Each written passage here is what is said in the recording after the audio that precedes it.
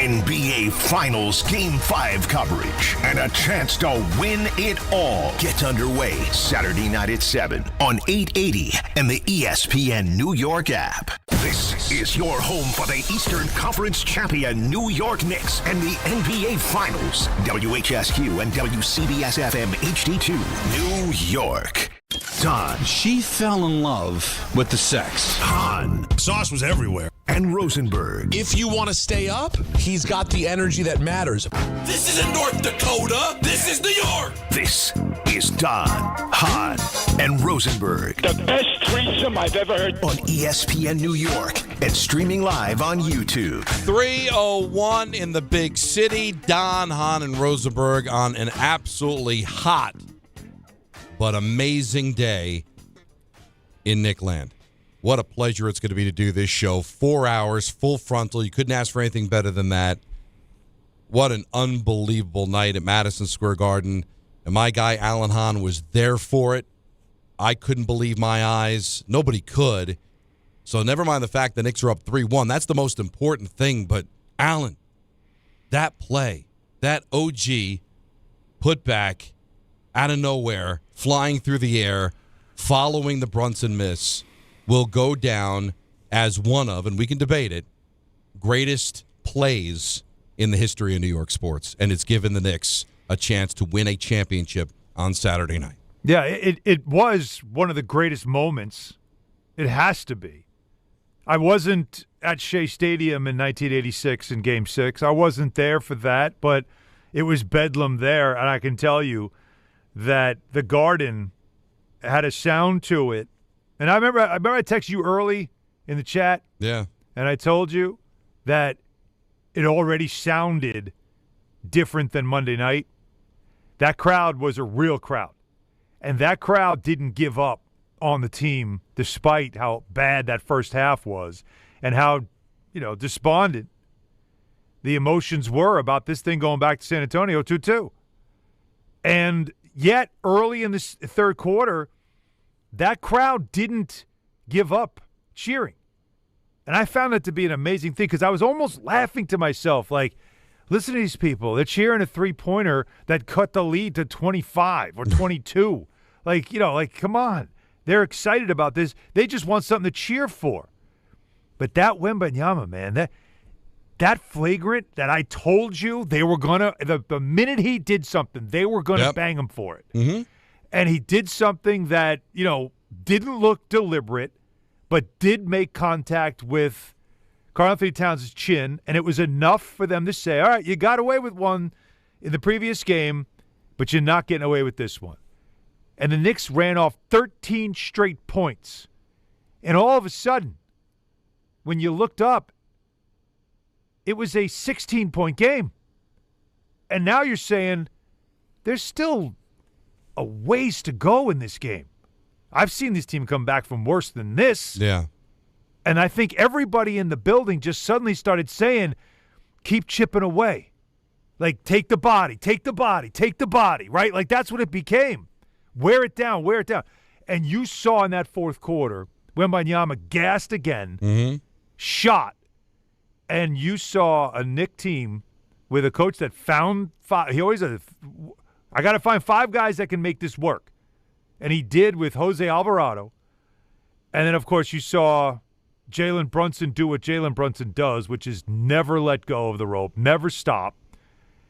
And OG Anunoby, the unsung hero that nobody ever talks enough about, making two of the greatest plays in franchise history with the chase down block and then the hand of God tip off of the Brunson miss with 1.2 seconds to go. It'll be a moment talked about where were you when that happened.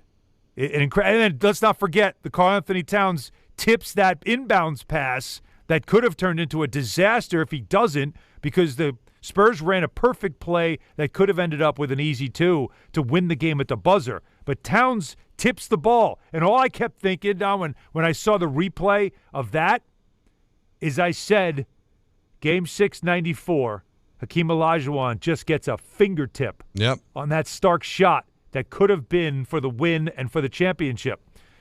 And so the Towns fingertip to knock that ball up just enough to mess up that play, don't think it was lost on me.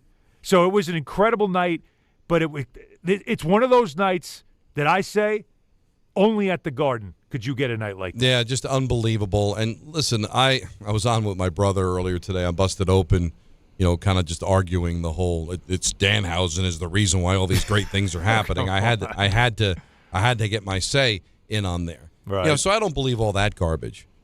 But what I do believe in is do. And you think of all the things that have gone wrong for the Knicks all these years, all these 53 years. Yeah.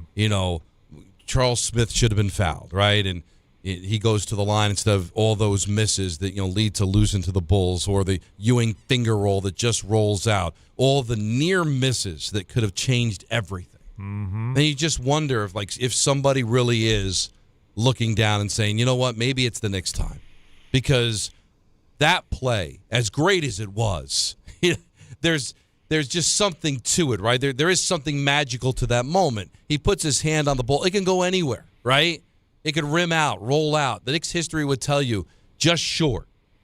No, it goes in, and they win the game, and you just say to yourself, this, and it's unfortunate because not everybody is still with us that went through all the pain, but for the people that did go through the pain, it's about blank in time that they catch a break, and they deserve the breaks because they don't go away. It's so easy to just say it's not our night.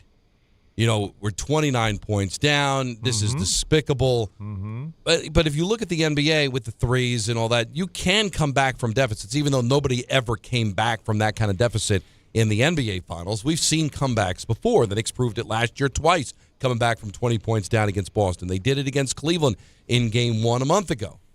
But you got to be engaged. You got to want to do it. You got to want to stick around. And the Knicks prove that. So, yeah, the fans who probably paid thousands of dollars for the tickets are like, I'm going to get mine. I'm going to cheer. Maybe not really believing. But why wouldn't you believe in this team? They've proven time and time again, if you don't kill them, they're going to come back like a zombie. And they came back, and now, for the first time since 1994, Peter, they are one win away from that elusive championship. Whoa. I'm sorry, guys. I don't know what's going on in the world. I think the Knicks have sent the entire planet into haywire. So getting back from Stanford, where I had WWE work today, was insane. But truly, I couldn't be more excited to be on the air with you both today. Guys, when they were down 30, Anthony and I were texting about what our Friday at Plot Deutsch is going to look like. Heading into this Game 5, which would have been terrifying. And Alan, I had the thought last night when things got close, I thought, even if they lose now, at least they've shown enough heart that we don't have to feel like going into Game 5, like momentum is completely lost. But then to, of course, see what happened, it was just there aren't enough superlatives to talk about it. And have you guys mentioned this yet, Alan? I watched a little bit of postgame last night. You were terrific, by the way. Really enjoyed your spot with Mello right there at the top of the show.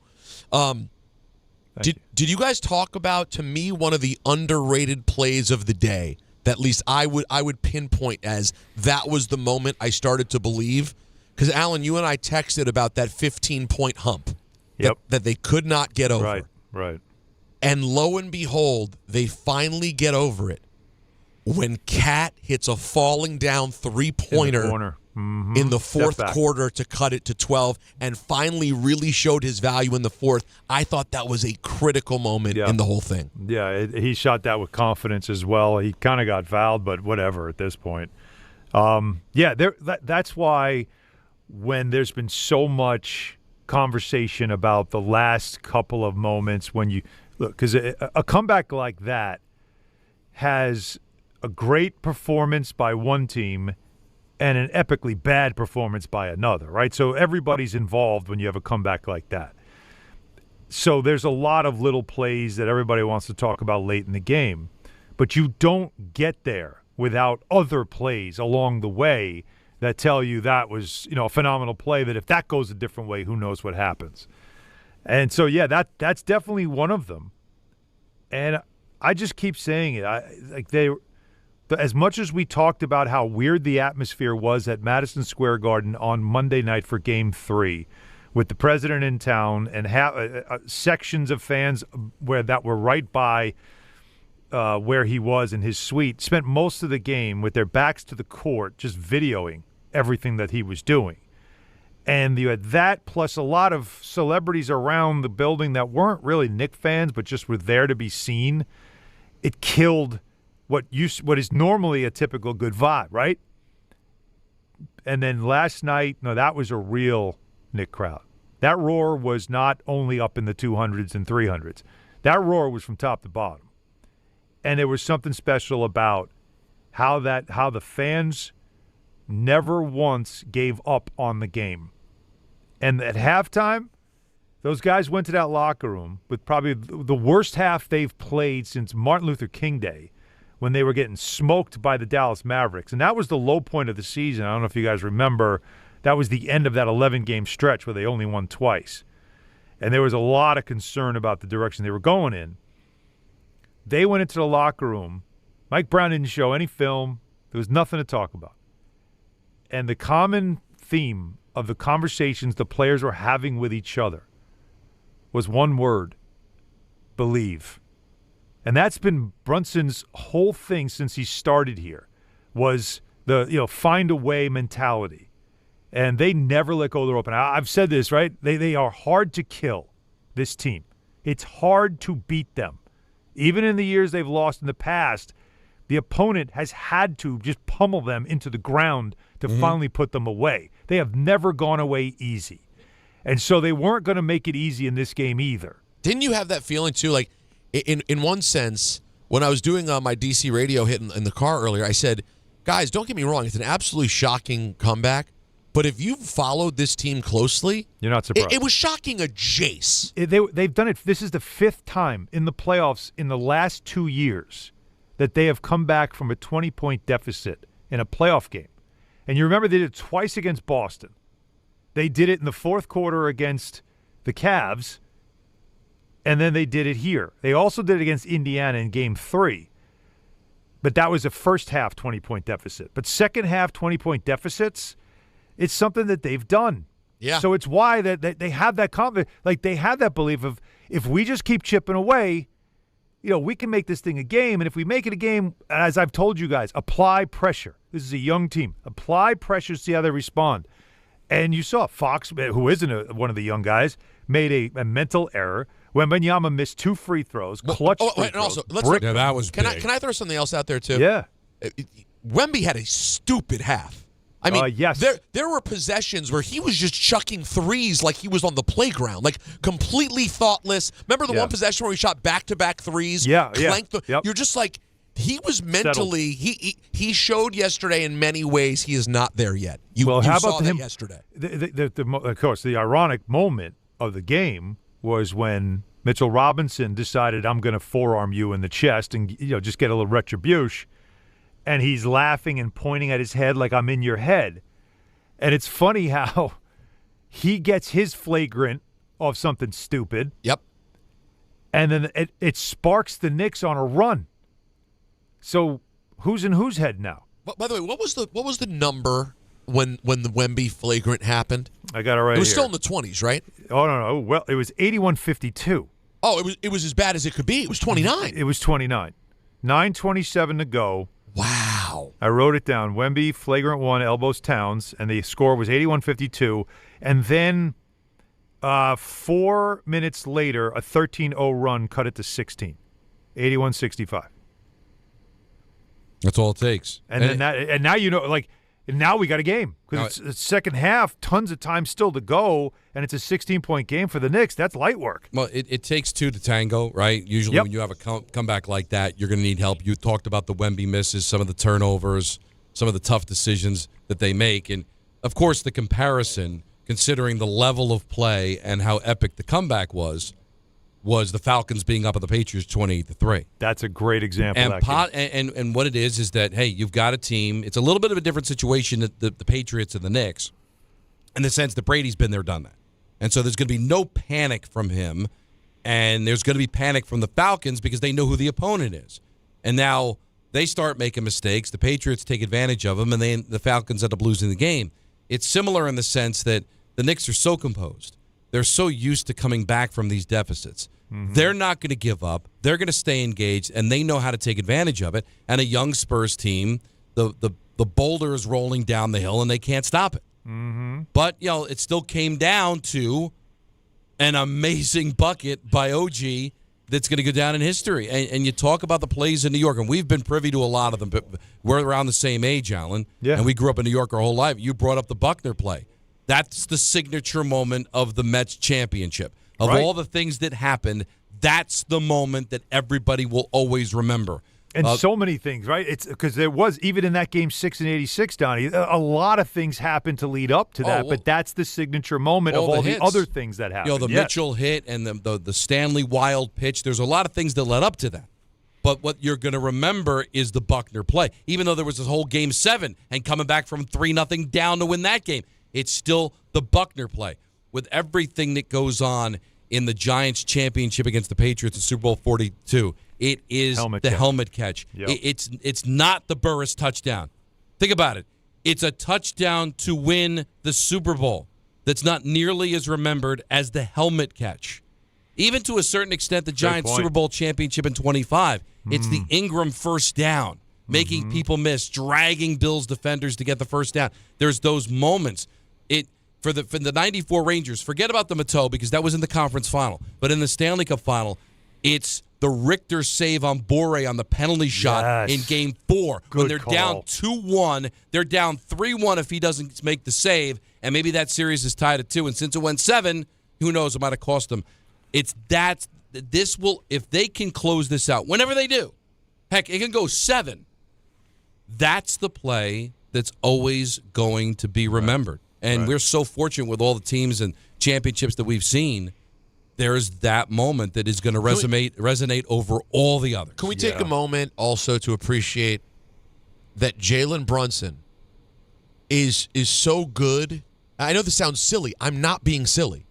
He's so good. It has such touch that when he misses a shot from like 38 feet, he doesn't clang it off the front rim because that's literally not what Jalen Brunson does. Alan, he misses it by a quarter of an inch, and instead it pops up 6 feet in the air. Right. The soft bounce. Do you know how hard the soft bounce from that distance? By the way, they had several soft bounces. They had OG had a 3 early. McBride had a 3, or Shamet had a 3. Absolutely. They had but for Brunson on that shot, because you think it's sort of a rush shot, pops it straight up, and he said that. He said, "I wanted to put it up on the rim." He did, and then OG's able to do the rest. Well, the you want to hear something funny about that play too? In the morning, Mike Brown had talked to OG Anunoby and was talking to him about how, like, he's a big, strong guy, very athletic. I need you to focus more on offensive rebounding. Like, if there's no one near you, you should attack the rim. You're a great leaper and all that stuff. Just think about attacking the rim for rebounds on the offensive glass. OG that night had 1 offensive rebound with 1.2 seconds to go. Yeah. And off a conversation in the morning. Think about that. This is OG on what Alan just said. He just told me I need to get on the glass, offensive glass especially. Just use my ability, my size, strength, athleticism to make an impact on the glass. And it happened at the end. And you inbound the ball, you get lost. I waited 48 minutes. And then well, the best part of the Brunson shot, Peter's right. It had the right touch and the right bounce, and sometimes those are the breaks that you need, but still a tremendous athletic play. To me, it's when he shot. Because the intent there is, it's not the greatest of looks. I might be able to buy a little bit of a better look with the couple of seconds that I had. What was it, like 5? How much time when he took the shot? What was it, 4 or 5 seconds? But I think he realized, I want to leave some time that if I miss, need a rebound. We can get a rebound and it's not over. Right. And I think the timing of the shot, because when I first saw it, I'm like, boy, I think he could have got a better shot, but looking back on it, that's the better way. You're right, and I think also he knew with Wembanyama on him, I have to get it off, because if I wait another beat, he'll block it. Yeah. And the previous possession, if we remember, he found himself in no man's land. He couldn't get a shot off. That's right. how they got the steal. That's exactly right. Now, did you guys spend any time yet? And I know it crossed all of your minds on just how bad the moment could have been if it went the other way, the Josh Hart missed layup. Well, you heard, do we have Josh Hart? Because that could have been a devastating moment for him in his career, those two moments. That's the layup, and then a guy who's one of the best rebounders on the team gets caught like frozen in a moment and not attacking the glass. Castle gets in behind him. Exactly, and that could have gets the rebound. They got to foul him. And Castle, 21 years old, cool as a cucumber, just drilling 2 free throws in that building. What? And so, by the way, Hart, OG saved Hart. And here's Hart after the game. This game was crazy. I got a special shout out, for OG, man, because he saved me, at least for this game, a lifetime of regret. Yeah, man. Shout out to him. So Brunson took the 3 with 4.4 seconds left. Okay. And the fact that Wemby's out there on him is also part of why the touch on it was so beautiful, because he had to put it up over Wemby, which requires such arc. And on the Hart foul on that, Mitch does the job, completely boxes out Wemby on that board, and then Hart ends up letting Castle get by. That kid's special, by the way. But yes, by the way, the Spurs are going to be nasty in a couple. They're going to be really good. Yeah, Harper, Castle, yes, Don. That if you better get him. By the way, and it's barely the time. Let's look up again. It's barely the time. They've beaten them. They've beaten them 3 times. They very easily, especially last night, could have lost all 3 games. Yeah, and they're up 3-1. But it's amazing, and really, we've got calls out to literally everybody. Yep. And people are traveling, going back to San Antonio, going about their day. We locked in Mark Ronson 5:30. He was in the building. Okay. We got some special guests that are all trying to make something work for us, too. I don't want to name any names because I'm only naming names I'm good on. I'm locking in Raekwon from the Wu-Tang Clan to talk about that experience. So we're gonna try to bring as many people who were in the building last night and were part of it. I love it to come on board. And there'll be many other surprises for sure. But really, it's about you and just what your experience was. What were you doing? What did you do once the shot went down? What were you feeling late in that game? What were you feeling afterward? Did you get any sleep? 1-800-919-3776. We will hear from you next. It's Don Hahn Rosenberg just getting started on a Thursday, ESPN New York. The Knicks. Launches a straight on 3. Missed it short. Tip by Anunoby. He put it in. Anunoby put it in. The Knicks take the lead with 1.2 to go. The NBA Finals. And the New York Knicks just pulled off the biggest comeback win in NBA Finals history. NBA Finals Game 5 coverage and a chance to win it all. Get underway Saturday night at 7 on 880 and the ESPN New York app. Replacing your home's AC system isn't exactly pocket change. Let's be real. Most people don't have thousands of dollars just lying around. And that's why Slomin's makes staying cool affordable. Right now, Slomin's central air conditioning makes it easier than ever to upgrade without blowing your budget. Get 0 down, 0 payments, and 0% financing for up to 18 months. Plus, every new system comes with a 5-year all-inclusive service plan, including annual system maintenance, filter replacements, and refrigerant. So there are no surprise costs down the road. Whether your system is outdated, your electric bills are through the roof, or your AC finally called it quits, Slomin's has a solution that works and a payment plan that actually makes sense. Call 516-932-7000. That's 516-932-7000. Or visit ac.slomans.com to schedule your free estimate today. Slomin's Central Air Conditioning. Because comfort shouldn't come with a price you can't afford. 18-month promo period. No payment, no interest, and no down payment offer. The offer is available through a third-party bank. On approved credit, interest is waived if loan is repaid in full during the same as cash period. Terms and conditions apply. D'Agostino Law Bite Back. This is John D'Agostino from D'Agostino & Associates. Did you know Social Security takes money out of every paycheck you earn, paycheck after paycheck, and you're not supposed to touch that money until you're 67? What if you can't work? What if you need that money now? The system is challenging and most people get denied. That's a fact. D'Agostino & Associates has the experience to win, and we win a lot. If you filed for Social Security disability benefits and were denied, let us appeal. Call us first at 1-800-BITE-BACK. Bite back means fight back. 1-800-248-3222. We'll fight to get you paid. D'Agostino & Associates has offices throughout New York and New Jersey and handles Social Security disability claims and appeals. Remember, if you've been denied, call us first. 1-800-BITE-BACK. That's 1-800-248-3222. D'Agostino & Associates. We win a lot. Sure, keeping things casual has its time and place. But sometimes simply playing to have fun isn't enough. So when you're looking for a way to up the ante, try these 5 simple words. Play you for an ultra?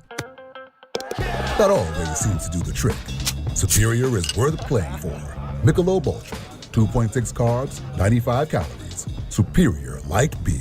Enjoy responsibly. Copyright 2025, Anheuser-Busch Michelob Ultra Light Beer, St. Louis, Missouri. Partner with Amazon Hub Delivery to earn extra revenue for your business with your business. Assist with local Amazon deliveries and get paid for each package you deliver. When you become a partner, you and your staff will deliver packages to customers in your area on a schedule that works for you. You'll gain extra revenue, increase exposure for your business, and connect with your neighbors. Plus, it's easy to get started with no delivery experience, long-term contracts, or startup costs required. If you're interested in learning more, visit Amazon.com/Hub Delivery. That's Amazon.com/HUB Delivery.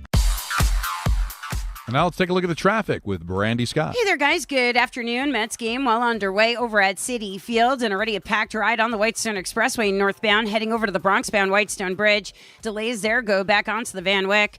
Definitely want to stay away from the BQE westbound in Queens, between Queens Boulevard and the LIE in that long-term roadwork zone. Crash involving a couple of box trucks and an SUV blocking all lanes. Traffic stop there from the Grand Central. Inbound George, some roadwork on both the upper and lower decks, about an hour using 8095. Worst of it to the outbound George Cross Bronx westbound, slam from the Bruckner on through. Outbound Lincoln Arnie about 30 minutes. Outbound Helen 20 to 30. And once you're in Jersey, stay away from the outbound Skyway, a crash over by 1 and 9 in Newark. This report is sponsored by RockAuto.com. A bent tire rod can quickly bring a drive to a halt. For the parts you need to get back on the road, visit RockAuto.com. Find a wide selection of quality parts at reliably low prices. I'm Brandy Scott on 880 ESPN New York. Do you have trouble getting in and out of the bathtub? Are you afraid you'll slip and fall entering or exiting a tub? Safe Step walk-in tubs can transform your bathtub from an area of concern to a calming refuge. Call them today at 1-800-731-4558 and save $1,600. Safe Step walk-in tubs and showers are proudly made in Tennessee and offer an ultra-low step-in, avoiding that difficult climb over a traditional bathtub wall. They also offer a variety of therapeutic benefits that may help soothe your aching muscles and joints, increasing your mobility, boosting your energy, and improving your sleep. Safe Step walk-in tubs are designed to easily fit your existing tub space and are often installed in as little as one day. Just dial 1-800-731-4558 today to save $1,600 and receive a free shower package. That's 1-800-731-4558 for a free no-obligation consultation and to save $1,600. Safe Step walk-in tubs. Safety never felt so good.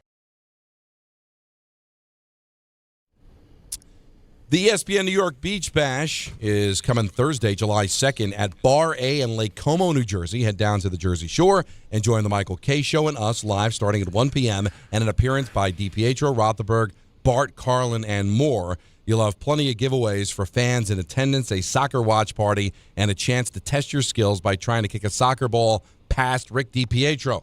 Plus music from Surfin' for Daisy, who will be playing an hour before and an hour after the show. It's all brought to you by Spiked Aid, Boost Mobile, Miller Lite, Fanatics Fest NYC, and the New Jersey Lottery. You must be 21 years of age or older to enter. I got to tell you, before we go to the calls, we had a meeting earlier today, and Rick and Dave were like shot because that game ended later than usual. Mm-hmm. I'd say that ended at 11:45-ish, which is a good like half hour, I think, longer. There was a lot of replays and certainly way commercials and all that. And then because Dave and Rick are professionals, they watched all the post game, all the sounds. So I talked to Dave. Dave said he went to bed at like 1:30. They both look shot. I was texting with Dave very late last night. Yeah, it's tough because those guys. I think Dave says he gets up like 3:30 in the morning. So if he went to bed at 1:30, and they were do the here. math, right? And they had to be here because of the meeting. So, but you know what? Nobody dozed off. They were all engaged. Not even. What video games did you play? What video games? Or like Snood or. Are you saying during the meeting? I'm not disrespectful, man. I was Jacob, got my back. I was completely engaged. I was even called out at the meeting. Don was all in. You were called out? Well, there's been something that I've kind of complained about. So and it was brought up. Our boss, Greg's like, well, Don, so just to acknowledge that I was there. I can't wait to talk to I'll him. tell you how. No, it wasn't anything bad. I mean, I think we all kind of agree where I stand on it. I'm just curious to hear about it. It was an engaging meeting. Obviously, Peter and Alan had other things. Alan was given all kinds of love during the meeting as well. So it was. But I bring it up to just say there was a lot of exhausted puppies. Ray Santiago's on fumes. Oh yeah. Okay. I saw him. I saw him earlier. So what? So you said that Dave woke up at 3:30? Yeah, he gets up at 3:30. Yeah, that's when I went. That's when I went to bed. And what was your call for get up? I woke up at 5:30 for a 6 o'clock call. You know what? I can't speak for you guys because you have to do it all the time. In a moment like that, like what Dave was in, where it's just very rare to get that little sleep, I think it'd be better not to sleep the 2 hours. No, you need the 2 hours. Because I think the 2 hours will just make it worse. No, now I got to get up. No, as a morning guy for a long time, you can't. Take the nap. Your brain's too fried. You need the actual nap. Like you'll end up just saying stupid stuff, which Dave struggles with already. Let's talk to these people for God's sake. 1-800-919-3776. Ron in the truck. You get us started off here on Hahn and Rosenberg. What's up? Gentlemen, what a day, what a game. I just want to say what a feeling. I have never felt something like this before. And 39 years old, lifelong Knicks fan. I mean, been through the worst Knicks stretch in my life, the mid to late 2000s. I never thought, man, that my team would be like this good. I mean, the closest team I saw like this was the Spurs in 2012, 2013. I just thought they played beautiful basketball. I mean, they weren't flashy. They just played the right way. And this team reminds me of that. And the adjustments that Mike Brown made, putting Alvarado, take the pressure off of Ronson. So because Ronson was tired the whole game 3, because they're hounding him. So that adjustment I really liked. And I just wanted the Knicks to attack the basket. If they wanted more fouls, my thing was, hey, stop complaining about the fouls and just attack the basket because you guys are making U-turns every time you go inside. Yep. So they didn't do that yesterday. They attacked the basket, so they got the calls. So everything went the right way, and I just want to say I feel so blessed that I got to be. I mean, I witnessed a game that I will never watch again. I'm just ecstatic. That's the best I've ever seen. I feel so happy thankful for you and all the Knicks fans to go through that. I'm kind of curious too when you're calling. If you root for multiple teams, is there anything that another team gave you that feeling you had last night? If you're like a Giant fan, we just gave a couple. Alan, you're a Yankee fan. Would it be the Leyritz home run? Yes, we were talking this morning on Get Up about moments. You know, obviously the Falcons Patriots Super Bowl, was won when it comes to blown lead or comebacks, but moments. And that's one of the first things I brought up was that Leyritz home run, backtrack, walk on, great call by Joe Buck. That's when you believe, like, all right, they can do this. Yeah, they can come back from this. It just meant to be. Yep. Patrick in Maine, you're on Hahn and Rosenberg. Hey, fellas, how you doing? Good. What's happening? Oh my God, man, what a night!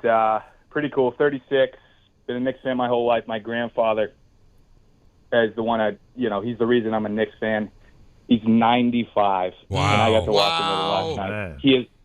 He's 90, and get this, right? He was at every game in the Garden. That's in 70, 72, and 73 for the Wow. And one of the things he said, he kept saying is like this, I've never seen basketball like this, which he's seen a lot of basketball. He watches every Knicks game. And I got to watch it with him. I mean, those are the types of moments this team just gives us. It's unbelievable, and it's just joy, man. It really is. So, where did this measure up for your grandfather? I'm going to be honest with you. I asked him. I said, "You ever seen him play like this?" He goes, "No." He looks me in the eye. He goes, "No." And he's still with it. His favorite players, Walt Clyde Frazier, and I'm saying it's hard to argue with the guy. Yeah. I mean, he looks at me.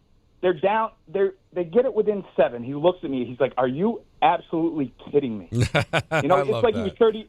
It was like, are they really only down by 7? It was like he was 30 years younger. That is so cool, I man. was just talking to him. I'm sure I don't have to tell you this. Like I was a 15-year-old kid, man. Appreciate this, man. The fact that you have that wealth of knowledge and him still being, with you mentally to be able to remember those things and have conversations with you about that. Cherish that, man, because it's very rare. It's very rare to have somebody in your life that's 95 years old and also with it enough at that age to remember things from 50-plus years ago and do that. And then this happened. Yeah, right. So Natalie went up in a helicopter last night.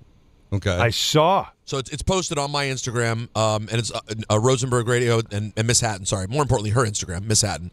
And she went up there. She wore Timberlands. She wore her Timberlands, went up on the helicopter, and has her Timberlands hanging out of the helicopter over Madison Square Garden. And she wanted to do it in this moment. I love it. She texts me when the chopper lands. Mm-hmm. What's the score? I said, it's not good, babe. They're down 27. Right. You're not posting anything tonight. She's like, damn it. Because when she went up, it was bad.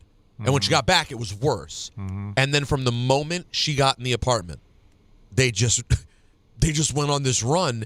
And I have to tell you guys, the Knicks are not my team, but this is still a forever moment. Like, I will. This was still one of my favorite sports moments of my entire life. I think that's fair. I mean, like, I'm never going to forget the Patriots coming back from 28-3. I've got no love for either team or rooting interest for either team, but you see something that you say, like, that's something you're going to talk about forever. But I was, obviously enjoy this. I mean, my wife screamed at the top of her lungs. I thought she woke up the baby. It's just fun. I haven't gotten to see my wife be this big a sports fan. Basketball's her favorite sport. She's not a true sports fan in the way we are, of course, but she loves basketball. She loves the Knicks. She played basketball in college. She enjoys the game. Just getting to be a part of it and see New Yorkers go through this, it's been unbelievable. We've never seen anything like it before. No, it's great. It was a cute thing that only hockey fans would get, but Elliot Friedman covers the NHL for Hockey Night in Canada. He's been at it for a while, and I guess he had a podcast where he had John Tortorella on. And Tort's like, you see that game last night? like people are going to be talking about this for years. So rooting interest, obviously, that's easy. But I think even people that aren't Knicks fans or not necessarily basketball fans, there's probably somebody that at like 11 o'clock, turning it on to watch the game end so they can watch the news, that all of a sudden saw something they may not ever forget in their lifetime. Right. It was that crazy. Robbie in Lenox, Massachusetts, you're on Don, Hahn, and Rosenberg. Hey, guys, thanks so much for taking my call. You just mentioned the Layritz home, one of the places in my life. And it's funny, Don, because I went downstairs because I was driving my fiance crazy. I was working for WSBA down the home of the Orioles at the time. And I went downstairs to listen to John and to Michael and then have John call that great home run by Layritz. But, I wish my dad was still alive. He loved basketball. And I saw the last championship in 1973 watching the game with my father on tape delay as a kid. And I'm so proud of the way the team played. I got to ask you, though, about the three-point shot. I mean, sometimes it's a weapon, and sometimes it's just used stupidly. And I thought San Antonio did a terrible job last night overshooting threes. I mean, they shot 8 straight threes at one time. I thought it was absolutely ridiculous. But I'm so glad that gentleman that's called before sharing it with his grandfather. But my grandfather was more of a baseball fan. But I have to ask you guys about Game 5. What do you see happening in Game 5? Obviously, we always talk about momentum and sports and so forth. But, every game is different. So I was wanting to get your thoughts on that. And, Don, congratulations, by the way. I think I mentioned it to you about the Devils' announcing job. You really deserve it. And you know what? This series has been unbelievable. It's probably a very underrated, not very rated highly on television, but what great hockey series this has been. Well, it's been good. I mean, 5 million people watching it. So for Vegas and Carolina, that's pretty good. They said it right after the game was over. Can't remember if it was Legs or Richard Jefferson who said, hey, the Spurs have shown resiliency, too, in these playoffs. They were down 3-2 to the defending champions and won 2 straight games, including Game 7 on the road. They'll play. They may not play well. They may not win the game. I don't think they're going to give up. I don't think they're going to quit. Momentum sometimes can be very, very overrated. They get a couple of days off here. Venue changes.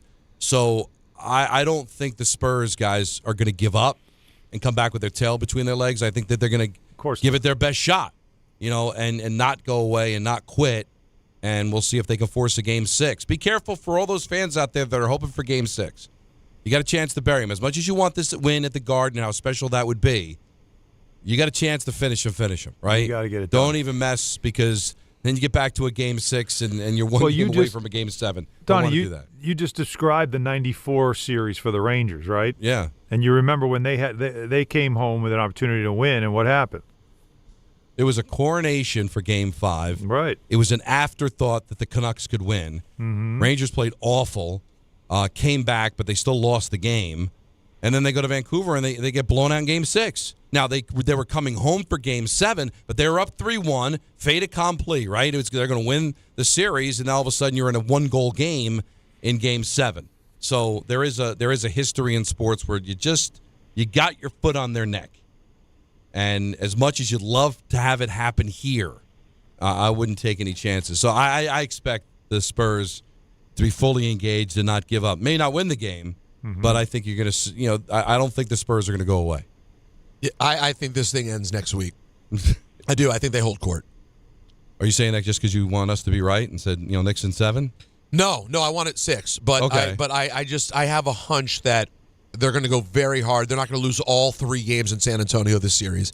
I think they win this one. I think it ends at MSG, and I think it's still going to require, after all of this high, and that's the nice part about having this gap because it gives you another day to come back to earth. I think, guys, it's still going to require another bit of a battle at MSG for the Knicks to win the series. And you know what? I did not know that it was going to go the way that it went, but I did say yesterday this would be a classic.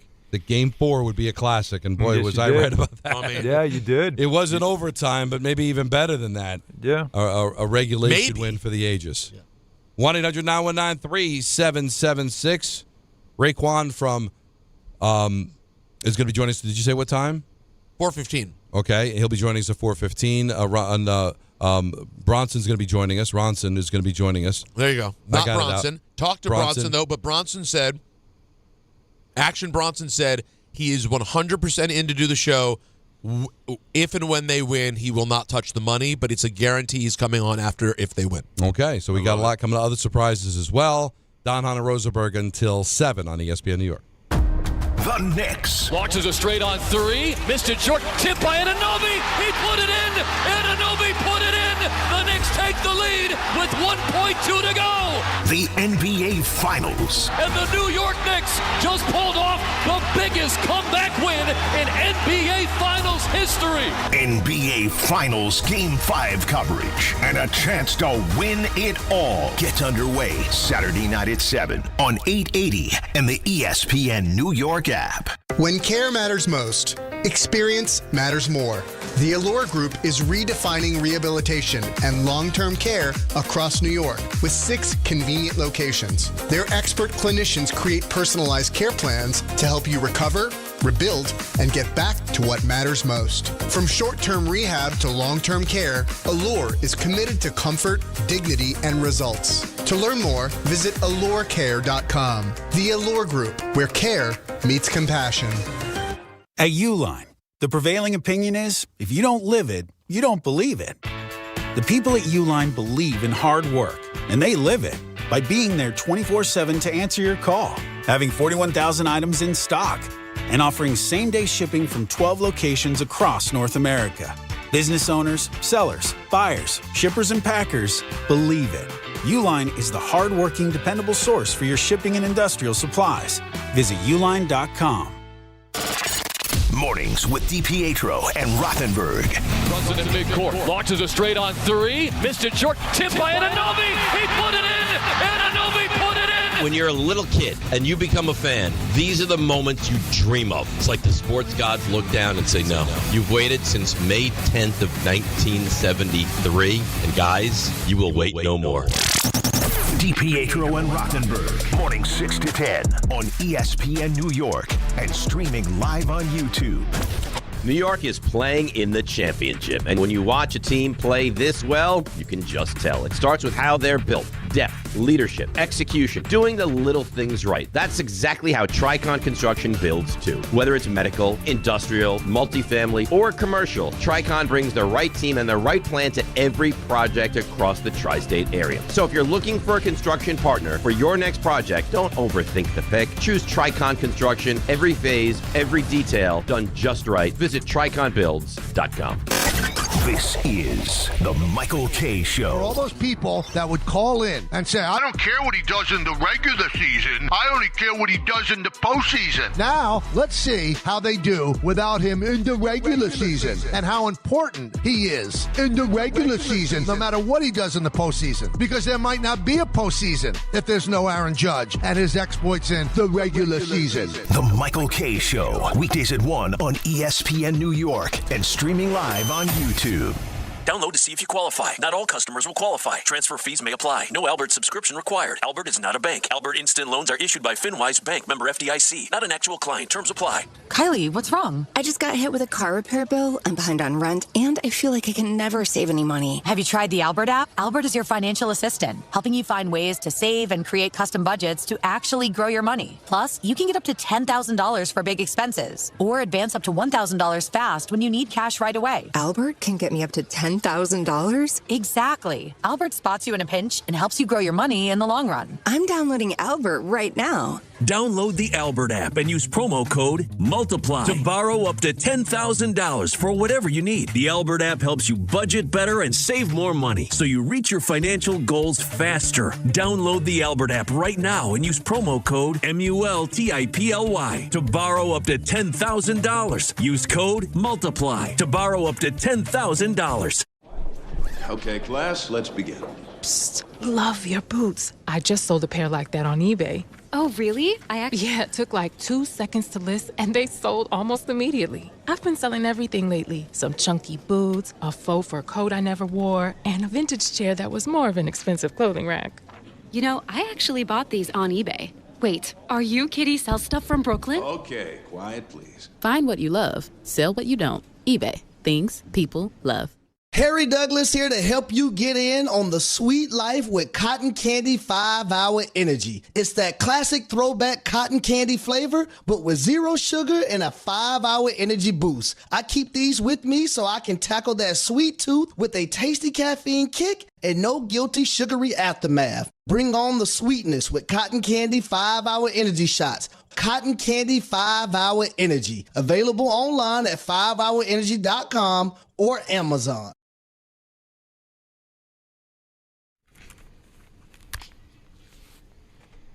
Mets are an out away from salvaging their 3-game series with the Cardinals. They've got a 5-4 lead, and that game's in the top of the 9th inning. 2 outs, nobody on. Devin Williams is on. As soon as they wrap up things there, we will be on 880, and we'll take you up until 7 o'clock. But Anthony Pusick needs to tell you something. Oh, very important. Don, Allen, Peter, New York, you're going to want to hear this one. I'm listening. Thank you, Peter. All lines lead to Champs Sports Fan Central Station, a soccer pop-up shop open right in the heart of the city, 125 West 33rd Street.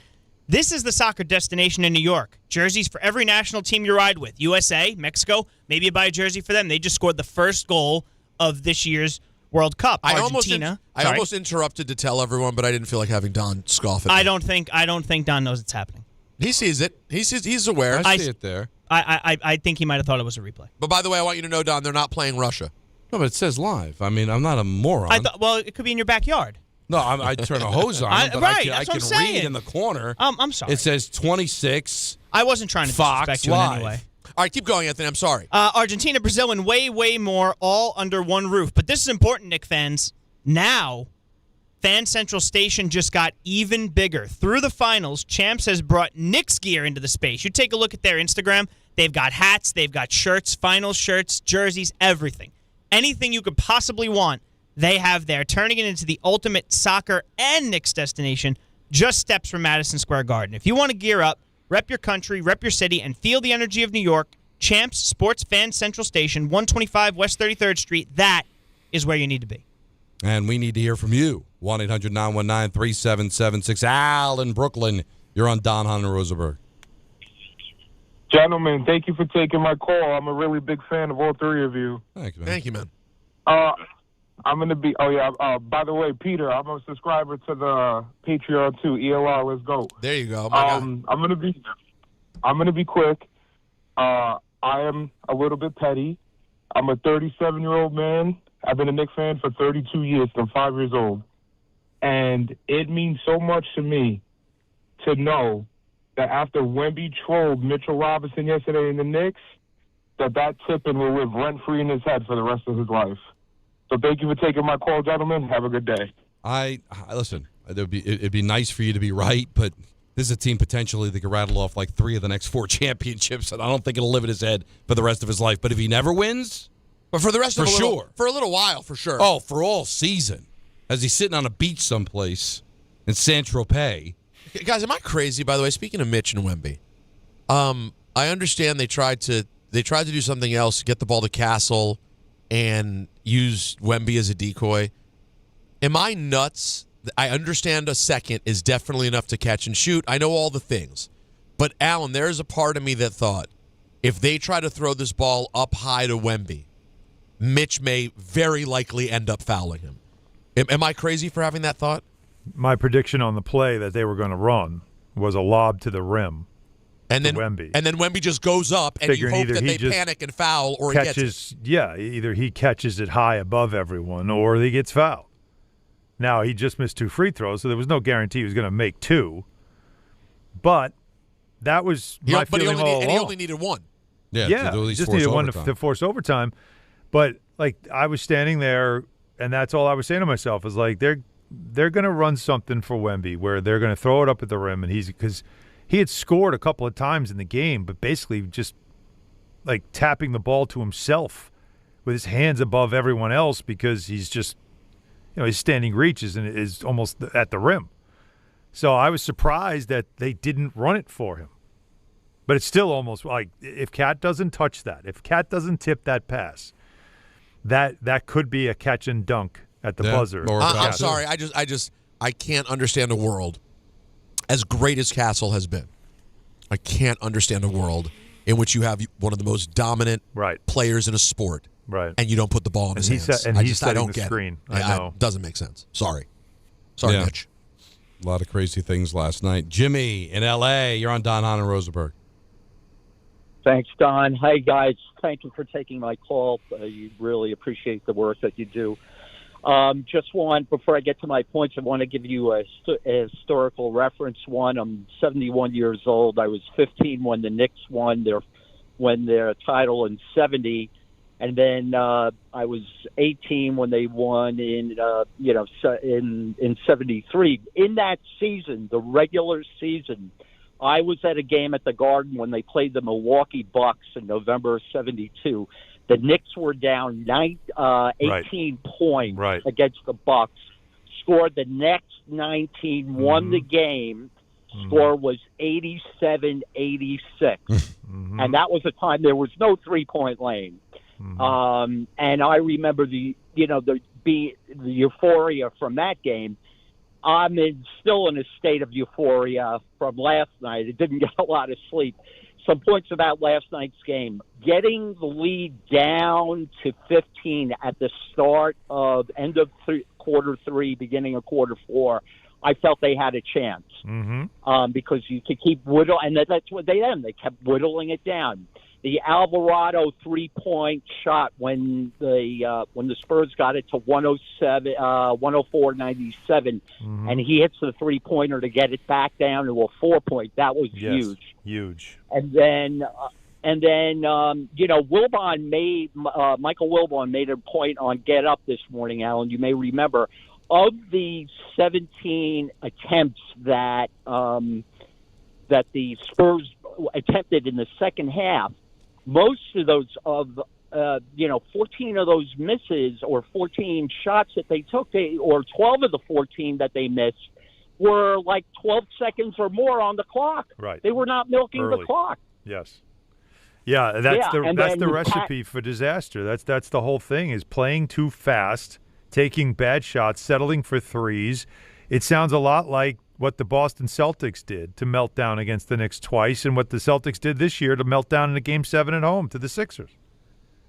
But you wonder, were the Celtics just overconfident, defending champions? We got this. Yeah, appropriate arrogance, Don. Yeah, the arrogance appropriate of arrogance. It. I just think it's just overwhelming. And we talk about a young team. These are the things that young teams do.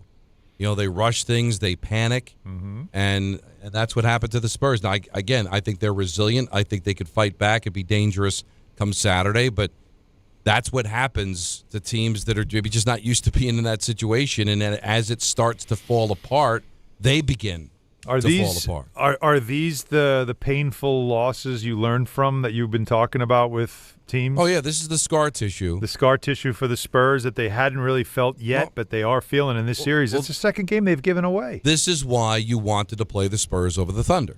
Like, would the Thunder being defending champions allow that to happen? Or maybe would it happen because for a different reason? They'd be arrogant like the Celtics were. Oh, we're the champions. We'll be fine. Mm-hmm. Again, I don't want to take anything away from what the Knicks did, but you need, like I said earlier, it takes two to tango.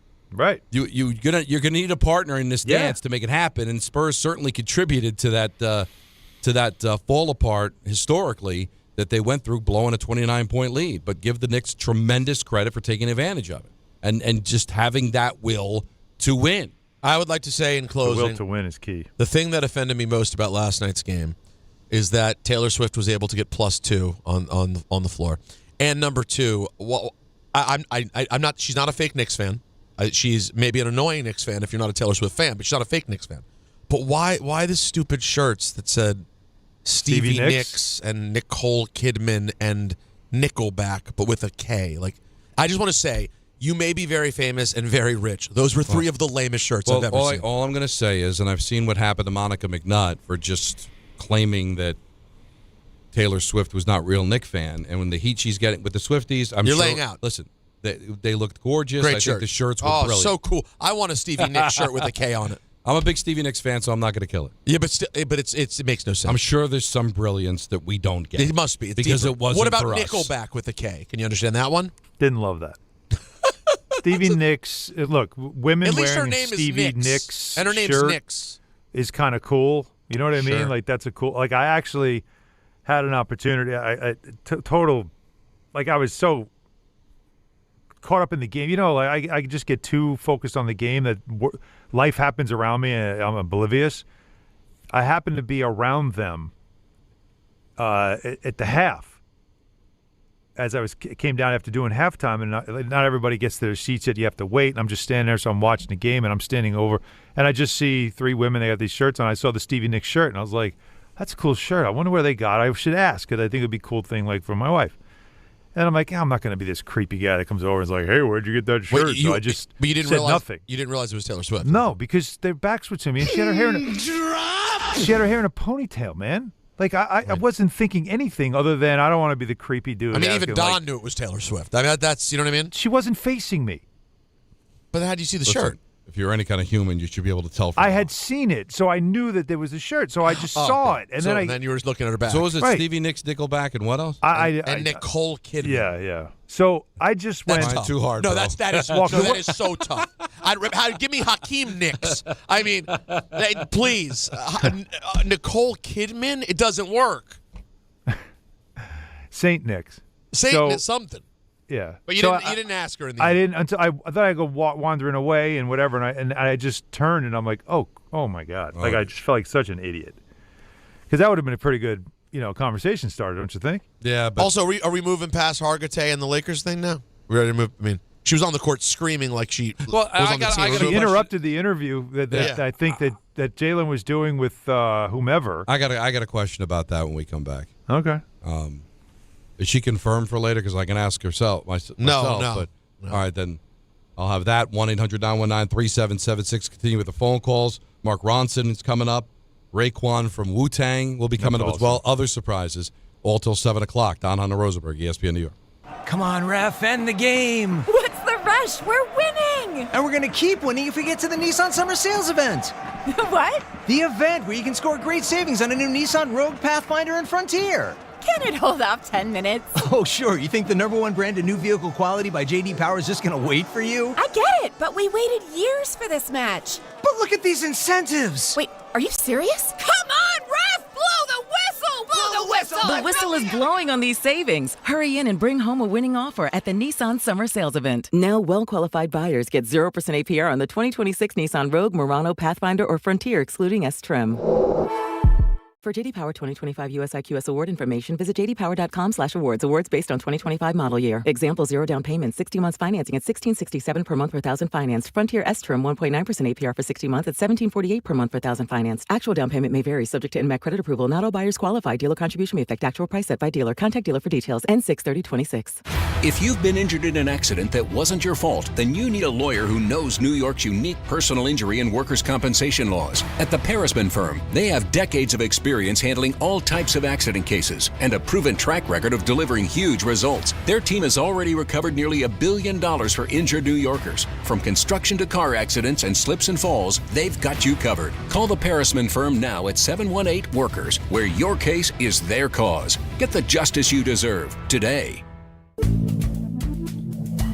Good Karma Brands is proud to be an equal opportunity employer, providing equal employment, development, and advancement opportunities to all teammates and applicants.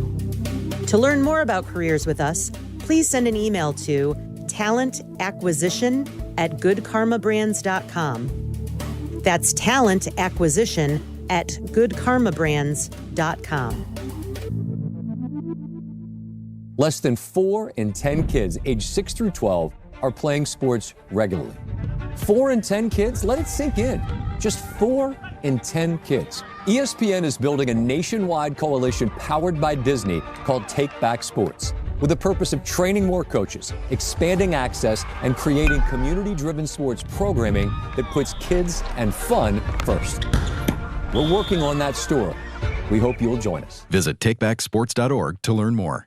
My name is Whitney Allen, and I'm a widow. My husband, Ryan, died. We never thought we'd ever have to use life insurance, but the unexpected happened. With Ethos, signing up was fast and 100% online. You can get a quote in seconds, apply in minutes, and get same-day coverage. No medical exams, and you can get up to $3 million worth of coverage. I'm grateful we were prepared. Get your free quote at ethos.com/play. That's ethos.com/play. Paid spokesperson. Time spent on application may vary. Online health questions required. What's up, my friends? This is Francisco Lindor. This is Devin Williams. This is Luke Weaver. Bo Bichette here. You're listening to the home of New York Mets baseball. WHSQ and WCBS-FM HD2, New York.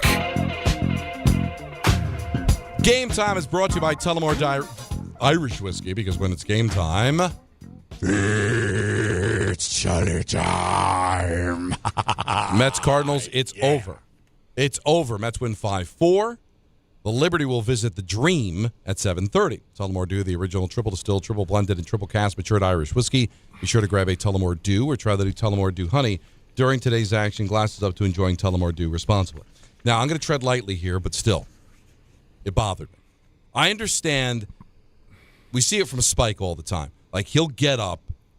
When you have seats on the floor, there's the reason they call it floor seats. You're on the floor. Yeah. Now, you're out of bounds, but you're like only a couple of feet away. So sometimes Spike, and I will say, does take liberties. He gets into it, and he's kind of on the floor. All right? And I'm sure it's only a few seconds. He realizes where he is, should sit down. I can understand people being aggravated with that. I get it, but I don't think he means anything. But Harkite just running on the court? No, I'm sorry. I know you're famous. I know you're a celebrity. You can't run on the court. When did she run on the court? Oh, the game was over. No, it wasn't over yet. She ran on the court after. Oh, the that tip. was. Yeah, that was. You know what? You know what? There was a timeout You're called. Out. No, dragged out, ban. How? No, seriously. Like, we kill the kid for running on the court. So what we're saying is that the fan that ran on the court in San Antonio listen to me, is banned because he's not anybody. But Harkite, before the game is over, can run on the court, interrupt interviews. But because she's famous, it's so cute. She's a big fan. Different situation. I understand it's a different situation. There was a stoppage. That kid ran on the floor when they were playing. The game was. He deserved everything he got. I'm just telling you. That was a timeout. Everybody was walking to the benches. You don't, just because you are SUV or whatever, doesn't allow you to walk on the court. I'm sorry. It doesn't. You're not credentialed to be on the court. You're running on the court before the clock zeroes out. I'm sorry. No, it shouldn't be allowed. Out. I'm not saying banner. Out. She gone. Am I wrong? But because you're a celebrity, you get to run on the damn court? Come on, man. And besides, we're kind of in question. Is it Lakers? Is it Knicks? We're not even sure.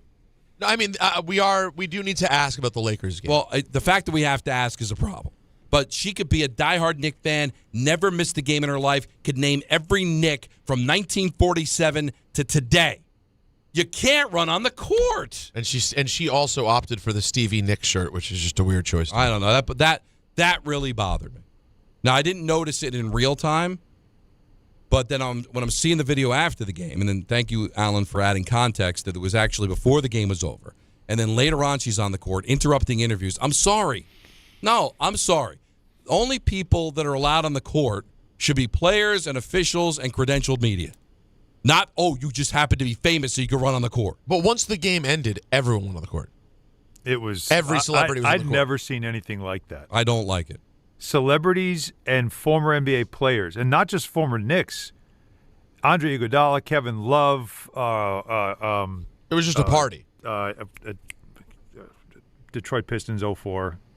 Rip Hamilton. Okay.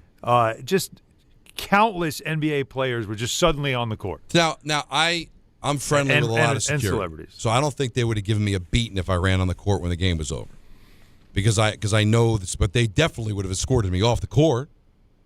All right, and I'd probably be reprimanded by MSG, and rightly so.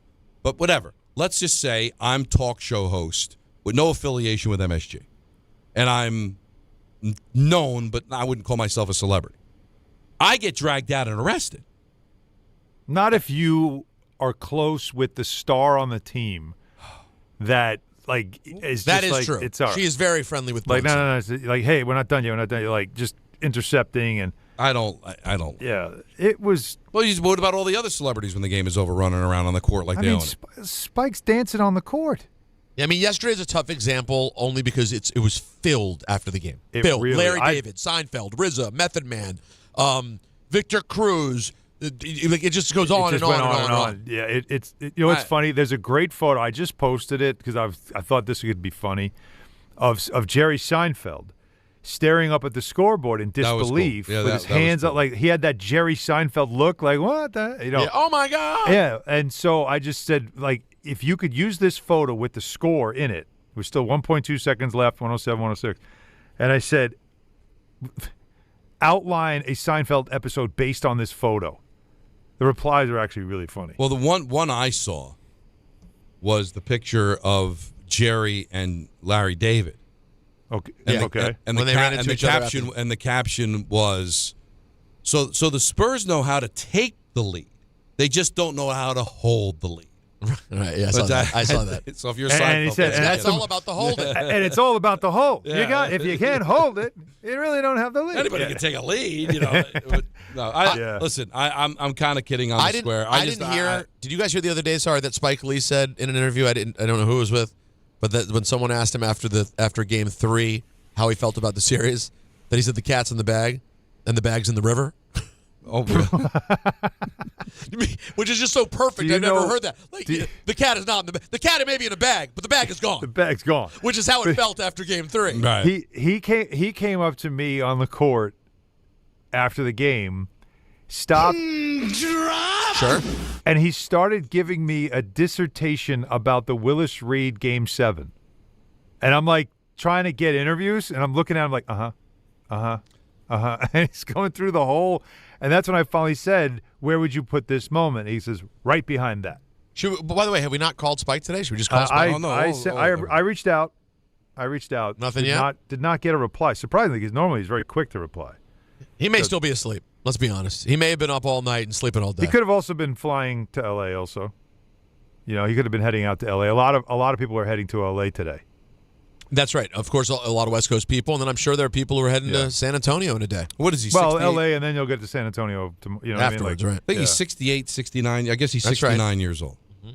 If he's a day. And God love him, but he's like most 69 years old. That like your grandma, your mom, that, he still has to tell you something. Got to go. That's exactly what it felt like. Right. Like, Ma, listen, I got to go. I'm like, well, one more. It doesn't matter. I got one more thing to tell you. So now you adjust. Your father and I did this one time, and you're just like going, how does that relate to me? Alan, did you attempt to get any interviews yesterday for post-game that you failed in getting, like any celeb interviews? I it only failed because they were too far away and there were too many people between. Like, I didn't make the attempt of the ask. That's right. Okay, you didn't. But try. it was like there were people that I'm like, I got to get him on. And it just, like John McEnroe was right by me, but he was engaged with so many people talking that it was, like to me to walk up and just be like, hey, you want to come on with us? I didn't think it was the right thing to do because there were just so many excited people. I wanted to get, whether it was, McEnroe, who I thought would be great. Ben was all the way on the other side. There was no chance I was getting over to him. And, of course, I was thinking of, is Taylor still out here? That would be amazing. I would think that would be a cool get. Didn't see that. And, Hargitay, like, they had put up, like, not ropes, but, like, tape to tape off. Scott Van Pelt had his area. Inside the NBA had their area. And then there was ESPN. There was some other ESPN stuff being set up in another area. So everything was roped off. To get around things, you had to duck under. And I'm like, I'm not going to make these people do this. So it kind of – but, I mean, getting Carmelo was great. Latrell Sprewell was nearby. Got him. And by that point, our post-game show was already well underway, and it was time for me to get across the street. Well, guys, I got to tell you something right now. On the biggest stage in the world, FanDuel is changing the game because sometimes your player gets subbed off and – your bet goes with them. Not anymore. With FanDuel Super Sub, if your player is subbed out, your bet stays in. That's right. If your player leaves the match, your bet continues on with the substitute. So you're still in it to the final whistle. Visit FanDuel.com/local to get started now. Let there be goals this summer. In fact, there's already one. Mexico's up 1-0 early. 21 plus, physically present in New York. For help with the gambling problem, call 877-HOPE-NY or text HOPE-NY 467-369. And actually, it's not quite early. The second half is underway. Getting underway. 1-800-919-3776. I saw him on social media. Blanderson Hooper. You're on ESPN New York. How you feeling, buddy? I'm feeling incredible, Don. I'm feeling incredible. Honestly, I still haven't been able to process yesterday. That might have been the most exciting 7 or 8 minutes of basketball that I've ever seen in my life. And if they go on to win, and I still say if because I'm not willing to touch the money just yet. I don't see how that cannot be the greatest play in the history of this franchise. People talk about LJ and the 4-point play like this. I'm sorry, that would pale in comparison to something like this. But I just wanted to give you guys just like a little personal anecdote, if you don't mind. But so I have two boys, 17 and 14. 17-year-old doesn't care about sports at all. And the 14-year-old, this was the first year that he really got into the Knicks, watched all the games with me and everything. And the playoffs started, and I told him it was a completely different animal. And he was like, I don't even know what that means. I don't know what you're talking about. And I was just talking about how, this team has not won in 53 years. There's a lot of expectations. And, like, the tension when we're watching and, like, the way I'm going to act when we watch, this is not normal. Because he hasn't seen any New York team win. And as we were going through the playoffs and they're playing better and better, I could see he's getting more and more excited as the games are going on. And he's really, really getting into it. And last night, the comeback is happening. And right before that last timeout, before the play where Anunoby scores, all I know is I feel him grab my hand.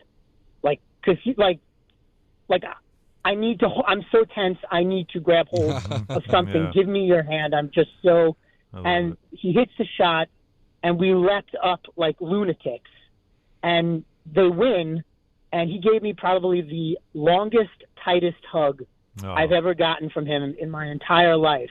And it's like, that's what sports is all about. Yeah. And that's what this team is all about. Like, you could see that as things went on, he realized what I was talking about. I kept telling him, and I told you guys last week, like, if they win, I'm going to cry.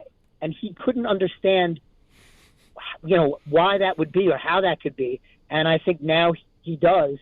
And honestly, like, this has been the most incredible run I've ever seen. I love this team so much. And it would just mean so much to me and to the fans and to the city for them to come through and finally win this title. You're the people that I'm rooting for that see it happen because it's all the pain that makes it that much better. Mm-hmm. The old saying is that losing hurts more than winning feels good. The losses that you've taken, that you've suffered through, culminate to this. This is where it's supposed to be all worth it at the end of the day. And unfortunately, there's a lot of people that never got to see it. And maybe you'll get to see it. And I'm not saying that it's going to completely wipe clean the entire history, but it's going to come close. And it's going to be an amazing feeling. That's why when I talk about fraud, bandwagon jumpers, they'll celebrate, they'll hug their friends and stuff, but it's not going to mean nearly as much to them as it's going to be to Blanderson and Allen and Spike and the people out there that have suffered for 50-plus years of watching this team year after year come up short. And that's what makes it so much fun for those people. All right, you know where this whole thing turned around yesterday, if we're being honest. Yes. It was halftime. It was halftime. And the vibes were not good. And all of a sudden, it turns out we learned that Wu-Tang is not only for the children, but they're for the New York Knicks and the entire city. They performed. Everything turned around. And one of the people at the center of that was my good buddy, Raekwon the Chef, who joins us right now. Chef, it's Rosenberg, Alan Hahn, and Don LaGreca. How are you, buddy? What's going on, guys? How you doing, man? Rosie, what's good? Have you come down off the high yet from last night? No, I have not. No, I have not. It has been a crazy, crazy, crazy game, man. That this one is going to be in the books, man. This one is going to be in the books. So I still feel like I'm in the Garden right now. Like I just went to the bathroom real quick. Was it hard? Was the performance itself hard? Because when the news came out that you guys were performing, everyone was like, all right, this is perfect. We had a lot of weird distractions on Monday, but now it's Wednesday. Mm-hmm. We got Wu-Tang at halftime. Everything is just right. And then you guys have to come out there and perform when the Knicks are getting absolutely blasted. Was it challenging at all, energy-wise, with the game going so badly, to perform at halftime? No, it wasn't. It wasn't. I think at the end of the day, see, one thing people got to know about Knicks fans is that through good, bad, and ugly, we still going to stand. And I think when it was time for us to perform, the crowd was still out there. It was radiant. The energy was still popping. And of course, like you said, we was down. Everybody wasn't happy. But I think that the synergy in the room, along with hearing the music and really seeing the energy that we coming in with, I think it just invigorated everything.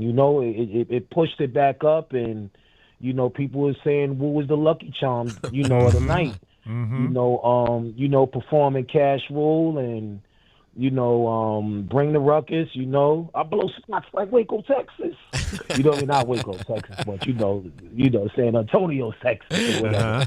But I think at the end of the day, it was just that we went out there. We've been in those situations like the Knicks, we've been there. So you still march. You got to march. And that's what we did. We went out there, and the crowd was involved, and somehow, some way, we made it through. We did what we needed to do. Where did you watch the game from? Where were you guys at after? I'm talking about after the performance, because sometimes you guys go in the back and you miss some of that third quarter because, of the cool down, whatever. Yeah. So where were you watching the game when you started to see it happen? Yeah, I was in the back. With my manager, and me and him we had like this private area, and me and him was just back in the back. Because, being that it was so many of us there, some of us went out for the first quarter, then shifted, and, some of the guys went to the back. But I happened to be in the back, and when I tell you, I was back there like a little shaky, can't front, but, they were able to prevail. And that's what people love about the Knicks is like, don't count us out, man. They had to wash their face real quick. I'm gonna call it that, They're hard to kill. Trust me, we have been in situations where sometimes you could be somewhere and you see so many celebrities and stars in every place, and that sometimes it can intimidate your game. Even us as being performers, like, after a show we might be like damn, everybody came, but we might feel like, yo, that wasn't our best. You know what I mean? But sometimes these things happen. And I think what the Knicks did is that they went and washed their face and came back and did what they had to do. How far back do you go with the team? Serious. Oh, I mean, since a kid, man. Since my first pair of Ewings, man, with Adidas, man. I mean,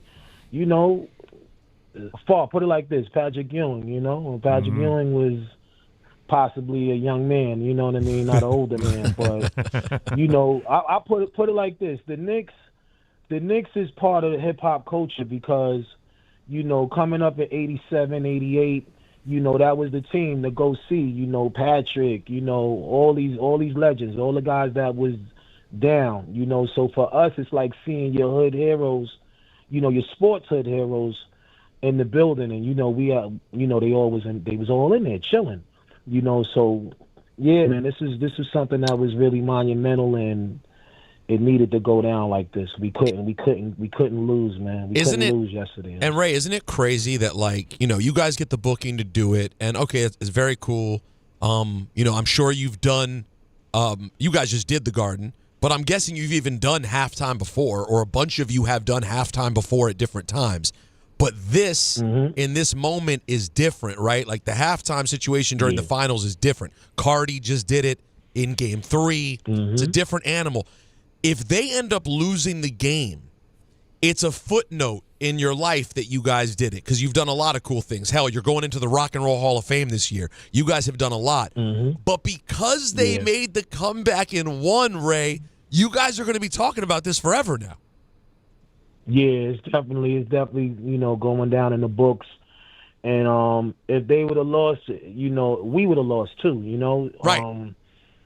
It definitely would have been something that everybody wouldn't have really liked. And we so used to being on both sides when it's like, nah, it ain't it, or it is it. So yeah, it would have been an ugly moment at that time. But hey, we won. They didn't give up, and that's what people have to understand about being a New Yorker. We can, they say once you're from New York, you could go anywhere, you could survive. It's the same mentality when pressure's on. We never give up. And I think that they just didn't allow themselves to get distracted. They know that they're a team that has the ability to be better and be great and just catch yourself. You know what I mean? Sometimes when I'm on stage and, I might look at one of the guys and, give me a cue. Let me know. More energy? What? Your energy is off. Oh, so, this is where the team comes in, where you have to trust your team. You have to trust them. You can't panic. It's been plenty of times we do shows and next thing you know, guys is like, nah, we ain't chilling. They wasn't going crazy. And then next thing you know, it's somebody such as myself that might say, yo, chill, relax, yo. You know what I'm saying? Everybody ain't going to jump up.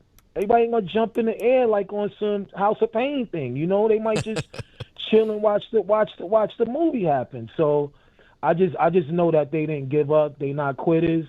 And yo, man, it was a dope look. And that's what I enjoy about sports and music is the chemistry, right? That there are no superstars. If you go out and draft a team in your fantasy league, that doesn't necessarily mean they're going to be able to go out there and do it. If you go out and get the 8 best, hip hop rappers, whoever together, doesn't mean it'll be as great as Wu-Tang Clan because you guys mesh together, and as individuals, you guys are great, but together you become like super beings, man. And that's what this Knick team is. It's all to me about the chemistry. I could go out there and draft 15 better players than the Knicks have, but if they don't mesh like New York does, it's not going to work. Exactly. Chemistry is everything on the field, even when, being in groups and all of that. And, we was always taught that, like, we got to compliment each other, like it's like in football too, you think the kicker is not as important as the quarterback, but he is. It's when it's time to do his thing, he got to get out there and he got to be great and he got to be focused and get to it. So, yeah, all these things, they clash together, of course. I wanted something that Peter was saying earlier, though, Ray, is like, I don't know how much you are understanding that what you guys are now in this game is part of the story.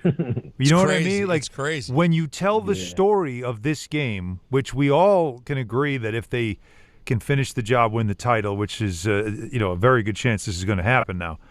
When you tell the story of Game 4, you can't tell the story without Wu-Tang Clan.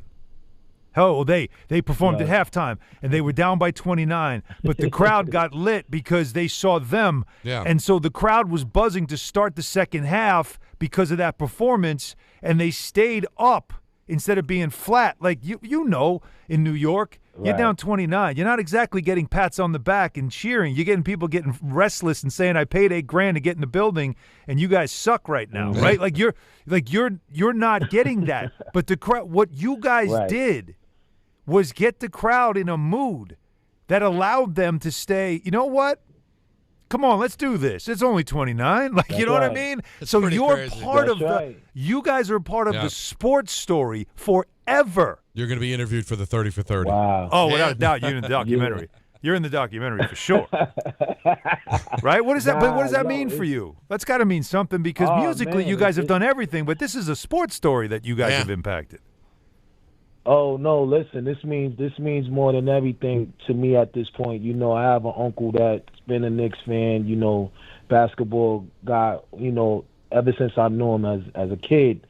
So to know that made my uncle smile, that was a lot for me as well too. You know, because my uncle was a big Knicks fan. He was coming to the games, you know, since a teenager.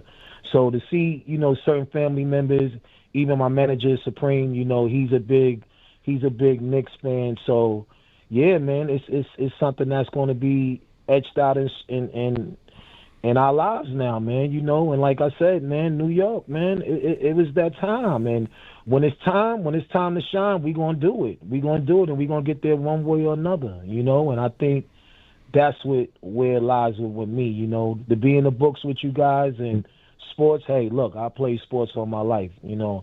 I wasn't a basketball player. I was more of a baseball player, but still, I know these sports. I know it because the crew that I'm around, they love sports. So yeah, it's a beautiful thing, man. It's like you said, man. You know, hey, tell Dolan I said, yo, man, send that Rolls Royce over here, man. You know, so yo, I need a brand new one, black Spectre. Tell him I need a Spectre. You know, let him know we just was there to, you know, throw some sprinkles on the top of the garden for him. Chef, thank you, Chef. You've always been there my whole career. Whenever I've called you, I appreciate you. Thank you, man. Love you, Rosie. You know what it is, man. All right, brother. Word Thanks, up. Greg. Salute to the team. All right, thanks, Ray. Peace. Rosie. Yeah, that was Tremendous. Tremendous. But Alan, it's such a great point. Like, they really are now part of a sports story forever. Right. You can't tell the story. And I don't want to make this compare. It's not a parallel, obviously, but it's similar to the OJ Game 5 is like, that's all. You can't tell the story of Game 5. It's part of it. It's always part of it. And so if we're going to say this is the greatest, that tip shot, unless something else happens in this finals, is please, like, enough with the cardiac stuff. But if that's the shot that is the memorable shot of a championship run, then you can't tell the story of this game without saying what happened at halftime. And it's not the Knicks came out at halftime and, you know, cut the lead. It's Wu-Tang Clan played at halftime, and the crowd got up, and they stayed up rather than it getting quiet. People stayed in the back in the Delta Club and other places and just said, And Al, I'm watching a video, a clip of it right now, like a good 3-minute video of performance. Yeah, there's some quality ones on YouTube.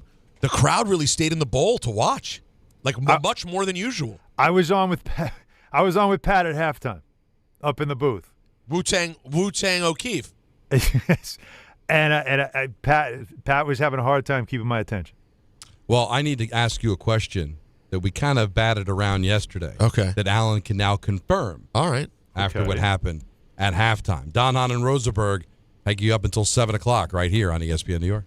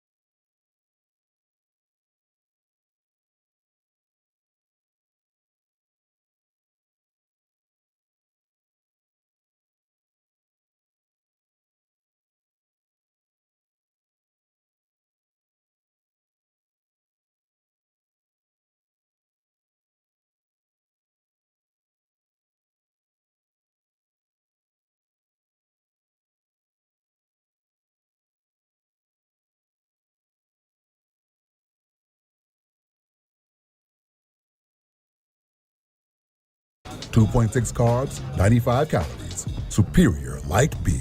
Enjoy responsibly. Copyright 2025 Anheuser-Busch Michelob Ultra Light Beer, St. Louis, Missouri. And now let's take a look at the traffic with Brandy Scott. Thanks so much, guys. We had that earlier afternoon Mets game at Citi Field, and lots of happy fans making their way over to the Bronx-bound Whitestone Bridge. Bumper to bumper on the Whitestone Expressway northbound. Delays go back onto the Van Wyck. BQE westbound still shut down in Queens between Queens Boulevard and the LIE. Crash in that long-term roadwork zone involving a couple of SUVs and a box truck. Jam there. Delays go back onto the Grand Central. Inbound Georgia, about 15 to 20 for the upper deck from 8095. Worst ride to the outbound George. They're all pretty bad. Deegan southbound, a collision right after the Cross Bronx. Only one lane is squeezing by. Delays are backing up to the Mosholu. Outbound Lincoln Ernie about 20 to 30. Outbound Holland close to an hour. This report is sponsored by Mothers Against Drunk Driving. For victims of drunk and drug driving, your grief is unique, but you're not alone. You always have a place at MAD. Visit mad.org. I'm Brandy Scott on 880 ESPN New York. Do you have trouble getting in and out of the bathtub? Are you afraid you'll slip and fall entering or exiting a tub? Safe Step walk-in tubs can transform your bathtub from an area of concern to a calming refuge. Call them today at 1-800-731-4558 and save $1,600. Safe Step walk-in tubs and showers are proudly made in Tennessee and offer an ultra-low step-in, avoiding that difficult climb over a traditional bathtub wall. They also offer a variety of therapeutic benefits that may help soothe your aching muscles and joints, increasing your mobility, boosting your energy, and improving your sleep. Safe Step walk-in tubs are designed to easily fit your existing tub space and are often installed in as little as one day. Just dial 1-800-731-4558 today to save $1,600 and receive a free shower package. That's 1-800-731-4558 for a free no-obligation consultation and to save $1,600. Safe Step walk-in tubs. Safety never felt so good.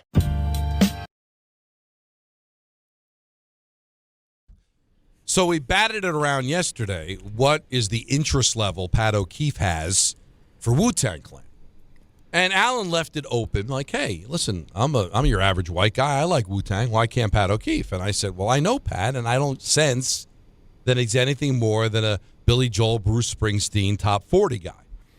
Now, you got to sit with him while Wu-Tang was performing. Do you have an update on where Pat O'Keefe stands with Wu-Tang? I do not. Oh, why not? I didn't ask him. He was locked in. First of all, nobody was in a good mood at that point, right? I get it. And he was, he was very, serious about hitting all the things that we need to get to. Don, you've done these. You have a million reads to get to and setups and all that stuff. So he was focused. I was not focused. So I was a poor student. But if I'm into Wu-Tang, which I am, I'm not going to say I'm as into it as you guys are. I've got my songs, okay? And if there's one of the songs that I know and like, even if I'm doing halftime for the Knicks, and I've been there with the Rangers, right? I know you got to focus, you got reads, you got people in your ear, you're interviewing somebody, and you're really disappointed that the team is down by as many points as they're down. Yeah. But I think I can multitask. Mm-hmm. And I think as I'm interviewing Alan Hahn, and I'm starting to feel the song, but I'm going to probably be moving a little bit. Bopping a little bit. I can bop a little bit if I'm into it, yeah, right? Sure. Mm-hmm. METHOD, man. All right, Alan. Okay. Yeah. Are you asking if... So, Alan, how do you think they're going to be able to come back from this? Woo, woo. That's a drop. No, you think Pat O'Keefe didn't do that? No, I don't think he did. I don't think he knows who they are. And if he knows who they are, he just happened to be listening yesterday when we were talking about it. I don't think there's anything wrong with that. You don't think he does? I think he's more of a Zach Brown guy. I'll tell you who doesn't know Wu-Tang. I'm making this up completely. I'm basing this only in his voice quality. Okay. I'm telling you who doesn't know Wu-Tang. Tyler Murray. Oh, no. Tyler Murray knows that. He knows Wu-Tang. All right. Can now update you. All right. Here we go. From Pat O'Keefe. Okay. I was in high school because I had a few I was in high school, meaning I was a fan in high school. Okay. Because I had a few friends from Staten Island. So I guess because from Shaolin, he knows them. So prior to that, I did not know much about them. Now when I hear their music, it's very nostalgic. Regarding last night, I would much rather have been listening to them than talking to you. Great answer. I love Pat. Go ahead. Pat's come to the Sasso softball. We love Pat. I consider him a friend. I don't buy it. No, I told you he knows who they he are. He played basketball in high school. I'm telling you, not. He's a fan. Basketball guy, so you can't help but not know who they are. I find their music very nostalgic. Is a nice way of saying I don't care for it, but I know what it is. It means that like he knows the song, like Triumph, like he knows those songs. I get it, but I'm just. And so when he hears it, he's like, "Oh, I remember that." But it's not like he's listening to it every day. Clan, that's not nostalgic. You're either in or you're out. It is nostalgic. What are you talking about? Girls he doesn't have to have listen fun. to it every it's day. It's nostalgic because it was on all the time. You're like, I don't like this song, but it takes me back to 1984, so I listen to it. But you're listening do you to have Wu-Tang, to listen to him? If you have to, do you have to listen to it every day to not say I liked it then, and when I hear it, I get nostalgic. Like, I remember that. No, that's a normal thing. No, what I'm saying that's what is I look at Wu-Tang like I look at Slayer. I think that might be the musical equivalent. Like what Wu-Tang is to hip-hop is what Slayer is to thrash metal, okay? Right. And nobody is in a car, and all of a sudden they're flipping around Sirius XM and starting to hear ripping apart, severing flesh, gouging eyes, tearing limb from limb. And they go, that takes me back to Miss Pepperidge class in sophomore year. No, that does not happen. You're either like, headbanger, or you're turning the channel. No, that's what Wu-Tang is. But that's not. No, I'm wrong. standing by this, no, man. You can't. Wu-Tang is edgy. Wu-Tang is a certain vibe. But they have commercial because you're only into the one album. Right. They have commercial hits. Like you could be literally you just went to high school. You're not a big rap fan, and you can rap the chorus to Cream because it was a big song for kids. Cream is on Fortnite. Cream is. That's all you need to know. I bought it. You could Angel do of Death is Casuals on Everything Around Me. No, not Angel of Death. Rain and Blood is on Vice City. But Cream, like they'll play at a club, like at a wedding, like you could hear. Like, they have really commercial songs. I'm just saying. Listen, I love Pat. No, you're just not buying it, and I hear you 100%. Now I want to say something here too, because I just think because Pat is salt of the earth. Yeah. He's not going to say I'm not into it. I don't like them. No, but you know how he says it in Patties. What's that? Is like I find them very nostalgic. Now that I'll give you that one. Now I saw, by the way. I love that. Dave, there's an article that Dave Portnoy went off again. He's another person going off man. on the celebrities. Promote, so. I hate the celebrities. They're all frauds. Listen, I'm a Celtics fan, okay? Just because in Boston the best you can do is your ugly ass and Donnie Wahlberg every night. Just because your disgusting face and Donnie Wahlberg, God bless him. Peter, it's a bit. I'm playing into the bit, Anthony. Dave Portnoy's an ugly piece of garbage. Why is he yelling at me? And the fans of Boston has a bad celebro. That does not mean that they're faking it in New York. Those are real fans. It's just an annoying, lazy. Even Taylor Swift, even as much as Taylor annoyed me to death last night, that was not her first rodeo. No, she did not just show up last night. I agree. It's a lazy take because you cannot call Ben Stiller a non-fan, right? He specifically called out Stiller. You can't call out Stiller. Larry David. You Seinfeld. can't call out Larry David, Jerry Seinfeld. These are New Yorkers that have loved the Knicks for years. And Alan will tell you there could be a November game against the Grizzlies. They'll be there. If Larry David's in town and it's not baseball season, he's probably in a Knicks game. And believe me, Larry David doesn't do things to be seen. Okay? Oh, no. Did you see the face he made when they showed him on camera? Yeah. He literally waves it off in disgust. That's not what he's there for. Well, how about Adam Sandler? You guys know Adam Sandler was there, right? Yes, I do. Oh, yeah, he I was saw sitting Sandler next and his daughter. to, he was sitting next to somebody. Oh, Chris Rock. No, but there was somebody, a player. Why can't I think of? Somebody tweeted out a picture with him, and he was with Tim Thomas. Yes. Mm-hmm. Yeah. So the thing with Sandler is he doesn't want to sit in the celebrity row area over by the broadcast, which is like the main, right? That's like the A1 seats, right? Mm-hmm. Like he doesn't want to sit there. So he sat baseline, very incognito, very chill. Chris Rock was with him. Now, Chris Rock normally is over by the well-known celebrity row. But Rock stayed with him on the baseline over by the Spurs bench. So they were down there just again, low-key, just there. But I could tell you when the shot tipped in, Sandler went crazy. And typical of him, he's just wearing this oversized Knick hoodie. Nothing special, no kind of glitz glamour. Just not this. He doesn't want everybody to know he's there, but he wanted to be there. Don't you think that's a fan? Absolutely. And when the Knicks play in L.A., he's always at the game. Listen, when the Knicks play the Lakers, he's there all the time. Listen, I get it. God bless. There are some great Bostonians in American history and New Englanders, 100%. But the one thing you can't do, I'm sorry, even L.A., it's really hard to do any comp for the celebrity fans of the Knicks because New York is New York. It's like the Lakers. But even beyond, because guess what? Half the people in L.A. are huge stars. You know where they're from? New York.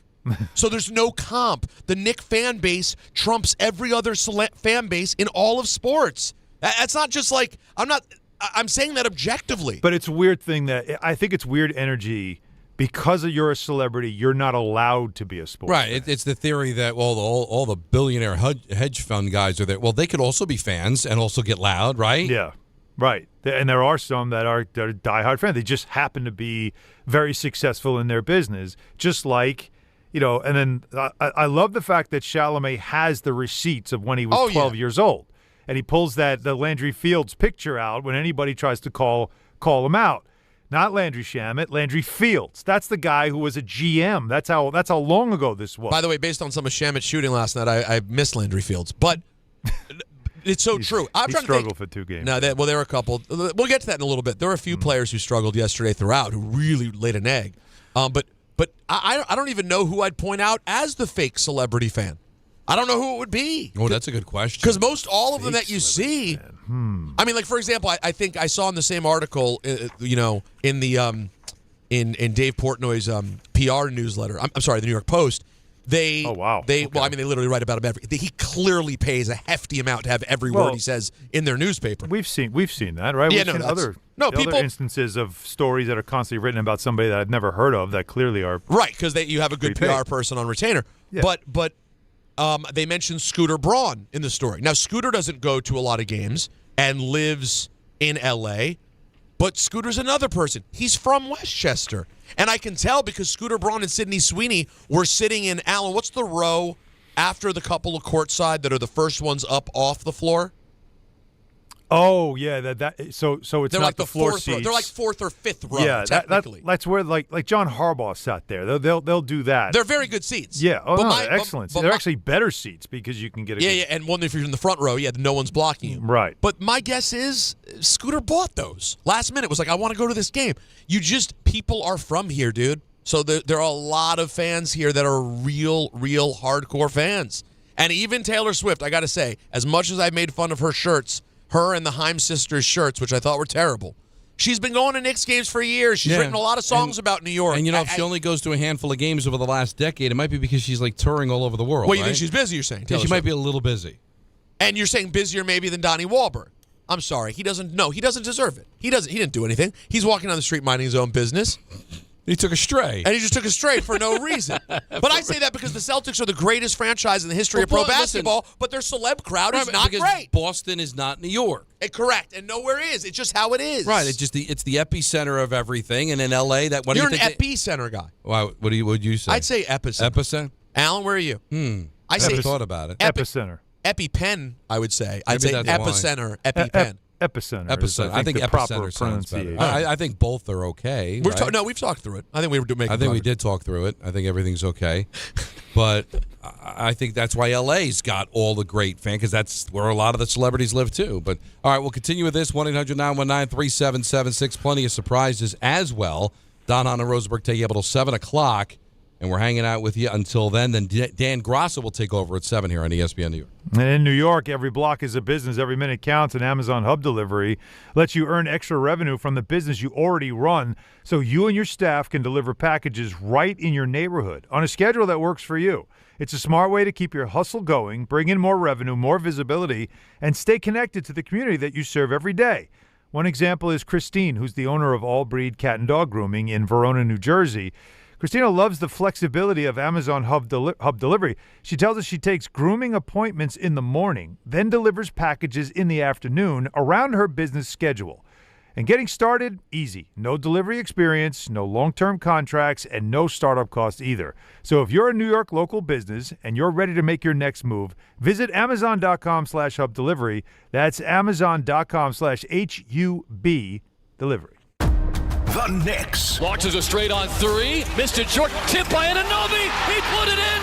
Anunoby put it in. The Knicks take the lead with 1.2 to go. The NBA Finals. And the New York Knicks just pulled off the biggest comeback win in NBA Finals history. NBA Finals Game 5 coverage and a chance to win it all gets underway Saturday night at 7 on 880 and the ESPN New York app. Long Island is more exciting than ever at Jake's 58 Casino Hotel. This June, don't miss our midweek Money Rush drawing and your chance to win your share of $50,000. Be here on Wednesday, June 10th and 24th from 3 till 6 p.m. when one lucky winner will be drawn every hour to win $5,000 cash. Then at 7 p.m., one winner will take home $5,000 cash plus any unclaimed cash from the previous drawings. Come to where Long Island wins at Jake's 58 Casino Hotel. If gambling is a problem for you or someone you care about, please call the 24-hour toll-free helpline at 1-877-8-HOPE-NY or text HOPE-NY. When care matters most, experience matters more. The Allure Group is redefining rehabilitation and long-term care across New York with 6 convenient locations. Their expert clinicians create personalized care plans to help you recover, rebuild, and get back to what matters most. From short-term rehab to long-term care, Allure is committed to comfort, dignity, and results. To learn more, visit allurecare.com. The Allure Group, where care meets compassion. Wherever your day takes you, across New Jersey, into New York, or down to Philadelphia, New Jersey Transit gets you there. Skip the traffic and stay on track. With busy travel periods ahead, plan ahead, check schedules, and allow extra time for your trip.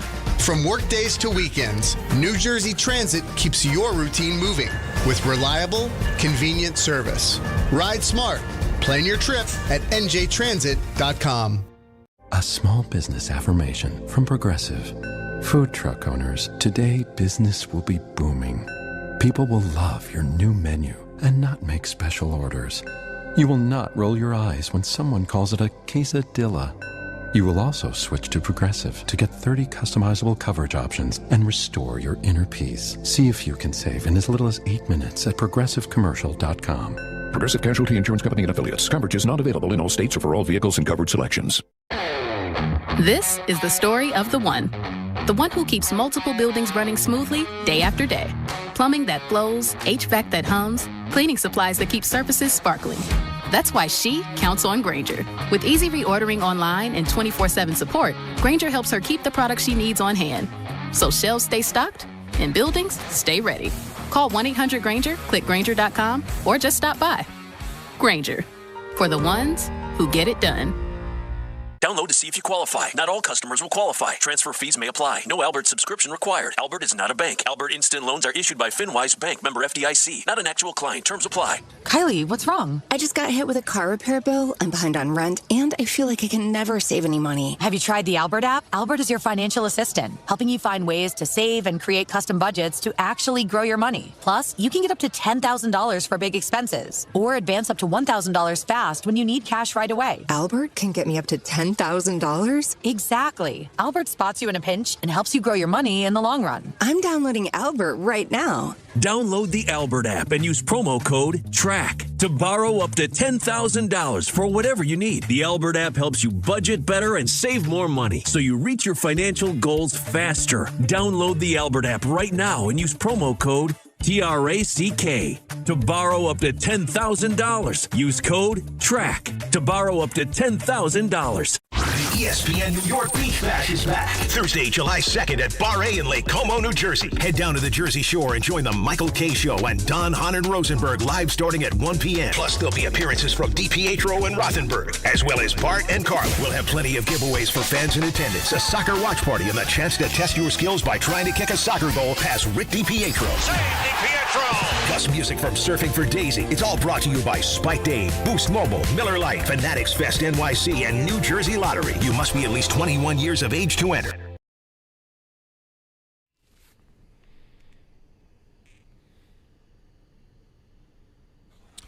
All right, let's get back to the busy phones. How you feeling about what was an epic Game 4 last night? Knicks up 3-1. Can finish it off on Saturday from San Antonio. We haven't nailed it all down yet.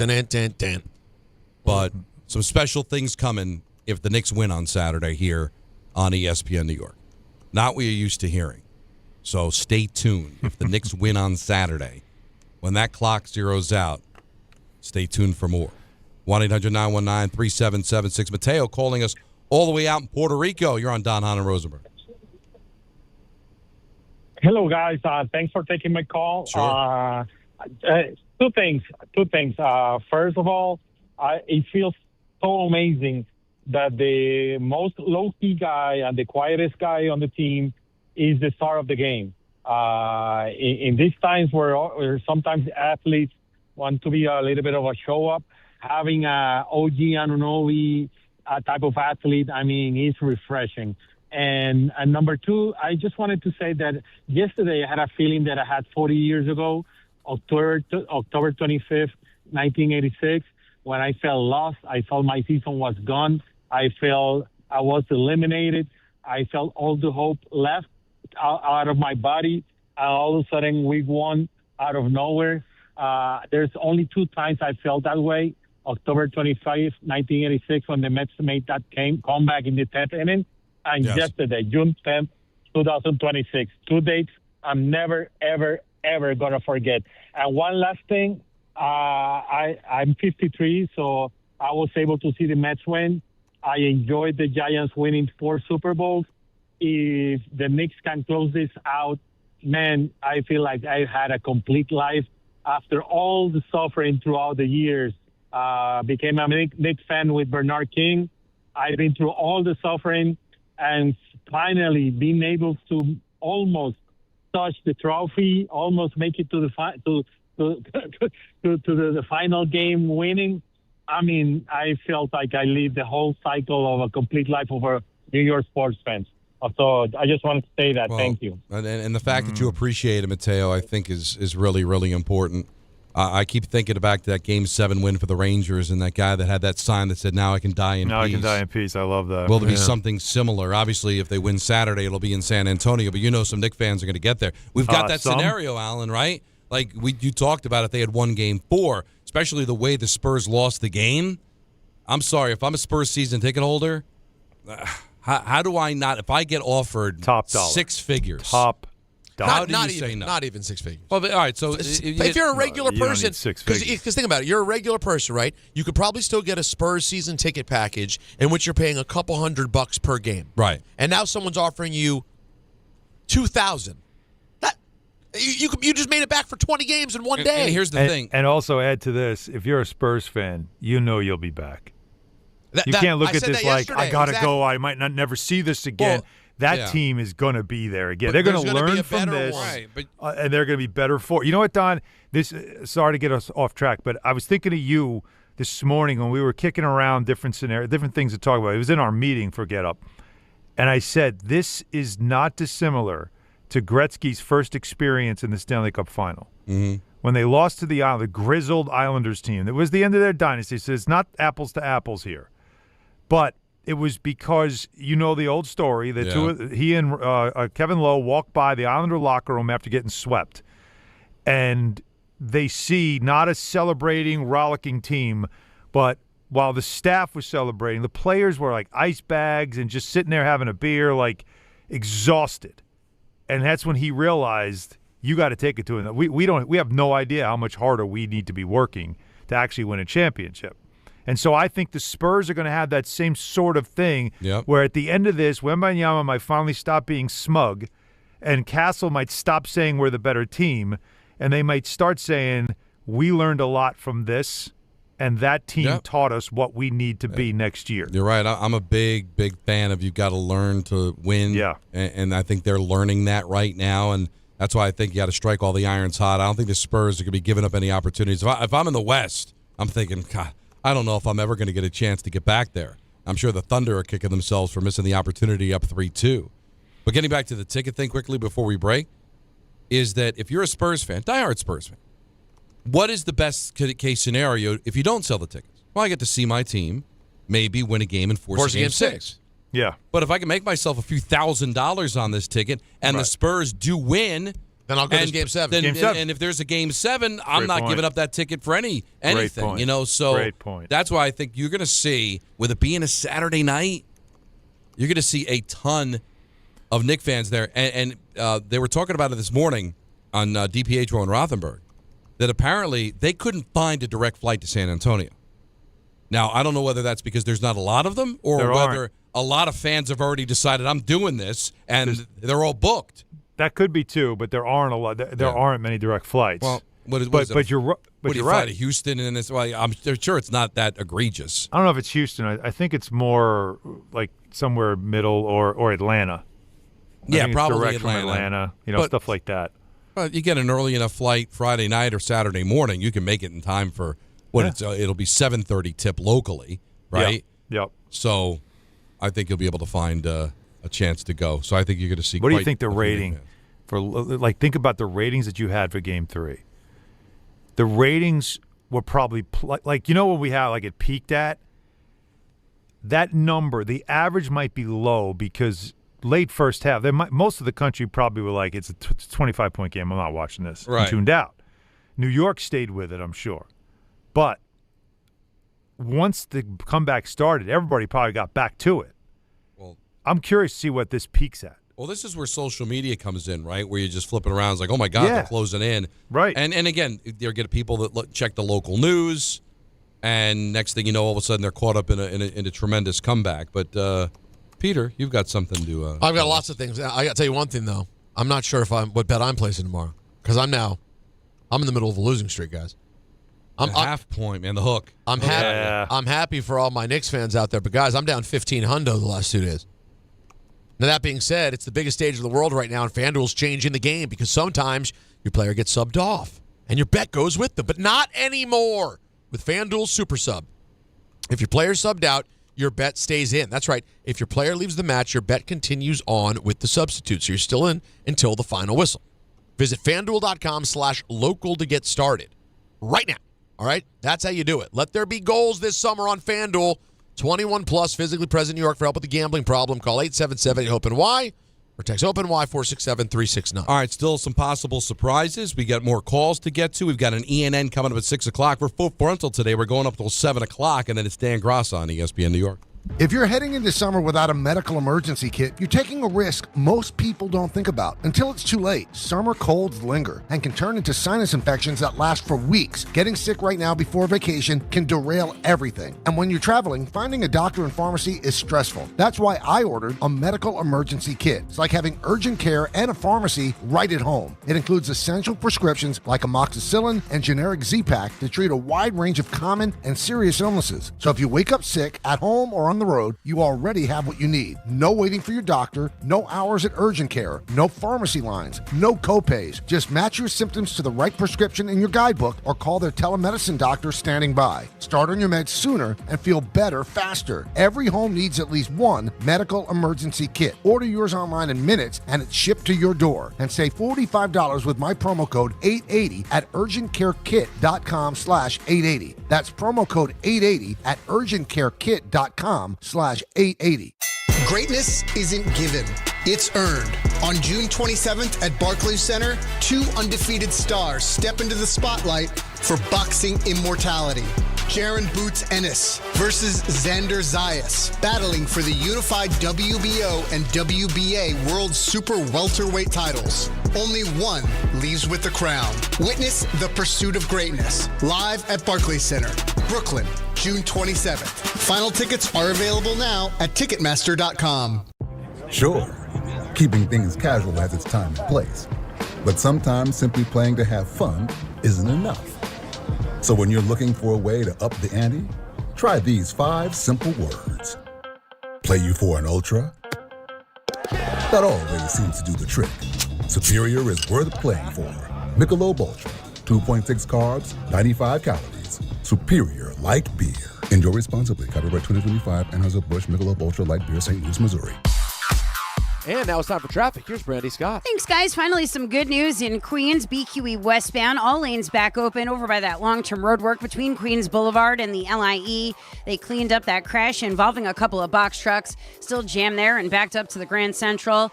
No relief on the Deegan southbound, heading over to the outbound, George. Right after the Cross Bronx by Yankee Stadium, a big collision. FDNY is on the scene. Only the right lane is squeezing by. You're jammed there from the Mosholu on down. Inbound, George, about 5 to 10 for the upper deck. Outbound Lincoln, your best ride at 30 to 40. Outbound Helena, any close to an hour. Long line of brake lights on the Staten Island Expressway westbound, heading over to the West Shore. Delays go back across the Verrazano into Brooklyn. This report is sponsored by the New York City Department of Transportation. Speeding ruins lives. Drivers, watch out for pedestrians and cyclists and slow your turns to less than 5 miles an hour. I'm Brandy Scott on 880 ESPN New York. Your favorite sports, teams, and exclusive live events are waiting for you on the big screen when you watch on the ESPN app. It's all of ESPN, all in one place. Your home for the biggest live events and the best championship moments. This thing just got wild. That was incredible. Love Scott Van Pelt. Get a good look. Ain't nobody bigger than us, yeah. Get the ultimate sports fan experience when you stream on the ESPN app today. So Ryan and I came to the decision to get life insurance when I was pregnant with our first son. He really wanted us to be taken care of if something happened to him. He provided for our family in life and also after his death. I think that would make him proud. Ethos makes it fast and easy to get life insurance. Apply in minutes and get same-day coverage. Get your free quote at ethos.com/game. That's ethos.com/game. Paid testimonial. Time spent on application may vary. Online health questions required. This is your home for the Eastern Conference champion New York Knicks and the NBA Finals. WHSQ and WCBS-FM HD2, New York.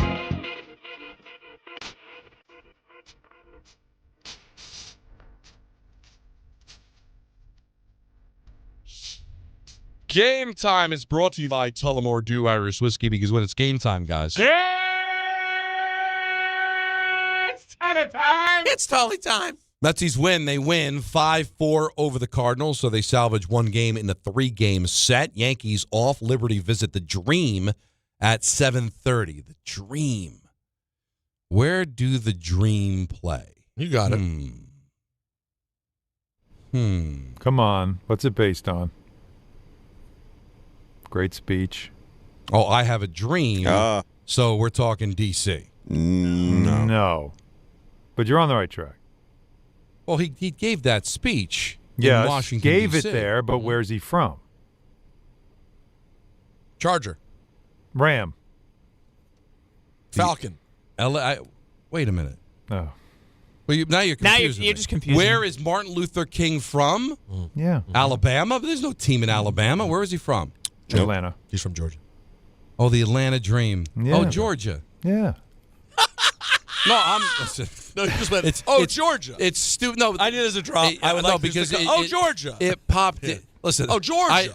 It doesn't sound right to say I'm a fan, but because he was more important than just somebody I like rooted for. I'm a fan. I don't exactly follow him. I am somebody. I don't follow him on social media. I'm kind of a geek. But I like his work. I'm kind of a geek. Well, listen, he was a great man, certainly. Of course.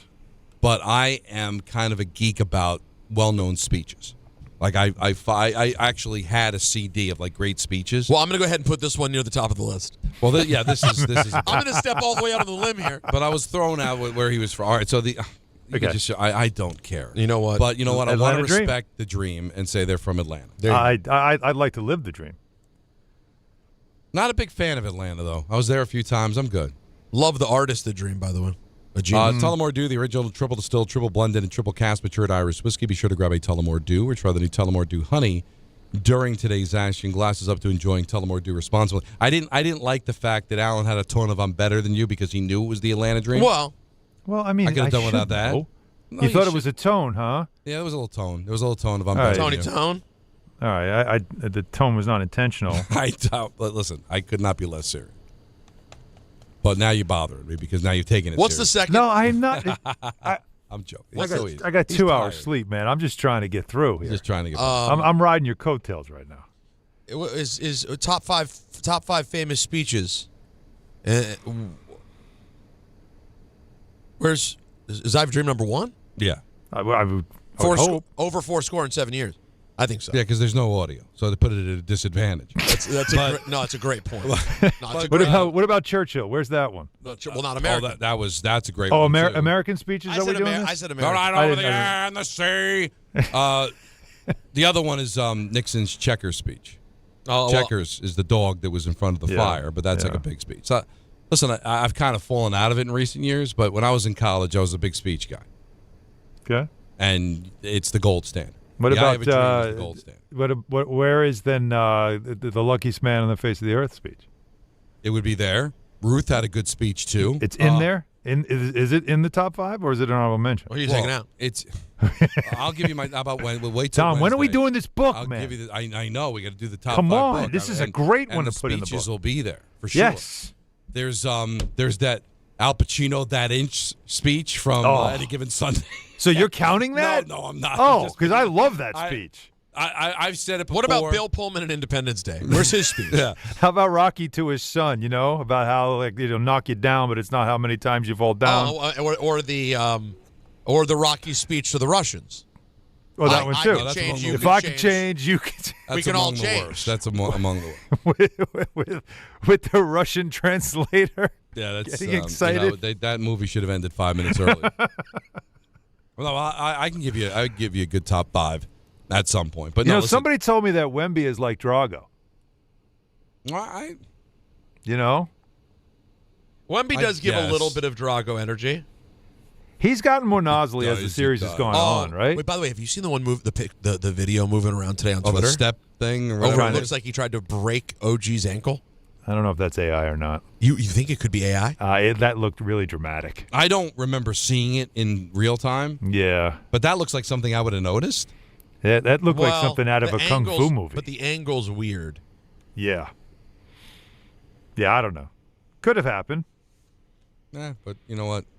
So what? But he's getting more and more nozzly as this series goes on. I'm just saying, if it's real, I'm looking at it right now. Could this be AI? Doesn't that look really dramatic? It does. Yeah, you know what? Like nobody reacted to that? How would that happen and no one reacted to it? Like it looks like that's like a jump kick. You know what? That's a Mortal Kombat move. You know what? I think you're right. It is AI. I got to tell you. It is? I'm watching it again, and I'm pausing it. Does it flicker?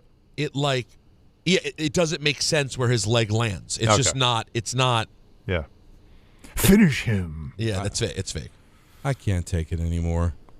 Like I don't know what's real. Honestly, again so close to the tweet. Stay tuned. Oh no, Don. I'm with you. Cannot wait to hit delete on the app.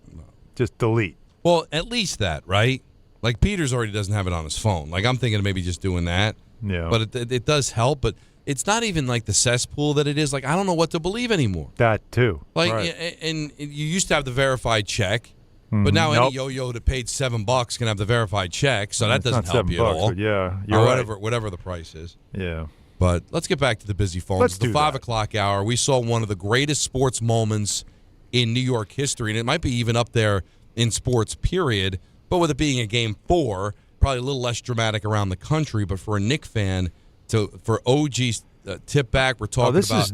This is New York moment, right? This is a good I'd love to hear from people who want to make the comparison. Like, there's some of us who are old enough to remember Gets by Buckner, right? Like, do you have that or the Tyree catch? I think everybody should be old enough that's able to call in. Yeah, of course. Like, to remember that. The Leyritz home run. The Leyritz home run's a big one as well. That Tyree catch, man. That's you got to remember just how dramatic that was. And it wasn't, like you said earlier, it wasn't the game-winning touchdown. It was just to keep the drive alive. And that's sort of what OG's tip is. It didn't win the championship, but it keeps the drive alive. But if they win Saturday or any time during the series, signature play. This will be the signature play, like the helmet catch. And I'd love anybody. We're going to take calls at 1-800-919-3776. If you're a fan of multiple teams, like if you're a Giant fan, is this at the level of the Tyree catch? If you're a Met fan, is it Buckner? If you're an Islander fan, is it the Nystrom goal? Like you know what I'm saying? Was it Gary Myers who said this is up there with? Somebody tweeted the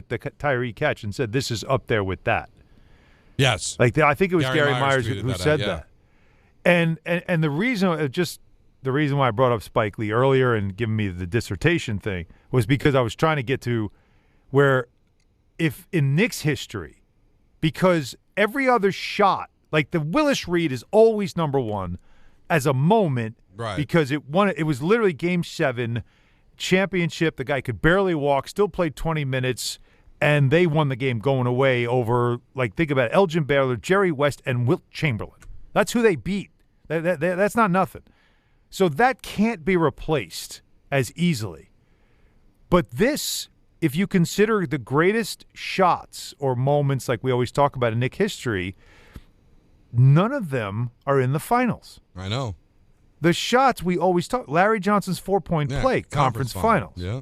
John Stark's dunk over the Bulls, conference finals. Like it wasn't a lot of these big moments. Allen Houston's running jumper, first round. So a lot of these huge game-winning, big moments, things that have happened, they weren't in the finals. So how does this not become the greatest moment shot, and it was a tip-in, it wasn't really a shot, in Knicks history? It has to be. Now, or do they have to win the title to make it that? If you, of course. Well, I'll say this. Well, they didn't win the titles in the other ones. Right, and the John Starks dunk. Yeah. None of them were in titles because they haven't won a title since '73. Willis Reed is a moment. It's not a play. Right. But it's a moment. Mm-hmm. No, it's going to be up there. But if they win, it'll be the signature moment for sure. It's got to be, right? Because all the other ones that we mentioned came in signature moments of a championship. The helmet catch, the Bobby Nystrom wins against the Flyers. Overtime. Buckner was Game 6, but, they won the series. This is Game 4. Now, Mateau, right? That's not in a final. I mean, it's still but amazing. But it gets you to the final. But it gets you to the final. But when we're talking about all-time moments, though, Mateau's got to be... Yeah, Mateau's got to be. In the conversation of one of the great moments in New York sports, right? Yeah, absolutely. But that would be the one that isn't in the final, but still you don't win it without that moment. Right. Or maybe the great moment comes a little bit later. Like Boone's home run against the Red Sox, does that do anything? Because they didn't win the championship. To me, it doesn't do anything. It's like the grand single for the Mets. You didn't even win that series. Yeah, okay. Or the Chavez At least that catch. won the series, though. Yeah, but Boone's won the ALCS and got you to the World Series. No, it's not nothing. It just ends up being. But because it ended, it was a dud, and then the next year, it took so much sizzle off of that home run, even though in the moment it was an epic moment. No, it was an epic All moment. things considered, it was burying the Red Sox once again. Yeah. Getting back to the World Series, but because of what we know after it, I think it changes it a little bit. Yeah, let's go to Tyler in Toms River. You're on Don, Hahn, and Rosenberg. What's up? What's going on, guys? I got a quick dilemma, all right? So I put in a ticket pre-finals, plus $8,000, $25 to win $2,000. So the cash out now is $397. Okay. Normally, 99.9% of the time, I would not cash out. But I am getting married tomorrow, and we're going straight to Italy on our honeymoon. Let's talk about it. So I it. almost feel like, what do you guys think? No, you have listen, I don't know your financial situation, but we're doing okay. You're doing okay. You're taking a honeymoon in Italy. No, you ride this thing out. You got to ride it. It's not a good payout. Let it ride. Go New York. Go New York. Yeah, let it ride. It's teams that are up 3-1 in the NBA Finals are 37-1. Yeah, and it took a Draymond kick to the groin. Right. In the other one. Yeah, the odds are in your favor, and may the odds forever be in your favor. I can't imagine that. Listen, I know you're getting married, and that $375, whatever it is, it'll be nice in your pocket going on your honeymoon. Mm-hmm. But the $2,000 that you stop it. Yeah, the odds are way in your favor of winning. Come on. I wanted to know where he's going on the. Did he say Italy? He said Italy, but I wanted to know where. He just said Italy. Yeah. Now I got to tell you guys though, I'm a little worried about the bet. Do I keep betting though? Do I bet again? Well, if you don't bet again, and God forbid they lose, you'll be. Are the Spurs favored? They have to be, right? Yeah, but it's got to be tight. Spurs will be favored. So I didn't look yet, but I'm under 500 in my account. Should I just bet all that I got left? Here's what I do. No. Here's what I would do. This is all about you betting the Knicks. Didn't have to be on the. It didn't have to be on the spread. Just bet the Knicks on the money line. You know what? You got to feel good about them winning this series, right? So it may not be Saturday, but you're going to get. But he's going to be broke. Yeah, you see what he's saying? He's I'll down lose to. it all. I'm down to the he's last. under 5, so he can't even. If they lose Saturday, It's he's over. out of money. So And he can't bet another game. And do I bet a money line now to win even more? Or do I bet him to cover? I've been betting to cover every night, right? I've only bet a money line like once. All I know is I was on with my brother this morning on Did Busted you guys Open. fight? Yes, because he says that all the credit deserves to go to Danhausen for this run. He should he should have his own float in a parade. Okay. They should give him the key to the city. And I said, listen, if I was giving him the key to the city, I'd be sticking it, somewhere. Obviously, that's Sirius Satellite Radio, so go listen to the replay of it to find out exactly what I said. But did you guys really get into it? Yeah, but love it. My brother. I started this yesterday. Listen, it's crazy. I texted him yesterday, and I said your brother hates Danhausen. Yeah, and he told me that. And he goes, yeah, perfect. My brother. God forbid anyone have fun. Nick Nemeth was his co-host. He seemed to be nicer and more understanding. David just all of a sudden loses it, like he explodes like a grenade. But he's a little performative in that. The whole thing was that Danhausen with his prediction 16-1. Including the NHL, because he's done it with the NHL. Apparently, he cursed Vegas when Carolina won, and then he cursed Carolina when he's 16-1. Well, if this is the whole vibe of this going, what are you? I guess you're 13. You've bet them every time you've bet them. Me, you, yeah. They're 14-1. No. Yes. Winning wise. Not you winning, but you. The whole thing was you bet them, they win. Right. They're 14-1. Correct. So if Danhausen's getting the key to the city, according to my brother, you're 14-1. You can't stop. No, you're right. So why don't I do this? But I'd protect myself if I were you and bet the money line rather than the number. But that's a risk. That's a bigger risk.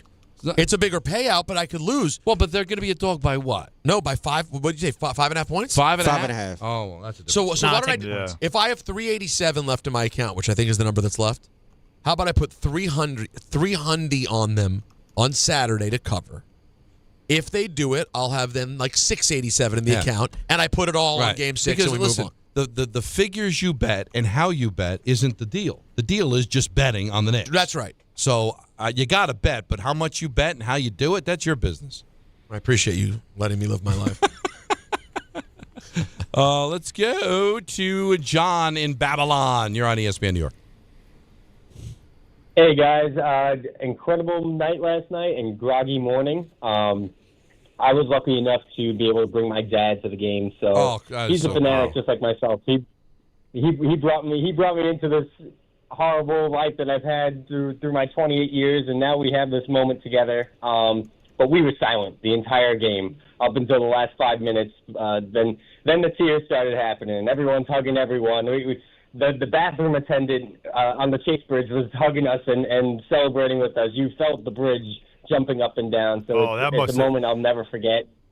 So it was like, was the bridge? Forever, was the bridge really moving? Like, could you feel the bridge moving? I've always wondered if it got loud and rowdy enough with that bridge, because Don knows there's certain hockey arenas in Canada that when the crowd goes crazy, the bridge, like in Calgary is one, the old Edmonton building too, would shake, and it's scary. So I was wondering if that bridge did have any type of movement. So you're saying you felt it?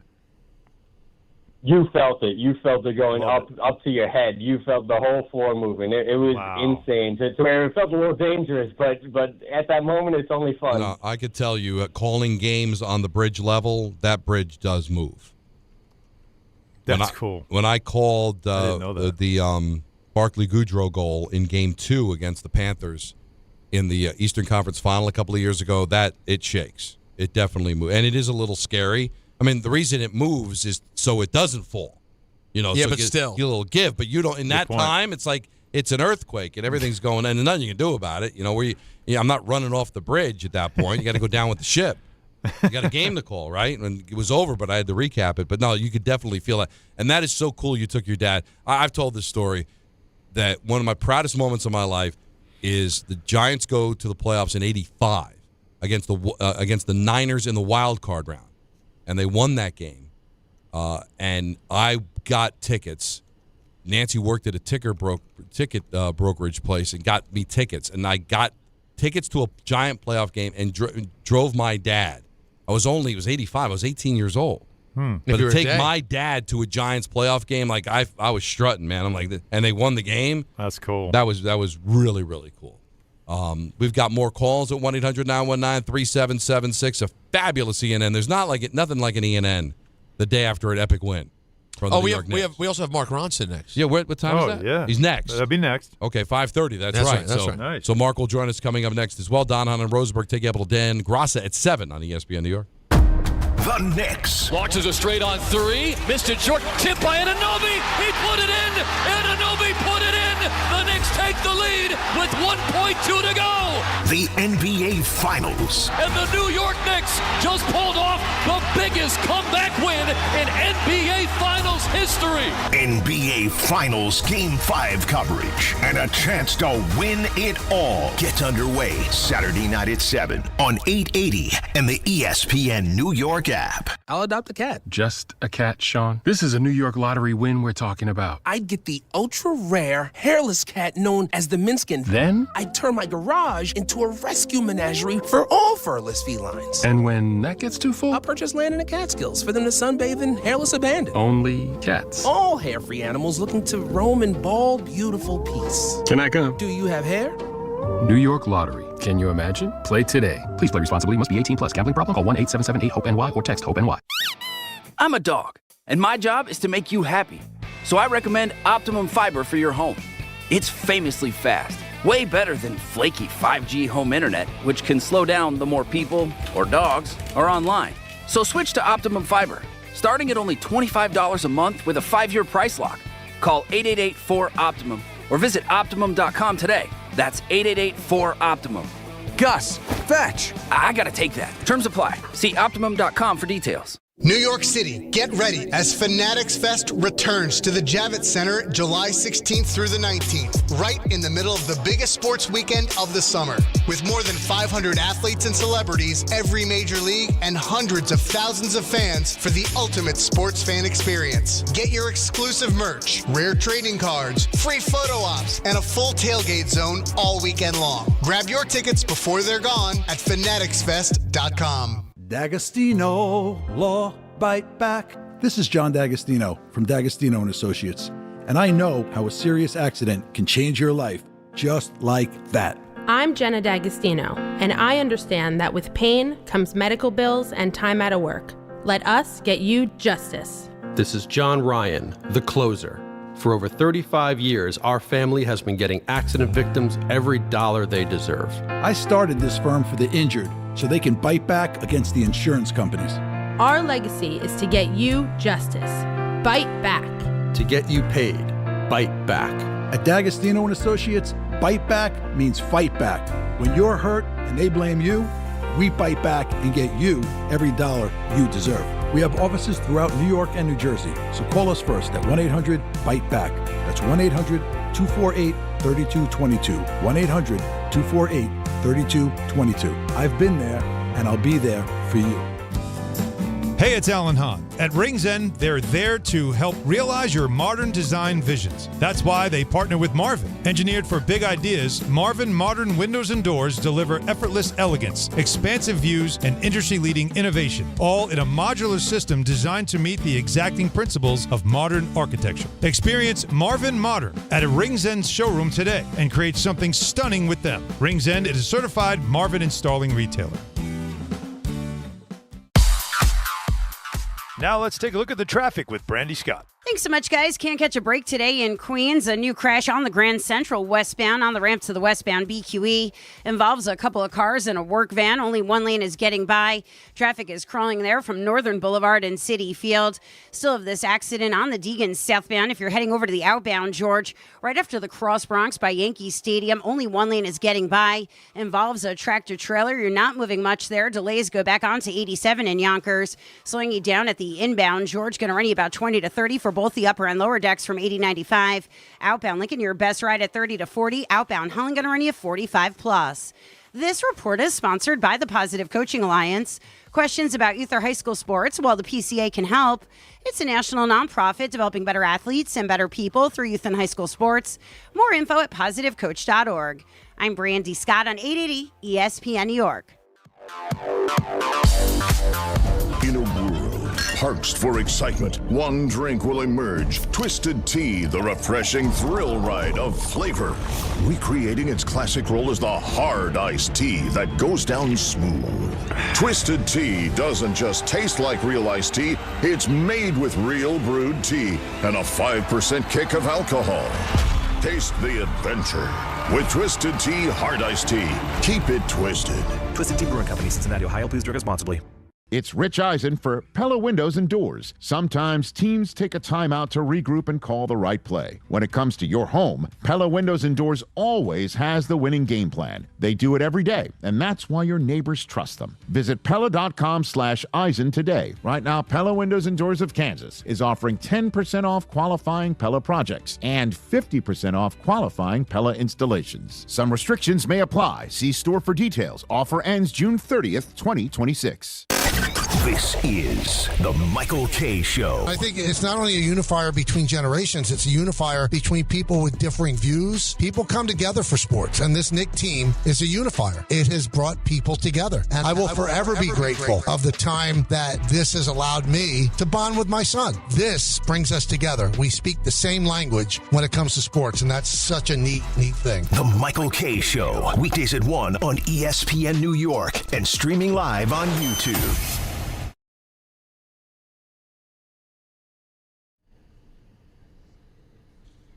In mere moments, we're going to talk to Mark Ronson and get his thoughts on what it was like to be there last night as a fan, seeing the Knicks take a 3-1 series lead. Now, as we wait, somebody on Twitter by the name of Buckeye HQ says he has a reverse angle of the Wemby play. And looking at it, it does look a little different. I don't know if I'm gonna retweet it. So you mean the one of him stepping of the stomp? Yeah. So I hear it's not AI. It's just that it's the angle. But there's the angle from the one that everybody is showing that we think might be him trying to kill OG Anunoby. Yeah. Then there's the straight on, like what you would have seen on television, and it does not look as egregious. You're telling me that's because of the angle? I think it's the angle. I think that's. I don't know if you're seeing this, Alan. Yeah, I'm watching. The other angle does show the foot doesn't go at his leg; it goes in front of him. Yeah, so the other angle makes it look like he's going for his leg, which is why it looks. Look, he's so long and thin that everything he does sort of is jarring by the way he moves. And when you see it from this other side angle, it doesn't look. That doesn't look deliberate. And the other thing too, and this is we're creating these narratives. Though. This is the hypocrisy of the NBA, where obviously the one that deserved the flagrant one was in Game 3, the push on Brunson. Of course. So the elbow to get a flagrant and the other one not. It's disingenuous. Like, all right, you want to give a flagrant to both? I get it. He elbowed him in the face, but you could make the case that was completely accidental, that he hit him. Hey, you're responsible, like a high stick in hockey. You're responsible for where your elbows go. You're responsible where your stick goes. But you know the truth here. Once that goes to the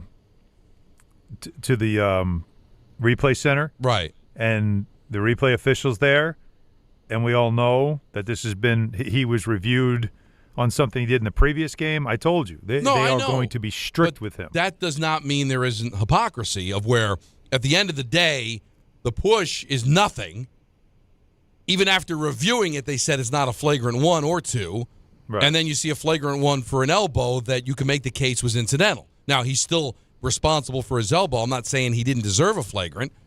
But you look at the two plays, and it's not even close which one deserved the flagrant 1. Mm-hmm. And for the result to be the exact opposite, this is the trouble you get into, Alan, because Tim Peel, former official in the NHL, lost his job because a mic caught him saying that there was a makeup call, that because of a screw-up earlier in the game, he called something to make it up, and the NHL fired him. But what you're saying that basically it's the same thing. We're making up for the egregious mistake in Game 3 by doing this in Game 4. It's the same thing, right? It's the better thing to do is just call it right, man. Replay it and just give him the flagrant. And if he ends up doing something that's a problem next time, that's on him. right? Because at the end of the day, it looks like you don't know what the hell you're doing. You're right why they did it, but they're doing it because of the screw-up originally. Well, that's what you can't protect these players, man. I understand you don't want to lose Wemby and the rest of the NBA Finals, but if you end up losing him, that's on him. Yeah, I agree. I can't protect these players. Because he's being extra, and you got to know that what he was doing there. But the fact that no referee saw it, I told you. They talked to him and told him, all right, you got away with one, but watch yourself. And that and I said, and whatever he does, they're going to overreact to it as a correction. And that's what happened. So now he's got 3 points against him, which means one more flagrant, which, I mean, he's an idiot if he gets one more flagrant. I mean, what are we doing now? Well, that's the thing I was thinking about yesterday. One more flagrant would lead to a suspension. So, things could happen in Game 5. He could get a flagrant, still finish the game. They could win the game. But because now they have 4 points, guess who's not playing in Game 6? When they were down 29 and that foul happened, I remember thinking, all right, well, that's something good. Yeah, they're down 29 points, but hold on. One more of these and you're losing him. Yeah. And then 5 minutes later, it's a 15-point game, and we are having a conversation. But do you see the game that's being played here? Now it's all making up for what happened the last, and then it becomes a vicious cycle. Hey, no, isn't that life though? Like, okay, I missed one, but I owe you one, and I'm going to be a little more. Like, I'm not going to be as lenient. I might overreact now because you have already gotten away with one, and if you do another, like it's just human nature, don't you think?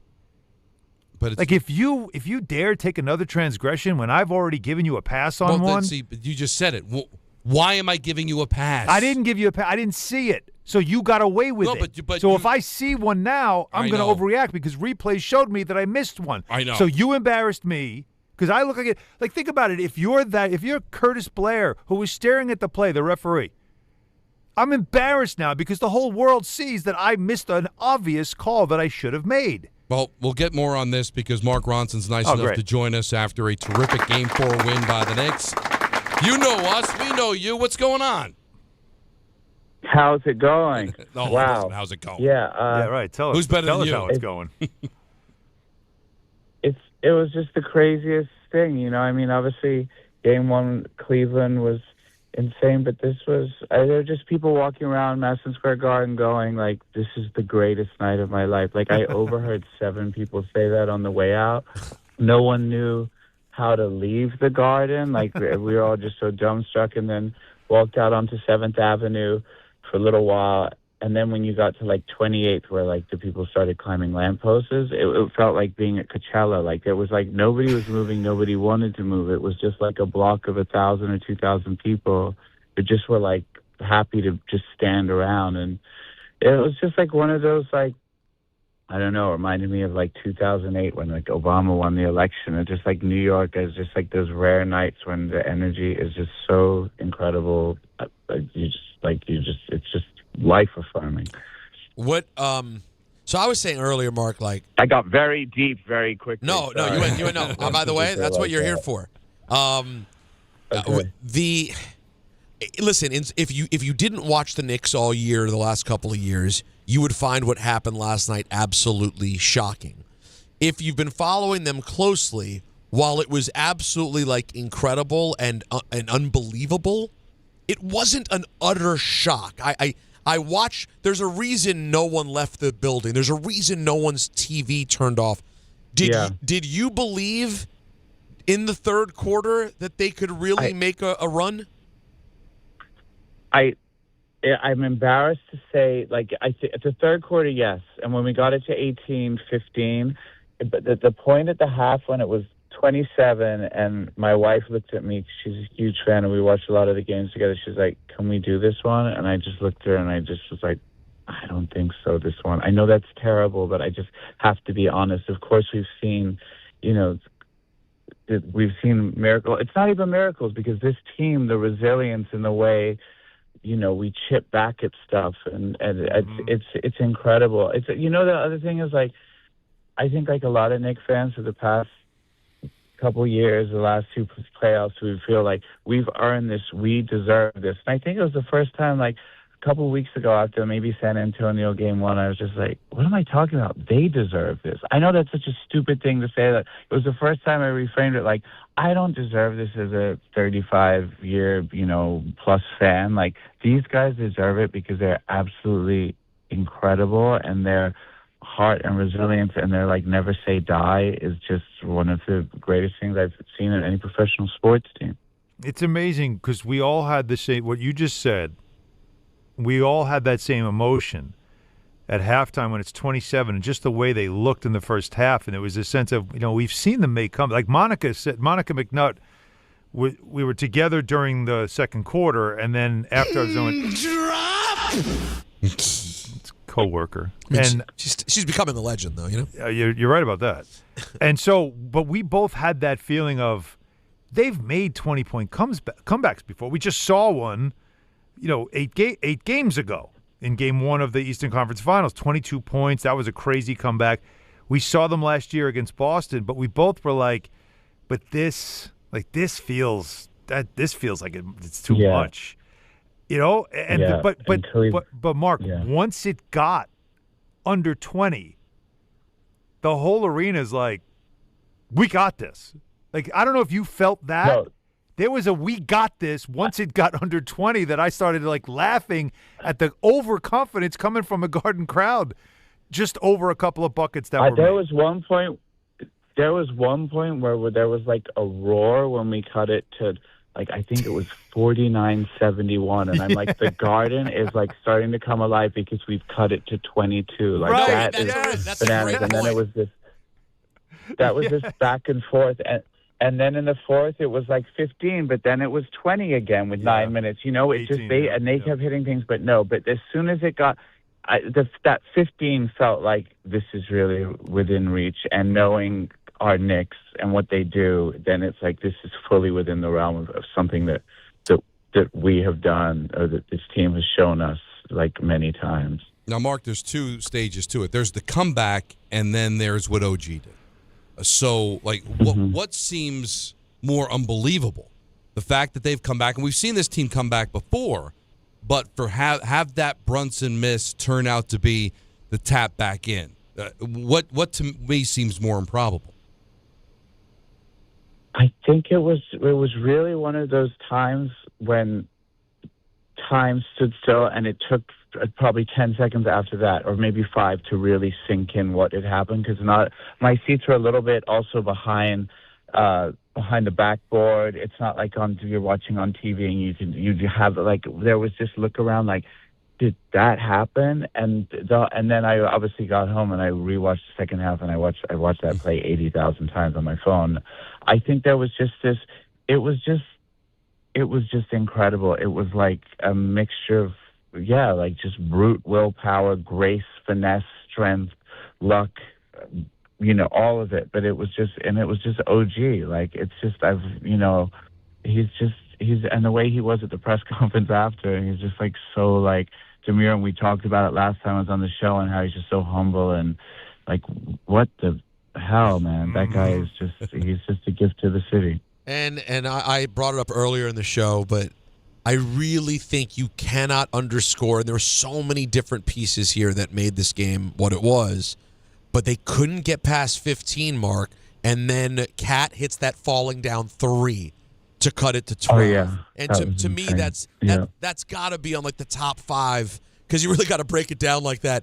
Top 5 moments that sort of turn that thing, Yeah, and then the Alvarado 3 to cut it to 4, because we couldn't get past that 7, 9, 11. Yeah, Cat. Yeah. Yeah, there were just there were so many different moments, of course, that led to that point. But it was the after it was over. What you were saying earlier, Mark, that's what I was kind of feeling, because I'd never seen the court filled like that. Normally, like, again, security doesn't want anybody on the floor. They're quick to clear the floor off. Most of the time they got to take the court up, and because the ice is underneath it or something's coming. But it was filled with people, and I mean famous people and former NBA players. Like, it was a who's who all over the place, and no one wanted to leave. And I'm wondering, did you hear when Sinatra came on? How everyone just stopped and sang? Oh, yes. and I was like, oh, that's now I'm thinking about it, I'm like, I can't believe Wu-Tang didn't do a second set because those guys, it's just, I felt bad for them. Nobody wants to go on at halftime, with all that expectation down 27. It is such a thankless task. And it was funny seeing on the TV, watching it later, like Brunson high-fiving Method Man and everyone on the way out, all the things I couldn't see in the arena. But I can't remember. It was such a blur. I know I stayed for a while. I can't remember if I heard Sinatra. I was like, did I leave too early? Did everybody run on the court? Or what did I miss? It was literally anyone that was in proximity of the court. And it was a who's who. I mean, it really was. Like, honestly. Yeah. And, it just was milling about, and everyone was like almost like it was it felt like a meet and greet. Like, I'm seeing you from across the court, and now we're going to get to see each other and talk. And everyone just gathered on the court. Now, ESPN is also setting up 5 different desks for 5 different shows, and then there's NBA TV sets up their show off to a side as well. So there's also production setting up. But what I was saying was once that all happened, and now it's just a lot of people out there. There's still music playing. Suddenly, Sinatra starts, New York, New York. And for a moment, everyone stopped talking and just sang. It became a sing-along. And it was such a cool moment. I couldn't get my phone out fast enough because it was one of those things like you got to record this to believe it and remember it. And it just got the start spreading the news, I'm leaving today, and then everybody got back to talking. But it was kind of cool. That's so cool. I think I was so busy hugging anyone around me and just like I feel like I heard that song, but at that point maybe I wasn't looking at the court. But it was the whole night was magical. I mean, obviously now I have to close it out, but it was just incredible. Any more trips to San Antonio, or are you done? Good question. I'm really tempted. Like, I just, it would be amazing to be there. I remember watching everybody there in Cleveland in Game 4 when they closed it out and just being like, oh, man, I should have gone. But one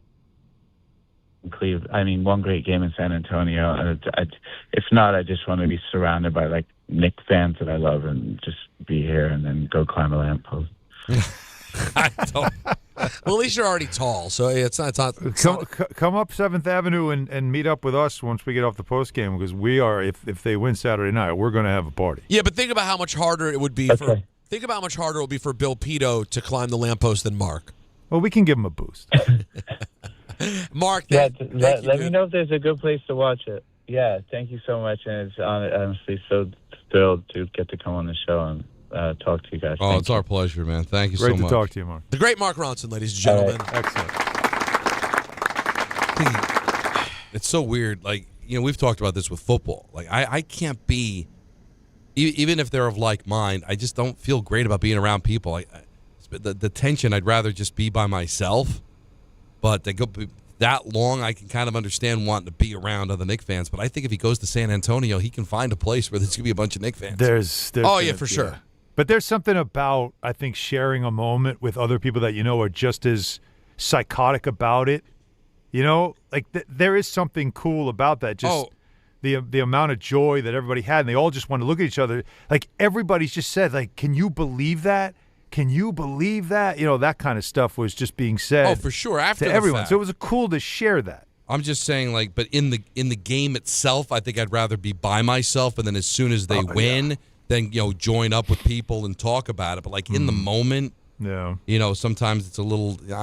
We've talked about it before. It's not my thing. But I understand being around everybody once you do win. All right, more calls at 1-800-919-3776. Peter's got a great ENN coming up at 6. Of course, take up to Dan Gross at 7 on ESPN New York. The Knicks. Launches a straight on 3. Missed it short. Tip by Anunoby. He put it in. Anunoby put it in. The Knicks take the lead with 1.2 to go. The NBA Finals. And the New York Knicks just pulled off the biggest comeback win in NBA Finals history. NBA Finals Game 5 coverage and a chance to win it all. Get underway Saturday night at 7 on 880 and the ESPN New York app.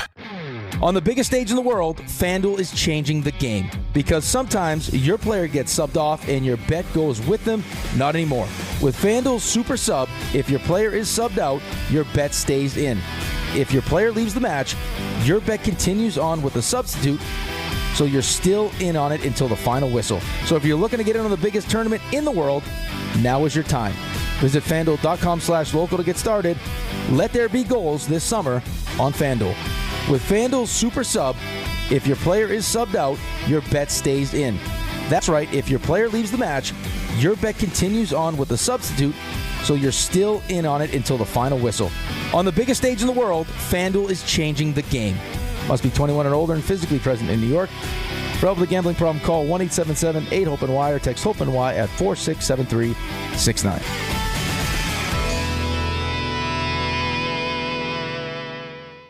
Want to earn extra revenue for your business? Amazon Hub Delivery is looking for local business owners to assist with deliveries. When you become a partner, you and your staff will deliver packages to customers in your area on a schedule that works for you. With each package delivered, you'll gain extra revenue and exposure for your business. Plus, Amazon Hub Delivery makes it easy to get started. There's no upfront cost, delivery experience, or long-term contracts required. Sign up to learn more at Amazon.com/Hub Delivery. That's Amazon.com/HUB Delivery. This is the Michael Kay Show. I think it's not only a unifier between generations, it's a unifier between people with differing views. People come together for sports, and this Knicks team is a unifier. It has brought people together. And I will forever be grateful of the time that this has allowed me to bond with my son. This brings us together. We speak the same language when it comes to sports, and that's such a neat thing. The Michael Kay Show, weekdays at 1 on ESPN New York and streaming live on YouTube. 1-877 Cars for Kids. KARS Cars for Kids. 1-877 Cars for Kids. Donate your car today. Call 877 Cars for Kids to reach a friendly live agent. Donation is super easy, and your car can be picked up as soon as tomorrow. Call us now or go to carsforkids.org. 7 Cars for Kids. Donate your car today. Did you know you can donate real estate too? Big events are bringing more riders across the region. So if you're taking New Jersey Transit for everyday trips, plan ahead. Check schedules, allow extra time, and consider traveling outside of peak hours when you can. New Jersey Transit is running additional service to help keep everyone moving. But a little planning goes a long way. Stay aware, be courteous, and ride smart. New Jersey Transit, keeping your day on track. Plan your trip at njtransit.com. This Father's Day, put the focus on Dad's happy place, his garage. Shop more ways to organize, more ways to build, and more ways to spend time together. With low prices guaranteed at the Home Depot. Get him a rolling toolbox or a wall-mounted organizer to keep it all in place. Or save on power tools like the Ryobi 2-tool driver drill combo kit for just $99. Make Father's Day about building something together with a little help from the Home Depot. Exclusions apply. See homedepot.com/price match for details. Progressive presents ways to save money that aren't bundling your home and auto insurance with Progressive. I can't believe the deal we got on these seats for the game. Wow, they must be pretty high up here. I think my ears just popped. Yeah, here, put this on. Is that an oxygen mask? An official team oxygen mask. Well, I can kind of see the field. Good, your senses are still sharp. You're going to need them for phase 2 of the ascent. Don't save money by sitting in the nosebleeds. You could save hundreds by switching to Progressive. Get a quote at Progressive.com. Progressive Casualty Insurance Company, affiliates, and other insurers. Not available in all states or situations. Hey, soccer fans, it's RJ Santillo from DiPietro Rothenberg. And me, Ray Santiago. And coming up, you can hang with me and my boy Ray Santiago for a watch party presented by our friends at Radeberger Pilsner. On Friday, June 12th, come watch the match between the U.S. and Paraguay at Zoom Schneider Beer House in Brooklyn. Starting at 9 p.m., you can enjoy Pilsner perfection since 1872 from the first German Pilsner. Come out, grab a cold Radeberger, join in on the energy with ESPN New York. It's me, RJ Santillo. And me, Ray Santiago. And we're live from Zoom Schneider Beer House on Friday, June 12th, brought to you by Radeberger Pilsner. It was great hearing Mark Ronson talk about his experience last night. You know, and I can't speak for what would happen if they clinched in Game 6, but it can't be any better than last night, right? I mean, you can't win a game like they won it last night, coming back from 29 points down. It would probably be a similar experience with the fans celebrating the championship and the trophy presentation and all that. Yeah, the court wouldn't be filled with people Right. like it was. That's what made it kind of cool. Was it after the game how the court was just filled with people milling about. It wasn't players in a stage and all that stuff. Although somebody said, just bring out the Larry-O now. Yeah, right. You know, No. But just hand it to him and let's go. But if you go to San Antonio on Saturday and they win the game, and it's a nice game and a good game, and you just win, you win by 5 or 6, but there's no tension convention you had in Game 4. Game 4 is going to be forever remembered. Yes. And the example of that is the 86 World Series with the Mets. Game 7 was tremendous. They were down 3-0, had to fight back to win that game. Some really special things happened. Strawberry hits a home run. But all anybody talks about is Game 6 because of the way that it ended.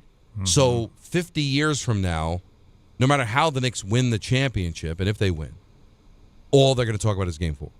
And history will remember that as the moment. Like the U.S. beating Russia was not the gold medal game, but it's the only game anybody ever talks about from the Miracle on Ice, right? Them winning the gold medal. Yep. So unless you, and I can't imagine you would get another win as special as what you got last night. So that certainly is the Is that how the signature movie moment. ends? The movie ends with this game, and then Mike Brown going like, yeah, we went on to win the title, and of course we were losing by 15 points in the third quarter. But as we've done all year, the guys came back. You know, like you have that kind of narrative as they show a celebration. It could very easily happen that way. And if that happens. And again. I'm sure in Boston, I mean, is there anything after being down 3-0 against the Yankees and winning? Like they swept the Cardinals in 4. But that's Fever Pitch, the movie. Right. Fallon and Barrymore were making that movie as the playoffs were going on. They were shooting it expecting the Red Sox to lose because it was going to be him as the Red Sox fan, like being heartbroken again, but because he's found her, whatever. And then they won. Right. So they had to flip the script. And the movie ended with them celebrating the World Series, but they didn't show any of those games. It almost was like fast forward. No, they fast forwarded through the whole thing. It's pretty amazing. In that Fever Pitch, this goes back, I guess it was 2005, I think the movie came out. It was supposed to be Rocky. It didn't matter that they lost. He got the girl. Yes. That's it. But the Red Sox end up coming but back. Then they won. So they were like, oh, well, let's go with this. Yeah, so they're kissing on the field and all that stuff. Like, because if you remember, nobody knew about the movie. So the Red Sox beat the Cardinals. I remember watching the celebration. What's Fallon doing? What is Fallon doing? What is he kissing Drew Barrymore? Right. Like, what's going on there? And then you see the movie like a year and a half later. It's like, okay. That makes sense. You want me to hit you with a hot take real quick? What's brother? that? And just take a second. Okay. A lot of people who don't know better are going at Taylor Swift and calling fraud after seeing her celebrate. I think, because I saw a celebration video, I'm not saying this is true, but I'm saying you would have a much better case if you want to call fraud on the videos I've seen of Jackson Dart and Cam Scatterbo. What were they doing? Celebrating. They've been New Yorkers for 11 seconds. No, I know. Scat's He's been to a lot of games. No, listen, he clearly likes having a good time, getting some beers and hanging out courtside. But I'm saying Taylor Swift, no matter what you say about it, she's been at the games for years. Let me tell you I can't believe I'm defending someone who wore a shirt that said Stevie Nicks with a K on it and brought a friend with a shirt that said K Nicole Kidman. I didn't hate that shirt. But just wear a regular shirt. I will tell you. They sell bootlegs on the street. They're great. No, they paired up as friends. Let's all make shirts. They'll make cute shirts with cute sayings on them. Come on. Sometimes the moment, sometimes you're celebrating the moment because what you're celebrating is that you were there to see it live. Yeah. Now, I go back to when the Giants beat the Patriots in the Super Bowl, the Tyree catch. All right? I'm in the Redskins suite. Oh, I remember. And when the Giants won the Super Bowl, Washington Redskins at the time, their owner, Darryl Green, maybe the greatest Redskin of all time. That's right. All right? Bernard Shaw from CNN. Oh, yeah. Michael Kay. If anything, they hate the Giants, right? They're in their division. People high-fiving and hugging each other. Yeah. And why? Because we just saw one of the greatest moments in football history. Yeah. The Giants beating the undefeated Patriots. That's what you're celebrating. So let me ask you a question. Yeah, that's a good point. So let me ask you a question. They go on to win the whole thing. This Knick team. Does the OG play surpass Tyree? Whew. How can it? Tyree was 11. Tyree was 7 or 11. 7. That was the first one. That was the first one. That was the undefeated. That was the undefeated Patriots. But for the I know, that's tough. I know, but it's still only 17 years removed since their last Super Bowl. It's not 53 years. So, all right, you're adding the context. Yeah, context matters, Alan. Because that's what includes makes the elusive sack, though, too. Manning should have been on the ground on that play. There's a lot of things going on in that play. There's a lot of things going on in the OG play, too. Well, that's true. There was no box out. Wemby's away from the basket instead of getting into the paint for a rebound. Harper and Castle jump instead of hitting the body, but you can't thinking they can out-jump people. A lot happened But there. hold on. There's another thing, too, though. It's called a 29-point comeback that caps off. Right? Well, yeah. So you can't remove that context. So you've got the 29-point comeback, 29-point comeback. It closes out. There's 1.2 to go. I mean, there were several other plays after the helmet catch, but the helmet catch, and it's the Super Bowl. So basically, it's Game 7, right? There's no, and there's Eli, who's a stationary target, all of a sudden, becoming Patrick Mahomes, elusive, and then the ball was caught. Watch that replay. How in God's name is he able to keep it pinned to the top of his helmet? It makes no sense. It still doesn't make sense. It's still a great conversation, though, Al. I love it, and we threw in some others as well because I still go, Mookie Wilson flying down for the first baseline is also part of the reason why Bill Buckner can't make that play. Right? Well, Bill Buckner shouldn't have been in the game. Well, and then there's all the context of that. So that's what makes that dramatic. And then for me also, the Richter save on Bure. Like I know the Mateau, you don't get to the final, but the context of 54 years and all the things that could go wrong, and you're used to it going wrong, and then you have a moment like that where your goalie has to make this a miracle split save. Can I ask you guys a question, though? That's a great moment, too. But let me ask you a question about both of those plays. I was in New York for the Super Bowl in 07. I was not around for the Stanley Cup in 94. But tell me, the actual game, the feeling in the city leading up and after. Which game? Game 7? Comparing all of them. The best of the best up against right now. Is the whole thing better than this? And getting more, because to me, this is the biggest thing I've ever been around in sport. Okay. This surpasses. To be fair, the Redskins' '91 team in Washington, as Don, you always point out, one of the greatest Super Bowl teams in history, rolled the whole year. Everyone talked about the Redskins bandwagon. They took over D.C. Guys, it's not like this. It's every block, every old lady, every race, everyone's wearing Knicks every day. And then you have the 29-point comeback. And then you have the tip-in. When you add it all up, Alan, I think it's impossible. You're making a great point because all throughout, this is not just a Manhattan thing. All throughout the tri-state area, there are watch parties. There are school children who are told today is blue and orange day, wear your Knicks colors, and everybody's doing it. There's people at work doing it, and it's everyone wants to talk about it. My boy Blake, who I do evolve with for WWE, we had a taping today in Stamford. We were in Stamford. He arrived last night. He told me that last night there were in Stamford, the people poured into the street in downtown Stamford. And we're going nuts. Tri-state area, man. It's the whole area. Because it's the one team. Because it's just the one team. It's the one team. It's the one team. It's a small town. And also, it's so difficult to compare, what's happening now to like 94, like 30 years ago. The watch parties. I was told it felt big. Well, right. Excuse me. That is a drop, folks. What else is that big? is a drop. Oh, wow. We shouldn't have to be told. ENN is coming up next on Hahn Rosenberg, ESPN New York. If you're heading into summer without a medical emergency kit, you're taking a risk most people don't think about until it's too late. Summer colds linger and can turn into sinus infections that last for weeks. Getting sick right now before vacation can derail everything. And when you're traveling, finding a doctor and pharmacy is stressful. That's why I ordered a medical emergency kit. It's like having urgent care and a pharmacy right at home. It includes essential prescriptions like amoxicillin and generic Z-Pak to treat a wide range of common and serious illnesses. So if you wake up sick at home or on the road, you already have what you need. No waiting for your doctor, no hours at urgent care, no pharmacy lines, no copays. Just match your symptoms to the right prescription in your guidebook or call their telemedicine doctor standing by. Start on your meds sooner and feel better faster. Every home needs at least one medical emergency kit. Order yours online in minutes and it's shipped to your door. And save $45 with my promo code 880 at urgentcarekit.com/880. That's promo code 880 at urgentcarekit.com/880. I'm a dog, and my job is to make you happy. So I recommend Optimum Fiber for your home. It's famously fast, way better than flaky 5G home internet, which can slow down the more people, or dogs, are online. So switch to Optimum Fiber, starting at only $25 a month with a 5-year price lock. Call 888-4-OPTIMUM or visit Optimum.com today. That's 888-4-OPTIMUM. Gus, fetch! I gotta take that. Terms apply. See Optimum.com for details. Long Island is more exciting than ever at Jake's 58 Casino Hotel. This June, don't miss our midweek Money Rush drawing and your chance to win your share of $50,000. Be here on Wednesday, June 10th and 24th from 3 till 6 p.m. when one lucky winner will be drawn every hour to win $5,000 cash. Then at 7 p.m., one winner will take home $5,000 cash plus any unclaimed cash from the previous drawings. Come to where Long Island wins at Jake's 58 Casino Hotel.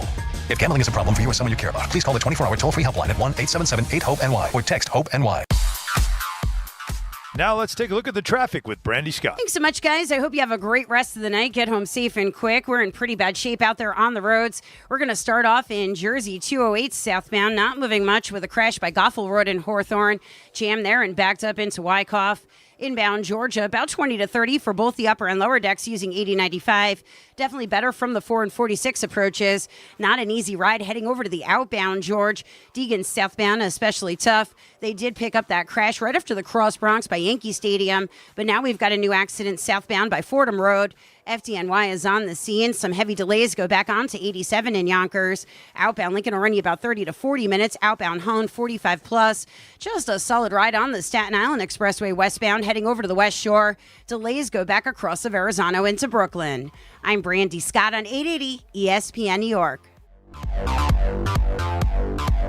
Are you ready to make a difference for the environment while helping the visually impaired at the same time? Then donate your vehicle to Heritage for the Blind today by calling 1-800-983-6530. Every donated vehicle will either be properly recycled in an eco-friendly manner or given a new life through reuse. Donating your vehicle is easy. Simply call 1-800-983-6530 and Heritage for the Blind will do the rest. They'll even arrange for your vehicle to be picked up at no cost to you. And for a limited time, when you donate your car, you'll receive a $200 restaurant voucher and a 2-night, 3-day hotel stay at one of 50 locations. Call 1-800-983-6530 right now to schedule your vehicle donation and make a positive impact on the environment while helping others. Heritage for the Blind, where every car donation counts and every person makes a difference. Call 1-800-983-6530 now. This advertisement is paid for by Heritage for the Blind. This is your home for the Eastern Conference champion New York Knicks and the NBA Finals. WHSQ and WCBS-FM HD2,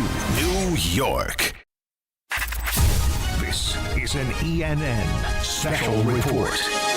Now reporting. The very handsome Jewish man, Peter Rosenberg. We should talk some sports. Do what you want. It's ENN.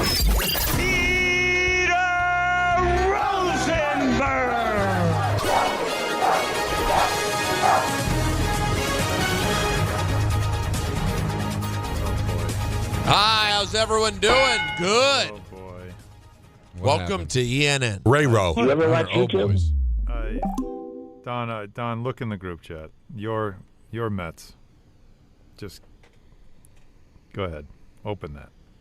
Go ahead. Let's take a guess. Go ahead, Peter. Continue. I'm watching. But I can't do it because it's Instagram. Oh. I don't have it on my phone. They faked having a Spurs fan in the Burrow race. No, he ran out to break up. The Burrow race was happening. All the different, the different icons of New York stuff, a building and stuff. And they had a Spurs or somebody pretending to be a Spurs fan run into the middle of the race, and they all beat the crap out of him. What are you doing? It's just they're doing their best. No, because that's the problem. That's their best. Well, I mean, that's not that. Of all the things the Mets could do, I thought it'd be worse. But that's kind of it's just goofy. It's once fine. again, It's goofy. No. But you're trying to bite off something else that's not yours. No. You know what I mean? No. Nah, I mean, no, it's not even that. Here we go. It's that right now we've got an issue with people literally doing that. Yeah, I know. After That's games. my point. You know, so never mind the jumping on the bandwagon or whatever. It's just that like you're trying to stop that narrative, and then they do that. So, but I think it's kind of funny the Bronx Giraffe never wins. Well, that's cute. I like that. Right? That makes sense. Now there's something. All right, guys, welcome to ENN. It's brought to you by our friends at Fanatics Fest NYC, baby. I'd like to start off by saying good evening to Don. Where is Martin Luther King from? Yeah. Alabama? But there's no team in Alabama. Where is he from? Atlanta. He's from Georgia. Oh, the Atlanta Dream. Yeah. Oh, Georgia. Now, I also need a short, just Georgia. It's there? Yeah. Okay. Oh, Georgia. Good evening to Don. Listen, I'm your average white guy. I like Wu-Tang. Good evening to Don. Good evening to Don. Oh, wow. Georgia. Busy day, Don. Good evening to Don. Ripping apart, severing flesh, gouging eyes, tearing limb from limb. Good evening. Oh, that takes Are me those back. actual lyrics? Yes. Good evening, Alan. That wasn't today. So a clean day for Alan? Good evening, Alan. We'll get more on this because Mark Ronson's nice Oh, enough great. to... What was that? I don't know. It has something that happened. We'll get more on this because Mark Ronson's nice enough great. to... What did I do? What? Oh, what, the O grade? Yes, the O grade. It's not you messing up. It's Alan's. Oh. It's Alan's random O grade. Yeah, it was a very out of context. Oh, great. Good evening to myself. He knows Wu-Tang. He knows Wu-Tang. Well, that was your Tyler Murray imitation. Let's not forget. He knows Wu-Tang. All right. And to Raekwon. Rosie was good. Not bad. And lastly to Anthony. I was told it felt big. Oh, wow. I think you need my response. Sure to you that, were. That drop. Yeah. It's going to go nowhere, so it doesn't really matter. What do you mean, Drop Madness was back. Is it when? Oh, but then it died. I forgot. That's right. I think it's going to be a podcast-only event. Yeah, it should be. People don't deserve it. People make me sick. Sick! All right, guys. Welcome to ENN. Let's keep things going here. What's this? Oh, this is Torts back and forth about the Knicks Spurs game. This will be fun. With Elliot Friedman, yeah. This is Elliot Friedman. Here we go. Sean, you watched the end of the basketball game last night? I did. They've been watching our games. Oh, yeah? So your guys show support back, right? Well, who would have thought? I wanted to go to bed, but when they got it down to 15, you knew something stupid was going to happen. I'm just basically saying the same stupid stuff's happening in our series. I love that, man. I'm sorry. Stupid. Something stupid. It's called the best stuff ever. Yeah, but I think I knew something stupid was going to happen. we do it all the time when I did games with Dave. It's like the best hockey games are the ones where the coaches are pulling their hair out because everybody's screwing up. Goals are all over the place. Like, listen, a coach is not enjoying. Brown's not happy they fell behind 29 points, so he thinks that's stupid. And Mitch is like, how do we blow a 29-point lead? That's stupid. And we're all entertained, and it's the greatest thing. But You're telling me, Don, in your opinion, you don't think World Cup has a case to be the best sport going? A couple of cases from what I see.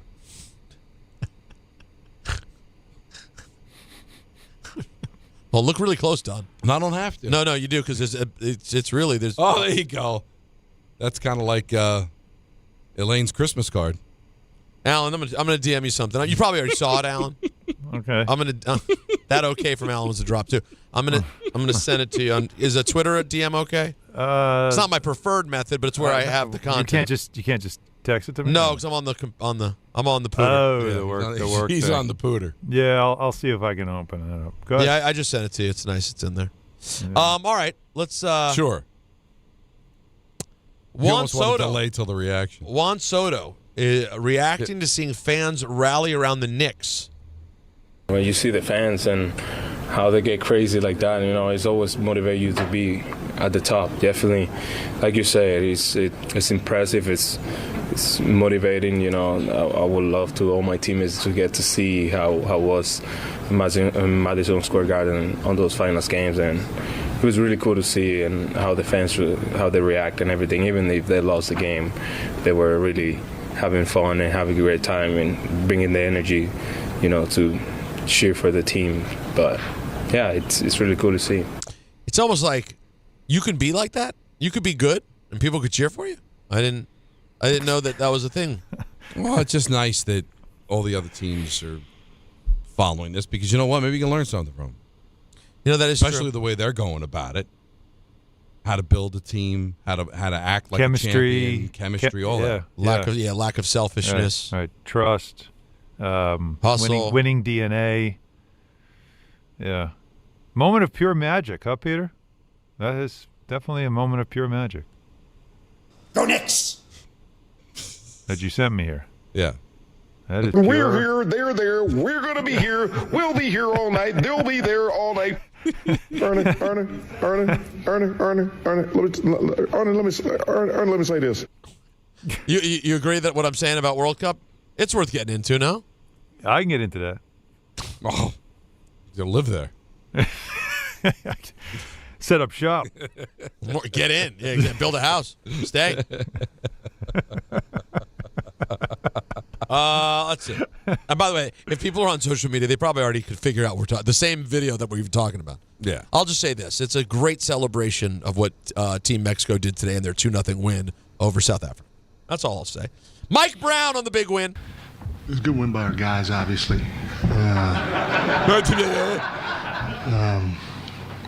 I applaud all of them because we had different guys step up at different times. You take a guy like Jeremy Sohan, we threw him in the game and he gave us 4 to 5 great minutes. I don't even know when. You got to give Mike Brown credit for being able to take something that exciting and make it that boring. It's a skill.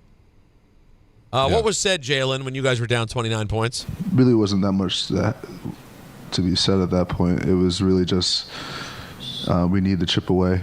We need to hit singles, get on base, and make plays from there. And I feel like we did that tonight, and we found a way to really just continue to do the things that have helped us get to this point. Mm-hmm. And it'll be huge for us to kind of build off that for next game. Is he he's just so locked. He's robotic right now. Guys, he's one of the most clutch players in any sport I've ever seen. The amount of big shots he hits, the amount of threes that I've seen him knock down over the last couple of years when they're in a spot and you go, well, the game's over if they don't get a bucket. I'm talking about when you're down like 15, then you're down 10. He hits all of them. He just is it can you get the parallel if I say this? In clutch time, he should put on a red shirt. A red golf shirt. Yeah. He's Tiger on Sunday. Right? Yeah. Because you know that look that Tiger has had on those days when you just knew like he was locked in?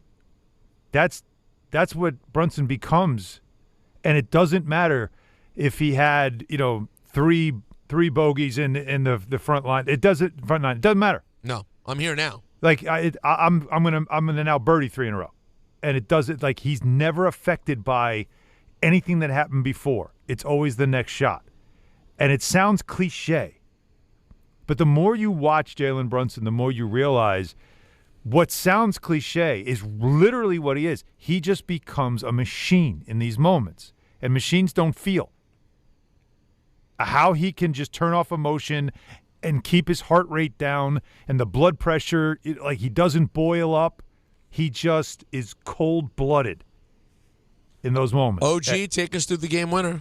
I inbounded the ball to Jalen. He got a pretty good look, and I just went and crashed, tried to get a tip dunk or something. Ball went over my head, so I couldn't really dunk it, so I just tried to tip it in softly, and it went in. It certainly did. Kat, your thoughts on OG's play? I mean, that's OG, though, man. That's what every time we in the game with OG, third quarter, second quarter, whatever, he may not be feeling like he's playing his best. Every time I talk to him, I say, I already know what OG Anunoby's going to do in the fourth quarter. He did exactly what I thought he would do. It gave us a chance to win, and that's all you could ask for from the best two-way player in the NBA. Let's hear a little bit from last night's local call on 880 ESPN New York, the tip-in. Here is the call from Tyler Murray and Monica McNutt. Brunson at midcourt. Launches a straight-on 3. Missed it short. Tip by Anunoby. He put it in. Anunoby put it in. The Knicks take the lead with 1.2 to go. Anunoby it's not out over. of nowhere. Wow. Timeout San Antonio.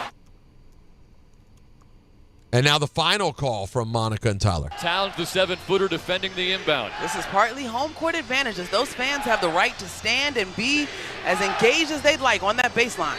Bridges on Vassell. Hart on Castle. Robinson on Wembanyama. Pass toward the middle. Caught by Castle. Dropped by Castle. His shot is blocked by Hart. And the New York Knicks just pulled off the biggest comeback win in NBA Finals history. From down 29, they take a 3-1 series lead, stunning the Spurs 107-106. Tyler Murray has been brilliant, and that's not an overstatement. You guys saw throughout this run, he has been brilliant. Do you guys see on the when you go back and watch it on the inbounds, Cat clearly got a finger on the, the ball? Oh, yeah, absolutely. He affected that. Otherwise, that's an alley-oop dunk for the win. That was a huge play by Towns. You think it's an alley-oop dunk for the win? That was the plan. You saw the curl. But because it wasn't for Wembanyama, that was for Castle. Castle went around a curl. Hart trips. He's there. The Cat tips that up instead of it going. Yeah, oh yeah, that was a critical play by Cat. And Castle, when you look at the slow-mo, like he misses the ball. Like if he gets it in the air, I think he's got time to turn and shoot. So on the replay, it looks like he just dropped the ball, but that's got to be disconcerting when it gets deflected even a little bit. So the timing is all off. Right. But it went right through his arms. But he catches that clean. He's taking a shot. I mean, here's the thing I was thinking about while that was happening. Say Castle gets it clean, shoot, score, game over, Spurs win. Coming back and taking the lead, being down 29, isn't that still something? Like, all right, it's 2-2, Spurs hold on, they win the game, but still, they played awful in the second half. I texted it to, I don't know if it was our group chat, I texted it to multiple texts I was on. When it got to about 4, I said, even if they don't win this game, they'll now be alive in Game 5. Like, is the job done in the sense of... They saved themselves. Yeah, totally I know it's hard because I was kind of curious, if the Spurs win the game, how does the crowd react? Like, is it file out? Do they give them a standing ovation for the effort? Like, how would they have reacted? Good question. Had they lost that game? Because there's still value, I'm sorry, to being down 29 points and taking the lead with 1.2 seconds to go. And if the Spurs win on a miracle shot, hey, it happens, but there's got to be some value to what you accomplished. And potentially carry over. Yeah, that's what I was thinking. It may not, but... I think you're right. I think, you know what? I think you would get I don't know if it's like a raucous ovation, but I think you'd get an applause. It wouldn't have been like miserable when people left. A send-off of like, all right, we tried, go get him in San Antonio and we'll see you in Game 6. Exactly. Kind of like sometimes you'll see. I never realized how open he was on the curl to catch that and lay it in. You see Hart fall? Hart's down. And I still can't believe they don't throw it. I mean, Wemby's 7'5". Just throw it at the rim and let him go get it. I agree. That's the play. Cannot believe that's still the play I like. But I will say this: Castle is so fast, and his IQ is so high that Allen. The reason I couldn't tell what the play was is he's so aware of the deflection. He doesn't even have any business getting back to where the ball landed. He was on the other side of the rim. Right. He sees that it gets deflected and almost makes a play on it, coming back to the ball. Mm-hmm. Man, they're going to be so freaking good, guys. Like, they're going to be so... Like, Wembanyama will get stronger and smarter. Castle will just keep getting better. And that kid, Harper... Remember, Harper's 20, Castle's 21, and Wembanyama's 22. And they're already here. This is the Thunder from... 14 years ago when it was Harden and Westbrook and KD. They don't know what they don't know yet. Now, what happened in OKC is a shame that the egos didn't mesh and they never got back to the finals again. This crew, no, they're going to be back. Well, and it's bad news for last year. Everyone discussing, do we have a dynasty in OKC? That's a really good team, and they've been really good the last couple of years. My personal prediction is they will compete at the top of the West for the next several years. I don't think they get another one. This would have been the year to do it when San Antonio could still be had. I don't know that San Antonio could be had. What a great story that is to talk about on the West. Yeah, that's a great story to talk about on the West. Charles Barkley had some things to say about the Spurs. We saw the dumbest basketball team in the history of civilization. We saw they had a 25-point lead, took eight straight threes. Like, they thought to get, like, that was some of the most mismanaged, stupid basketball. Hey, when you blow a 29-point lead, the other team has to help you. the San Antonio Spurs helped the New York Knicks win this game by doing some of the stupid-ass stuff I've ever seen on a basketball court. Ernie, let me say this. He's not wrong. Some mistakes were made. Some mistakes were made. I told you there was that one possession. That one possession where Wemby just chucks up 2 threes back to back. Yeah. And I was like, dude, what are you? You guys have a lead here. He had an awful second half. And, of course, De'Aaron Fox, you can point to that forever. De'Aaron Fox doesn't back it out, decides to go for the layup. Guys, in that moment, I'm not going to lie, I was scared they were going to call OG for the foul on that play. They didn't. They let him play it out, which they should have. Mm-hmm. Also, a couple other interesting plays there towards the end that we haven't. So much happened, you just don't have time for everything. I just watched a replay on Twitter that when the baseline play where they say the Spurs stepped out of bounds, don't think there was actually a foot on the line there. Yeah, I wanted another replay on that. Now, the Spurs didn't argue, but the one replay they showed, I'm with you. I don't think was he it stepped Castle? out. Who was it? Because I just saw the play again. I don't think they stepped out. Vassell or Castle, but yeah, it was Castle. It was Castle. It was guarded by Hart, I think. So Castle didn't step out there, and then guys, whether it was awareness or luck, Alvarado not getting the backcourt or just the timing of the timeout, I thought Alvarado was about to give it right back to the Spurs. Instead, they get the timeout on time. And also, I got to be honest, I did not realize the rule. The backcourt? I did not the realize ball never it's crossed. both feet and the ball. And the ball, yeah. I did not realize that. Mm-hmm. So, and Alvarado's another one. He was not great for much of yesterday, but late in the game, he is the one extra piece they got to step up and hit big shots. Because Allen, there were possessions when they would get it to 15. And I would get so frustrated because at 15, it would be a Shamet force 3 or McBride, who was 0 for 4 from 3, or a Clarkson force. It just seemed like, and at that point, guys, remember, this is in the period where Cat's not contributing at all. Right. So all you have is Jalen Brunson and OG Anunoby. Bridges, of course, was not good last night either. So the fact that they were able to get it done, and we said, they only win a championship with great play from their big 3. And yet, basically, their big 2 were incredible last night, and the third one, or second one, depending on the day, Karl-Anthony Towns, did enough late to get them over the top. Because I don't think, without, 5 points in the fourth quarter, I don't think they get the win. Yeah, and that big 3, that was a critical 3, the one that he fell back. He did a step back into the corner right before the shot clock buzzer. Massive 3-point shot by him. He was, again, and he was good defensively, despite the fact that the offense still wasn't, what you would expect. But still, he had a double-double, 13 and 10. On the play you were talking about, I'm just looking at the 2-minute report from last night. Yeah, I just saw this. I just told them. And so listen to this, Don. The block, Anunoby makes legal attempt to block Fox's shot, dislodges the ball from his control before making arm contact. So the OG block was good. They're saying the OG block was good. There are some photos that are, again, they're photos, so they're still shots, where you see Anunoby's hand on Fox's wrist. And Spurs fans are saying they missed the call.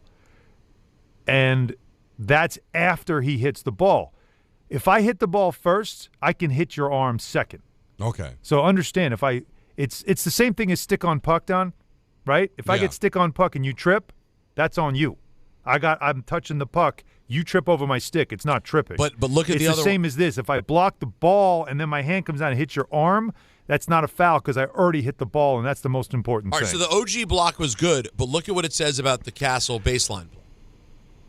Yeah, a foul should have been on Hart for Castle on the baseline there. Castle did not step on the baseline. He was pushed out. He was pushed. They're saying. Yeah, they're saying he was pushed out. But also Wembanyama was defensive 3-second violation at 126. I got to see what resulted in that possession. But that's also another one that a whistle they missed.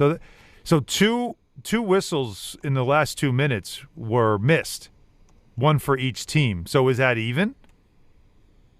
But that's, that just shows you, though, that the game in this series has been so frenetic and so physical, it's been nearly impossible to officiate. But I thought, all kidding aside, Zach Zarba, who he had a moment. I mean, it's a hometown guy, a Brooklyn guy, getting a call in NBA Finals in his hometown in what will now be one of the most memorable games ever.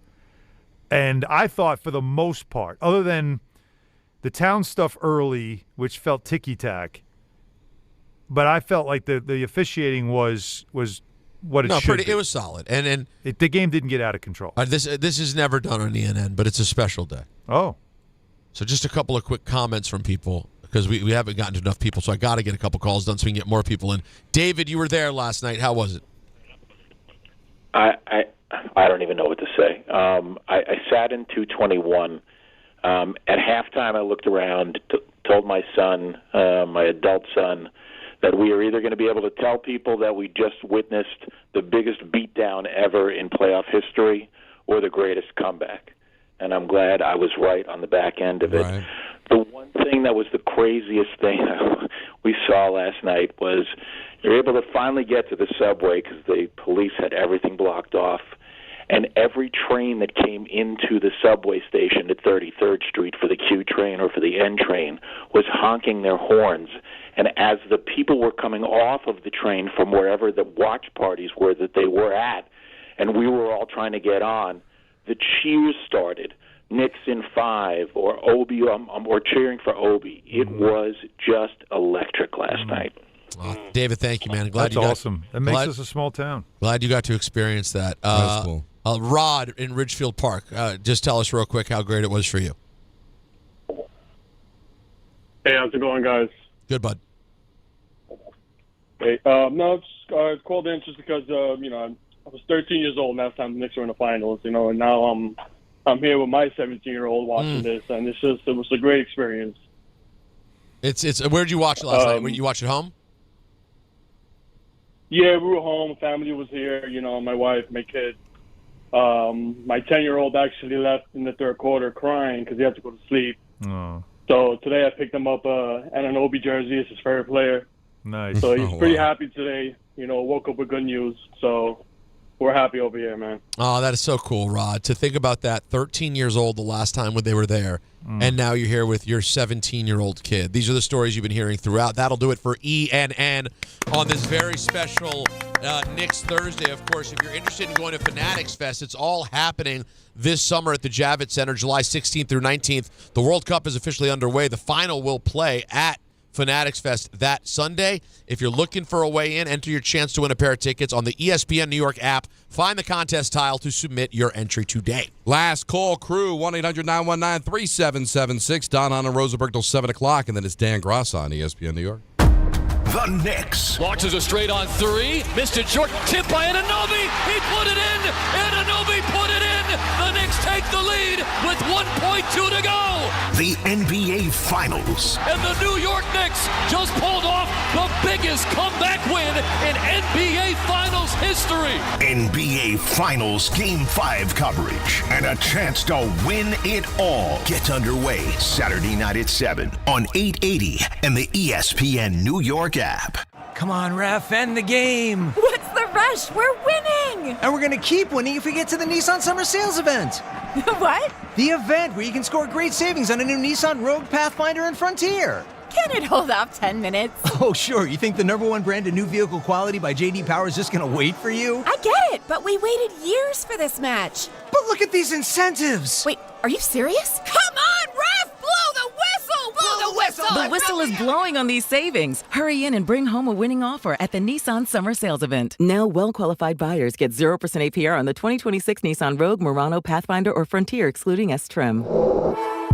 For JD Power 2025 US IQS award information, visit jdpower.com/awards. Awards based on 2025 model year. Example, 0 down payment, 60 months financing at $1,667 per month per thousand financed. Frontier S-Trim, 1.9% APR for 60 months at $1,748 per month per thousand financed. Actual down payment may vary, subject to NMAC credit approval. Not all buyers qualify. Dealer contribution may affect actual price set by dealer. Contact dealer for details. N6/3026.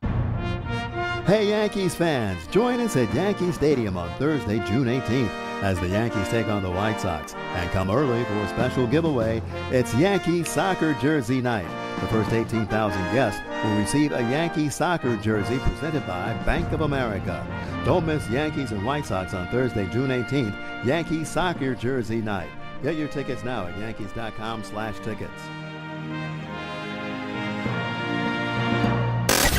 This is the Michael Kay Show. I think it's not only a unifier between generations, it's a unifier between people with differing views. People come together for sports, and this Knick team is a unifier. It has brought people together, and I will forever be grateful of the time that this has allowed me to bond with my son. This brings us together. We speak the same language when it comes to sports, and that's such a neat thing. The Michael Kay Show, weekdays at 1 on ESPN New York and streaming live on YouTube.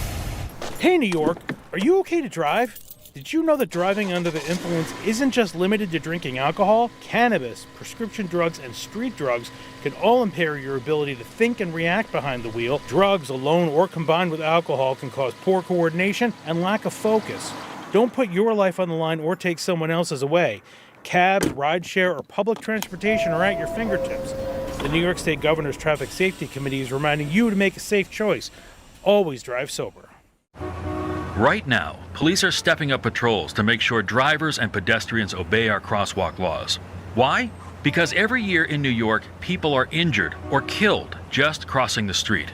So remember, pedestrians, obey traffic signals and use crosswalks. And drivers, yield to pedestrians in crosswalks. If you don't, we will educate you on the law, and you may get a ticket, because tickets get attention, and that saves lives. A message from the Governor's Traffic Safety Committee. This is DiPietro and Rothenberg. These are the moments you dream of. Ronson at midcourt. He got a pretty good look. Ronson pulls a quick three. Off the front rim, no. Ball went over my head, so I couldn't really dunk it, so I just tried to tip it in. Tip by Anunoby. He put it in. Anunoby put it in. It's gone. It's gone. With 1.2 remaining. Tip it good. For the lead with 1.2 seconds to go. Knicks take the lead. The Knicks take the lead. OG Anunoby flying out of nowhere. Bedlam here at the Garden. And the New York Knicks just pulled off the biggest comeback win in NBA Finals history. Morning Start with DiPietro and Rothenberg. Weekdays from 6 to 10 on ESPN New York and streaming live on YouTube.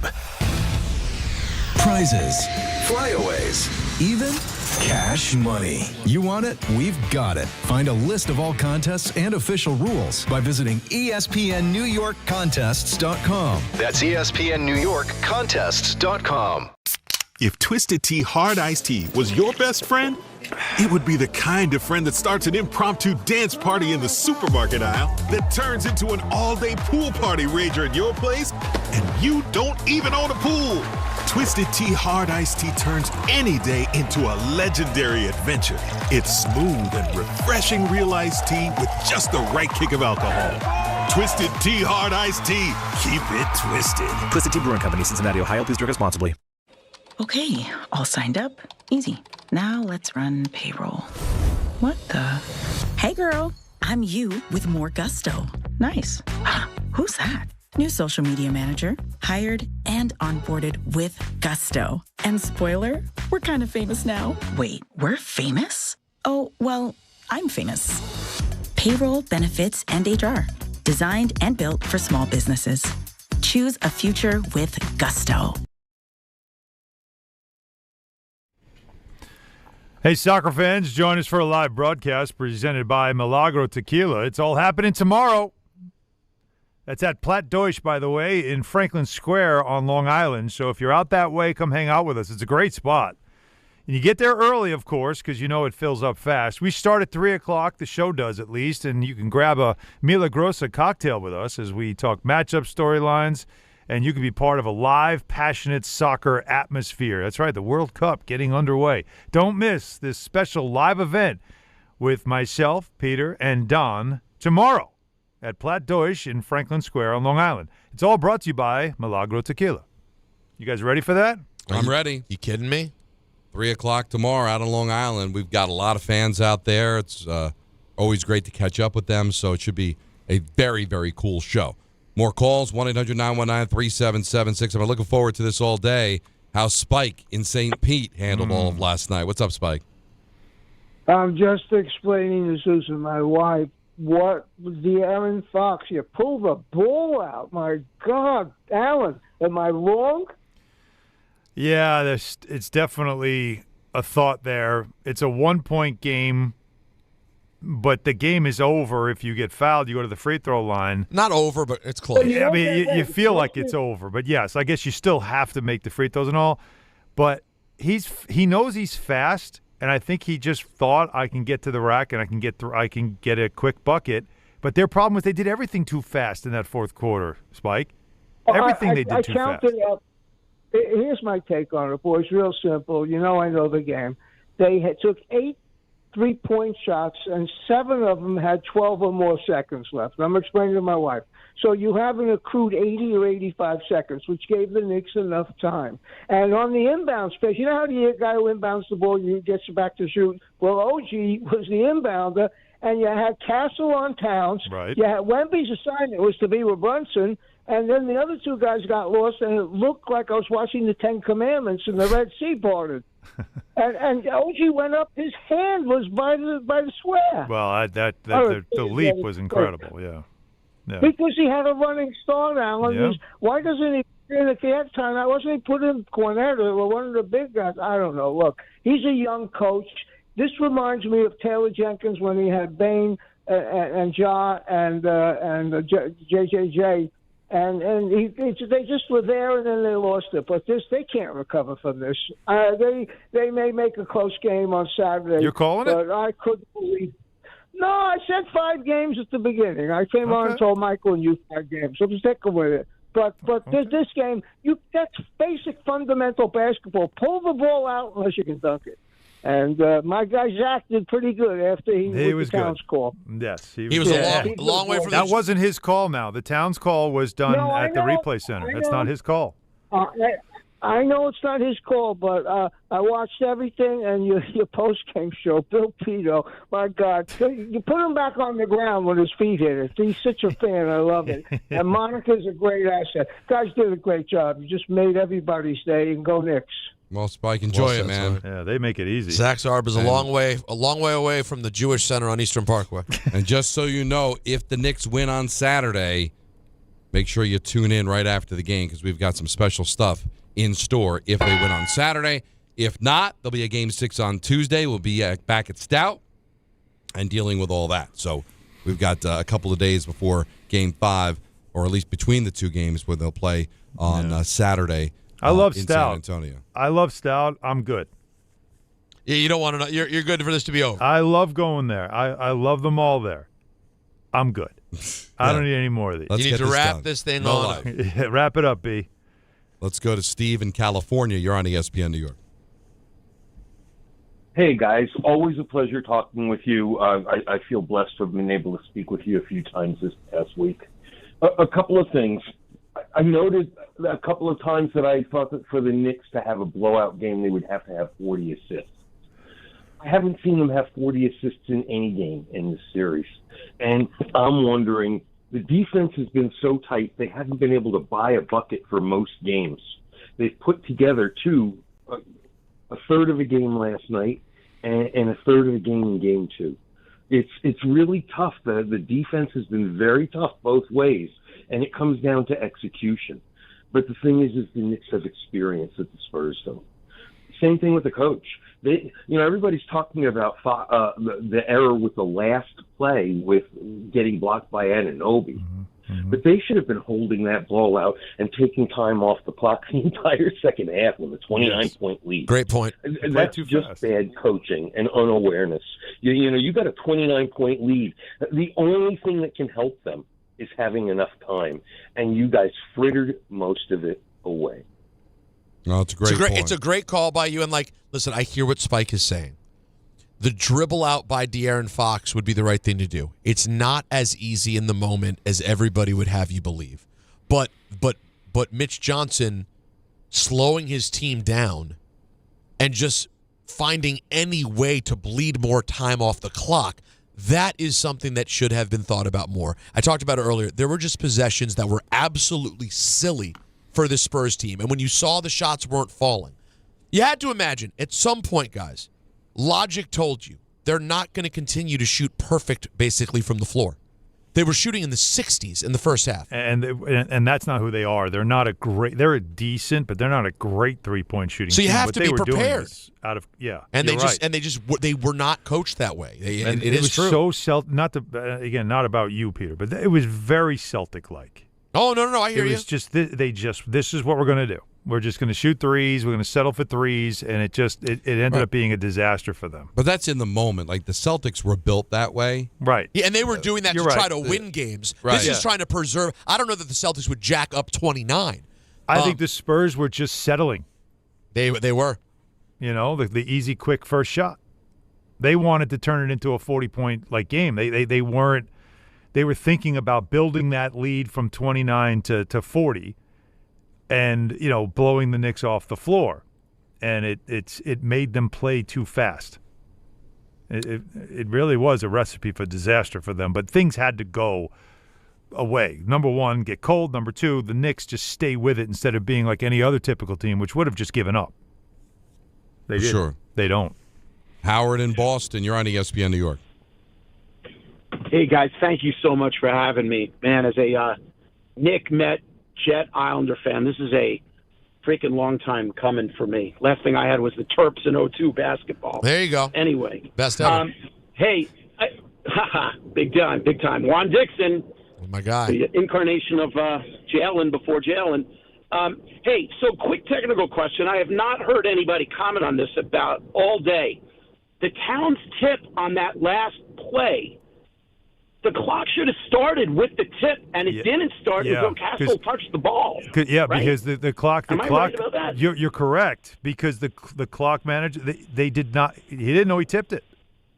That was such a subtle tip that you had to watch the replay back to realize he actually tipped that. They didn't see it. That's as simple as that. It wasn't an obvious tip. Where were we with challenges? Because Towns would have known he tipped it. What if it ended up becoming a challenge situation? Did they have one?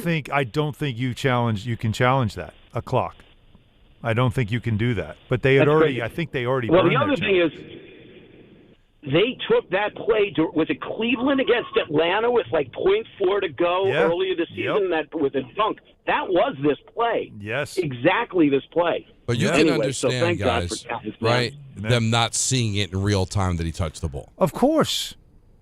Of course not. And there's no way to go, because I just don't know how it works. You're talking about 1.2 seconds.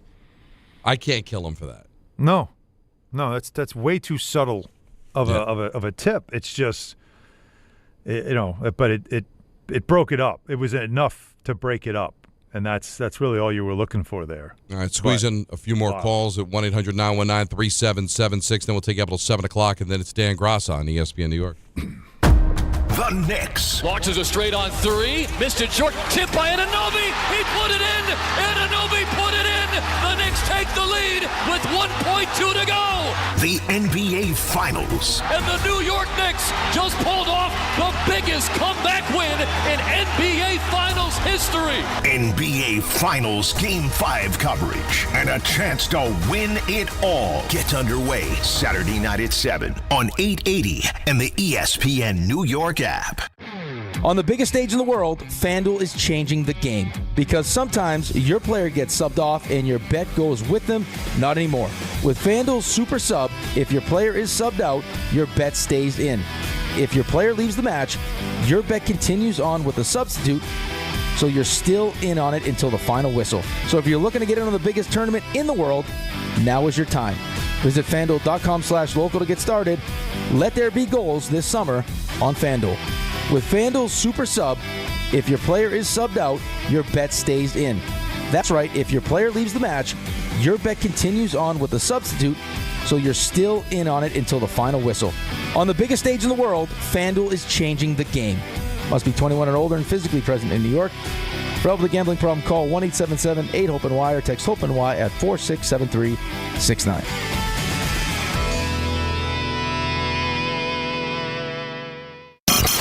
This is Bart and Carlin on ESPN New York. Tip by Anunoby. He put it in, and the New York Knicks just pulled off the biggest comeback win in NBA Finals history. When you look at the totality of what this is going to mean, this is going to be the greatest moment in New York sports history. I don't think anybody will be as beloved as the members of this team in this town. Bart Scott, Chris Carlin, weekdays at 10 a.m. on ESPN New York and streaming live on YouTube. Hey, it's Michael K. Not sleeping? Well, it could be your mattress. That's why I always recommend my friends at PC Richard & Son. At PC Richard & Son, they don't just sell you a mattress. Their experts use a 4-step mattress fitting process so that your new bed fits you perfectly. They guarantee it. Top brands like Sealy, Stearns & Foster, and Tempur-Pedic, and in-home delivery on any mattress $399 and up. It's free. So do what I do. Get to PC Richard & Son for your new mattress. Free delivery excludes Manhattan. Partner with Amazon Hub Delivery to earn extra revenue for your business with your business. Assist with local Amazon deliveries and get paid for each package you deliver. When you become a partner, you and your staff will deliver packages to customers in your area on a schedule that works for you. You'll gain extra revenue, increase exposure for your business, and connect with your neighbors. Plus, it's easy to get started with no delivery experience, long-term contracts, or startup costs required. If you're interested in learning more, visit Amazon.com/Hub Delivery. That's Amazon.com/HUB Delivery.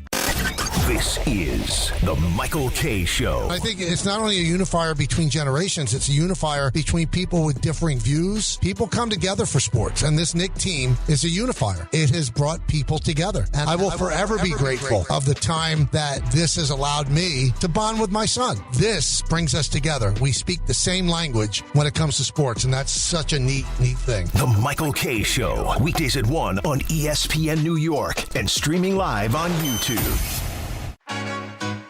In New York City, young men of color deserve every opportunity to succeed. The NYC Young Men's Initiative is investing in futures through education, workforce development, healthcare, and justice programs designed to uplift and empower. And through programs like the Cooney Fatherhood Academy, we're supporting young fathers and building brighter futures for themselves and their families. Visit nyc.gov/YMI programs or at NYC Young Men on all socials to learn more.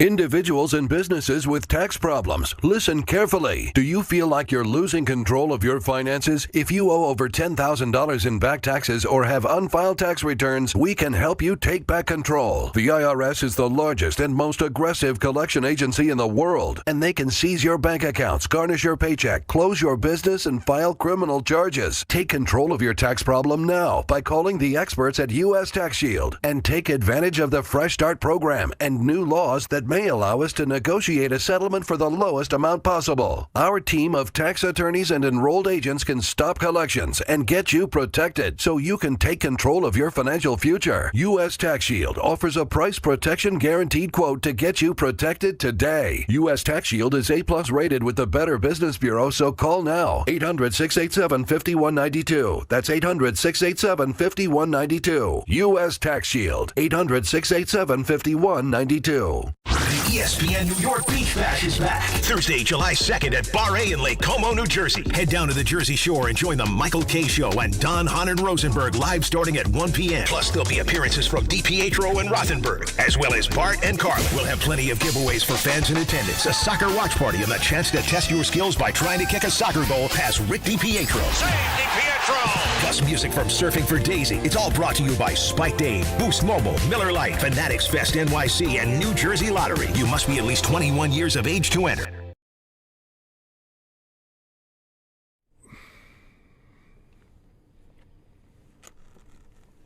Stanley Cup final tonight. Looking forward to this game. Game 5. It's been crazy.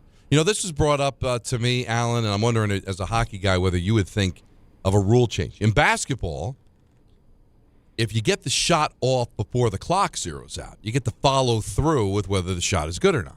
Mm-hmm. But we saw at the end of the first period of Game 4, there was a goal disallowed because it didn't cross the line before the clock zeroed out. Would you want to see an NBA rule where you let if the player takes the shot before the clock zeroes out, you let it play beyond the clock zero like in the NBA? In hockey. I want that in hockey. If it leaves your stick, I don't care about the buzzer. Right? Yeah. It's the same as if it leaves your fingertips on the shot. Right. The fact that it has to cross the line before the buzzer is kind of dumb. Right. Now, I think that shouldn't count for deflections. If I take a shot and it gets deflected, then it's different. Oh, good point. But you could put it in the rule.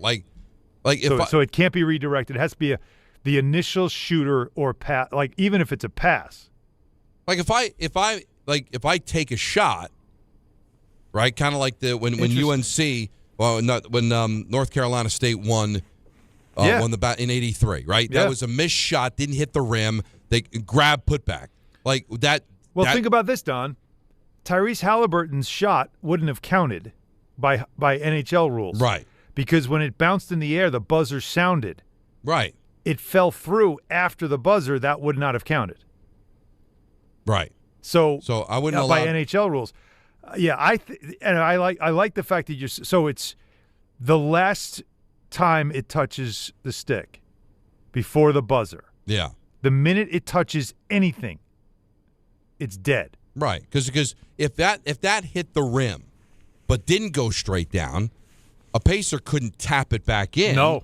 Yeah. Right? So that's the way I would look at the deflection. If I take the shot, it's sailing towards the net, clock zeroes out, and it goes in, count the goal. If it gets deflected in after the clock zeroes out, no goal. No, if it touches anything, it's dead puck. So if it touches a body, a stick, or the back of the net. Right. But that's what it's got to like it has to. The next thing it touches decides its fate. Yeah, I'd like to see that. Well, that's actually not a bad rule at all because it takes away from the chance for a late goal like that. Yeah, and it doesn't hurt anybody. I don't know why you wouldn't do it. Otherwise, it's just it's always been that way. But rules are made to be changed, right? How many goals is it really going to change? Well, it certainly would have changed maybe things in Game 4, right? Because Vegas would have scored, and then they end up losing by. They lost by 2, but it was an empty netter. These finals, Don, you're going night after night of epic games and comebacks. This has been so much fun to watch. Yeah, every night. And if you got nothing tonight, no NBA Finals here in New York. You got the Mets played this afternoon, Yankees off. They play Toronto tomorrow. So if you haven't been watching it, it's been a treat. So it'll be on ABC. What time's the old puck drop? 8 o'clock. Should be an 8 o'clock. 8 p.m. vehicle. Let's go to Dan in Queens. You're on ESPN New York. What's up, Dan? Hey, how you doing, guys? I want to give accolades to the Knicks organization. What they did last year, making a change for the coach. A lot of your callers didn't want to see Tibbs go. But look at the difference. One more game, this guy got to coach really well. Bringing in Alvarado. He's been doing it all playoffs. It's been the difference. The Knicks, I feel, with this coach for the last 3 years, they could have won multiple titles. It was Tibbs. No. It was. Think about the bench. Think about the changes. The overall point is a good one. Multiple championships the last couple of years. I'm not on board, but there's no argument. The proof is in the pudding.